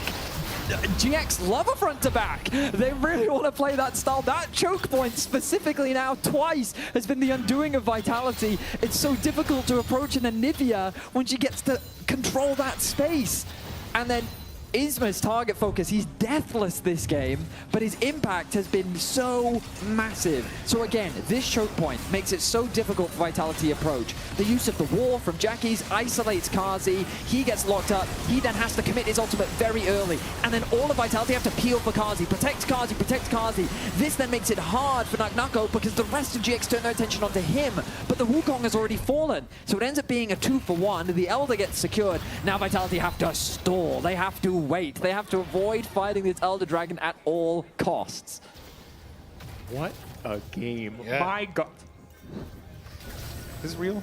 Wait, I shouldn't pinch you. I have to pinch myself. Yeah, pinching you doesn't help if I'm dreaming. I have to pinch myself. I understand. That was dumb. Here we are.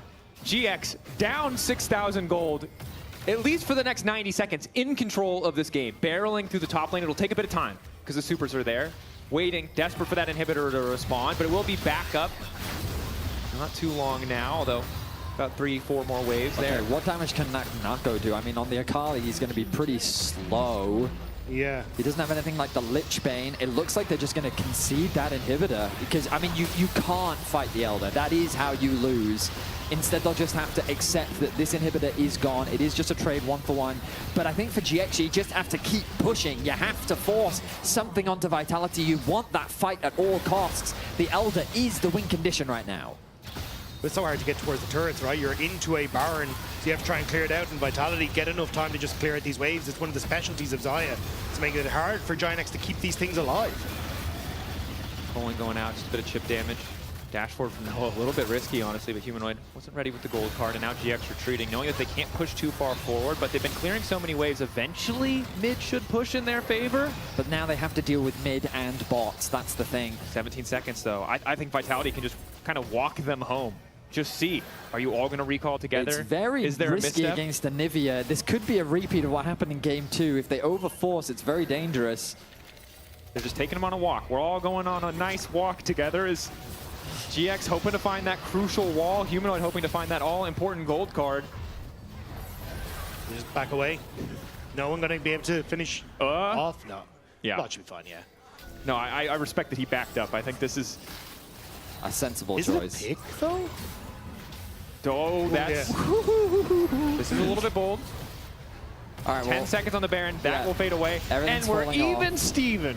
Yeah, so the gold at this point really doesn't matter. Just look at the items. Lot now completing... why have I forgotten the name of it? The Maw of Malmortius. Yeah. Yep. And the... So it's 5 items, 6 items. Yeah, I mean, everyone's pretty much at full build. Kazi is completely full build, with the QSS being finished on Noah. So Akali's job... So both Akali and Olaf, their job only gets harder this late into the game because AD carries are just, they're basically walking gods, right? With the amount of damage that they're able to do. They do not need any more ego, yeah, but I mean, like, in the late game, they just do so much damage, right? Like, it's with 6 items plus the boots. He has an exhaust as well. If Lot just full sends it, he's just gonna die. But it's the Frost God who's actually been making the big difference for Giant X. And Nivea has consistently been finding Karzi and making sure they can play the fight the way he wants to. Now, has Flash, has ult, which makes it a little bit easier, but still, I think like Jackie's has been doing a really good job of focusing Karzi in so many of these fights. And that's the thing, right? It becomes less about the top laners like it was before, and now it becomes a lot about these mid laners. If Humanoid finds the stun on the right person, if Jackie's can find a good wall, these plays can be the difference maker that will shift the outcome of the fight. And I gotta say, when the pressure is on, Karzi's been playing really well. 7-0 for this game is Isma. You know, backing away there. But 7-0-4, right, he has been a massive damage threat, has survived all of the attempted Olaf dives that Lot has thrown this way, and does feel like with the tools that he has, the exhaust, the ulti, the QSS, the Mikhails that can come in as well, he is really set up to take over these fights, kind of if he can play his game. The Anivia, still very scary.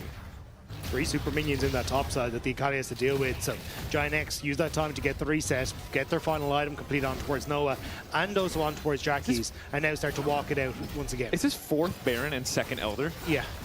I've lost count. First it's Elder. 3rd Baron. This is second Elder. It's spawning. Second yes, Elder, yeah. And this will be, wait, is this 4th or 5th Baron? This is either the 3rd or 4th Baron, isn't it? 4th Baron. I don't know. I don't know, bro. We're 46 minutes into the game, man. I don't know if we're going to get a chance. As Noah now dashing forward. Carzy. Flash through. He's clean with it. Noah barely able to make it out alive. So much burn there, but it's Fleshy who will go down. Oh. Wow, Noah actually got the last hit onto Fleshy. Now they have the numbers advantage. It's 4v5. Nako in behind them, though, and so much was used to get the pick on towards the support. But Nako backing away. He doesn't want to try and commit. But Noah still has the GA. Is that how this game ends? That's how this game ends. The push into the mid lane. Nako desperate to find the flank. But the core of GX is here in the mid lane. Vitality 0-5, hoping for redemption, hoping to force Silver's Grace, but it doesn't look like it's going to happen because now it's Lot looking for a bit of revenge, making the difference in the face of a god-eating carry. It did not matter when he didn't have any resources left. Nako, not enough. The early advantages fade to nothing. The regular season fades to nothing. GX dismantle Vitality and bring home the clean sweep to move into top 4 in the LEC.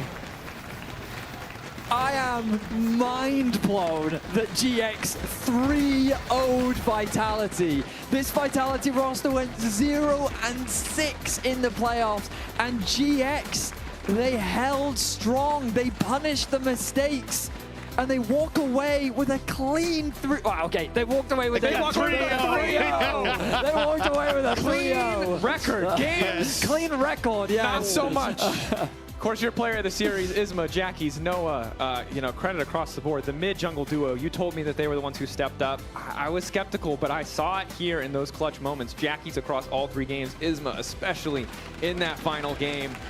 Skarner was doing a ton of work. Very impressive from the Giant X turnaround. So many moments it looked like Vitality were going to get the better of them, but patience. And look, whatever about Vitality's side, Giant X were ready to turn those games around, and when they got the lead, there was not mistakes coming through. Like from Giant X, that is a massive upgrade from the conversations we had about them previously. I am thoroughly impressed, but we do have to say goodbye to Vitality. Unfortunately, they have been eliminated, and I think for themselves, going to be heartbroken about it. A first place finish in the regular season into immediate goodbye from playoffs. Yeah, it's and also big congratulations to Jun. He did, with that victory, reach 100 wins in the LEC. So congratulations, what a way to do it as well. It's such a strange conversation to be having right now, because it felt like that in both Game 2 and Game 3, Vitality should have won those games. We should be looking, to me, what feels like a 5-game series. But it is GX that walk away the victors. So you've listened to us yap enough. Let's hear what the desk has to say over in PGL.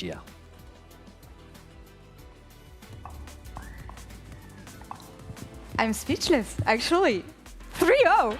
3-0, Jackies. Congratulations. Not saying that I doubted you or anything, but... I did. But you did. I did. But no, Big but not 3-0, honestly. Okay. How do you reflect on what happened? I mean, into the series, we went like, that is going to be bloody. I mean, playing as Vitality is always bloody, and honestly, this split, we are also kind of bloody sometimes, so... I did not expect a 3-0 either. Like, let's be honest, I expected legit even to go into Game 5. But yeah, I mean, today I think they were not clicking that good, and we clicked better, so we just win. How did you feel like the prep was? Because yesterday, Na'Vi was in a similar situation to you guys, where they just didn't play for a month straight.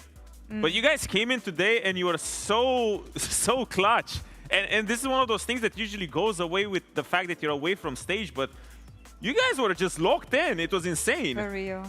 I mean, I don't know, not playing here for like, I don't know, someone counted 42 days, I think. 42 days, that's what we have. 42 days. I mean, there wasn't like much preparation about it. I think we just did our normal thing, honestly. And I think maybe it's the fact that we are losing every scrim now. Again. Usually we win and then we lose, but now we're losing every scrim and we are winning here. So there you go.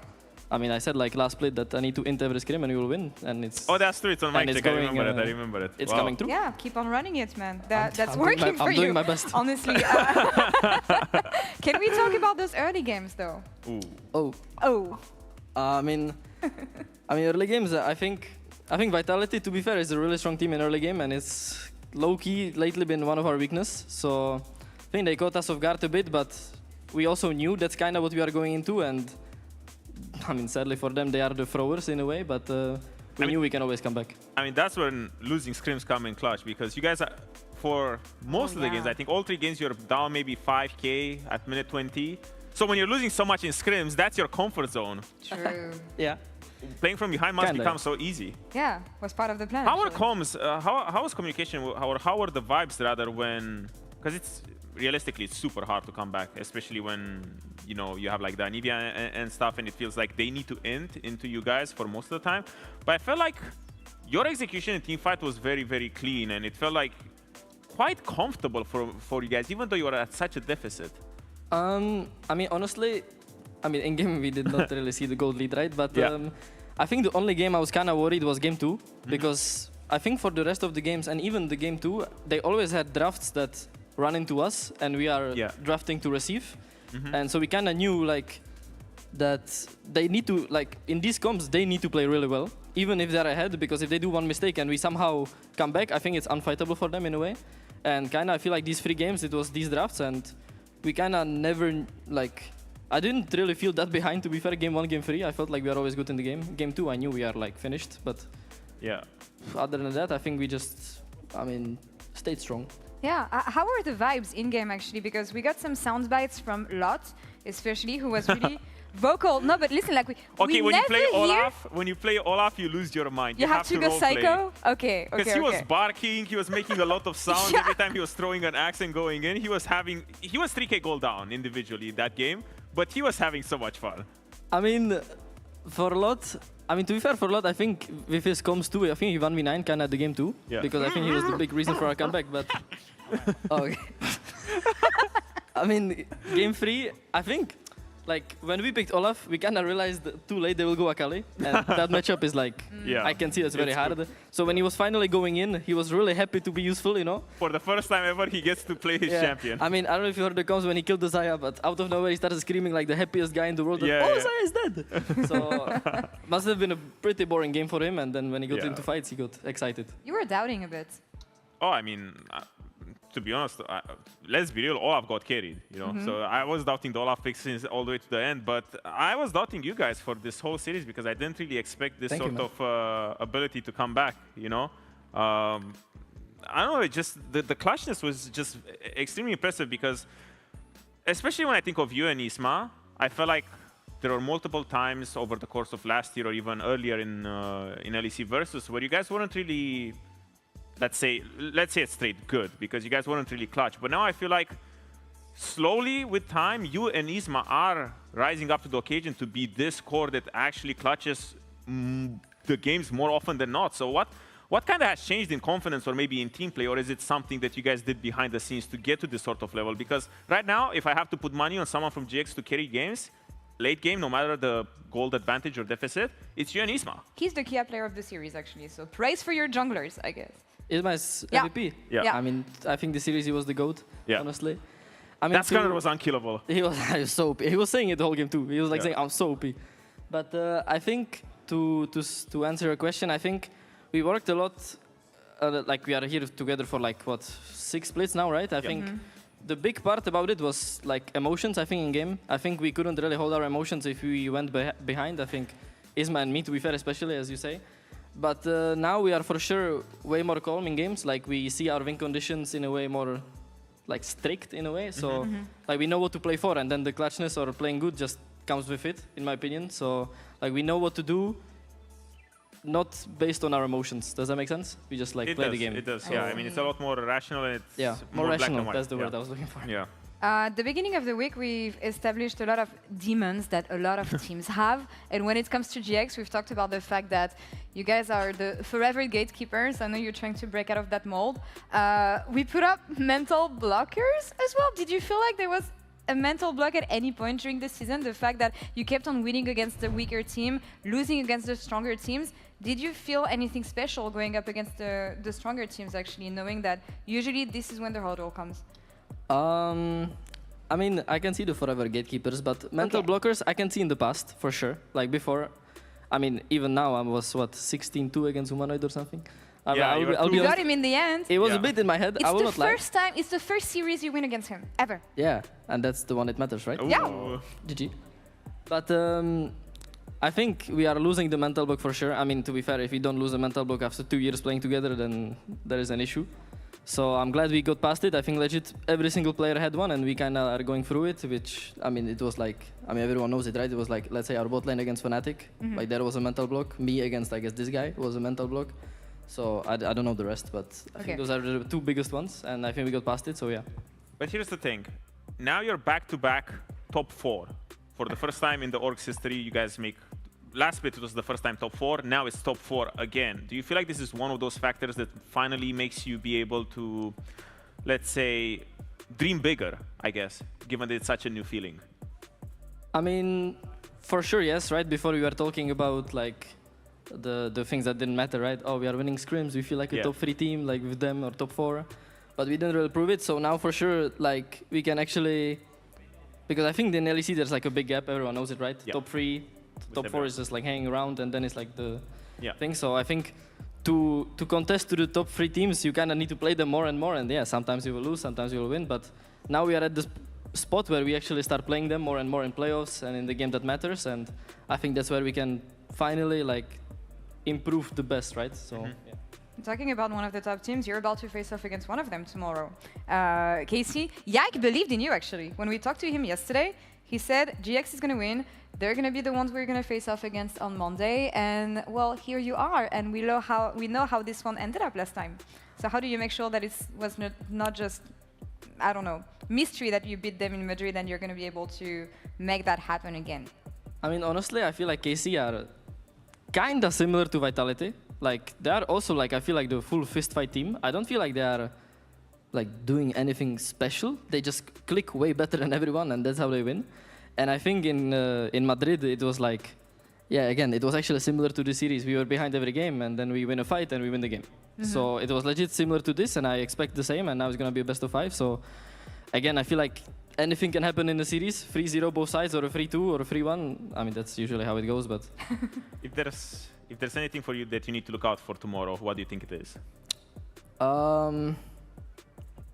don't know. Maybe Kana picking another random champion in League of Legends. So. The usual. It's always top lane. Yeah, always. What is one matchup that you want to look out for tomorrow in tomorrow's series? There's a lot of interesting ones, but yeah. Honestly, Isma and Yike. Yeah?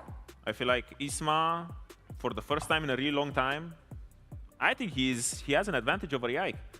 Even though we've been building Yike and I felt like Yike was improving and he was facilitating his team a lot more, Isma is just at a different level right now. I feel like he's just putting on his carry pants, he's carrying this guy, he's carrying everyone on GX. Hey, I glazed him earlier, but he said it himself, Isma is the GOAT right now. And I am really excited to see this matchup tomorrow because I want to see Isma against, as Jackie said, a top 3 or a top 4 team, because this is the opportunity for GX to just lock in and do another miracle.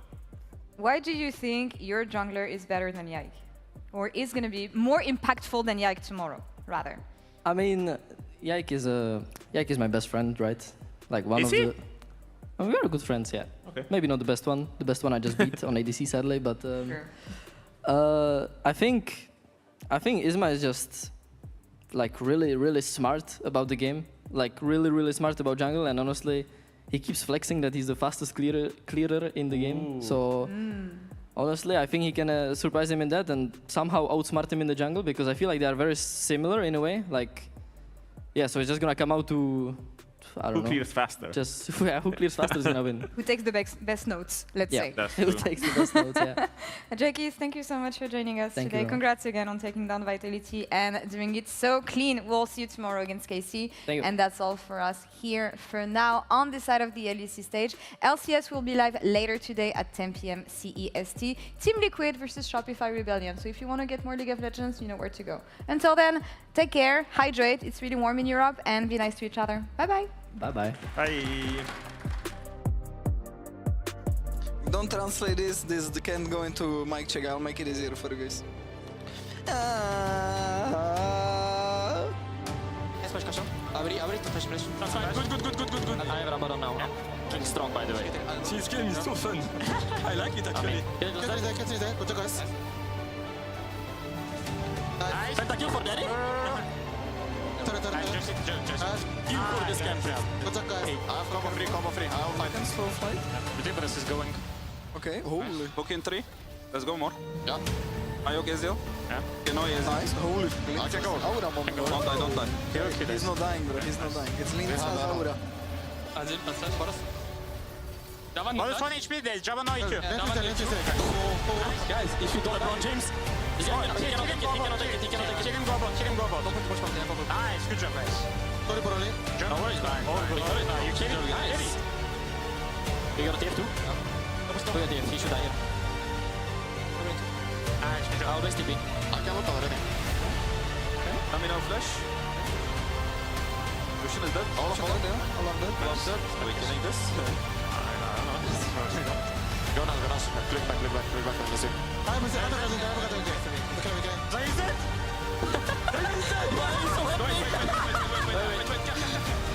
Help him. He cannot hit me, he cannot. Hi, good job, guys. Raise it!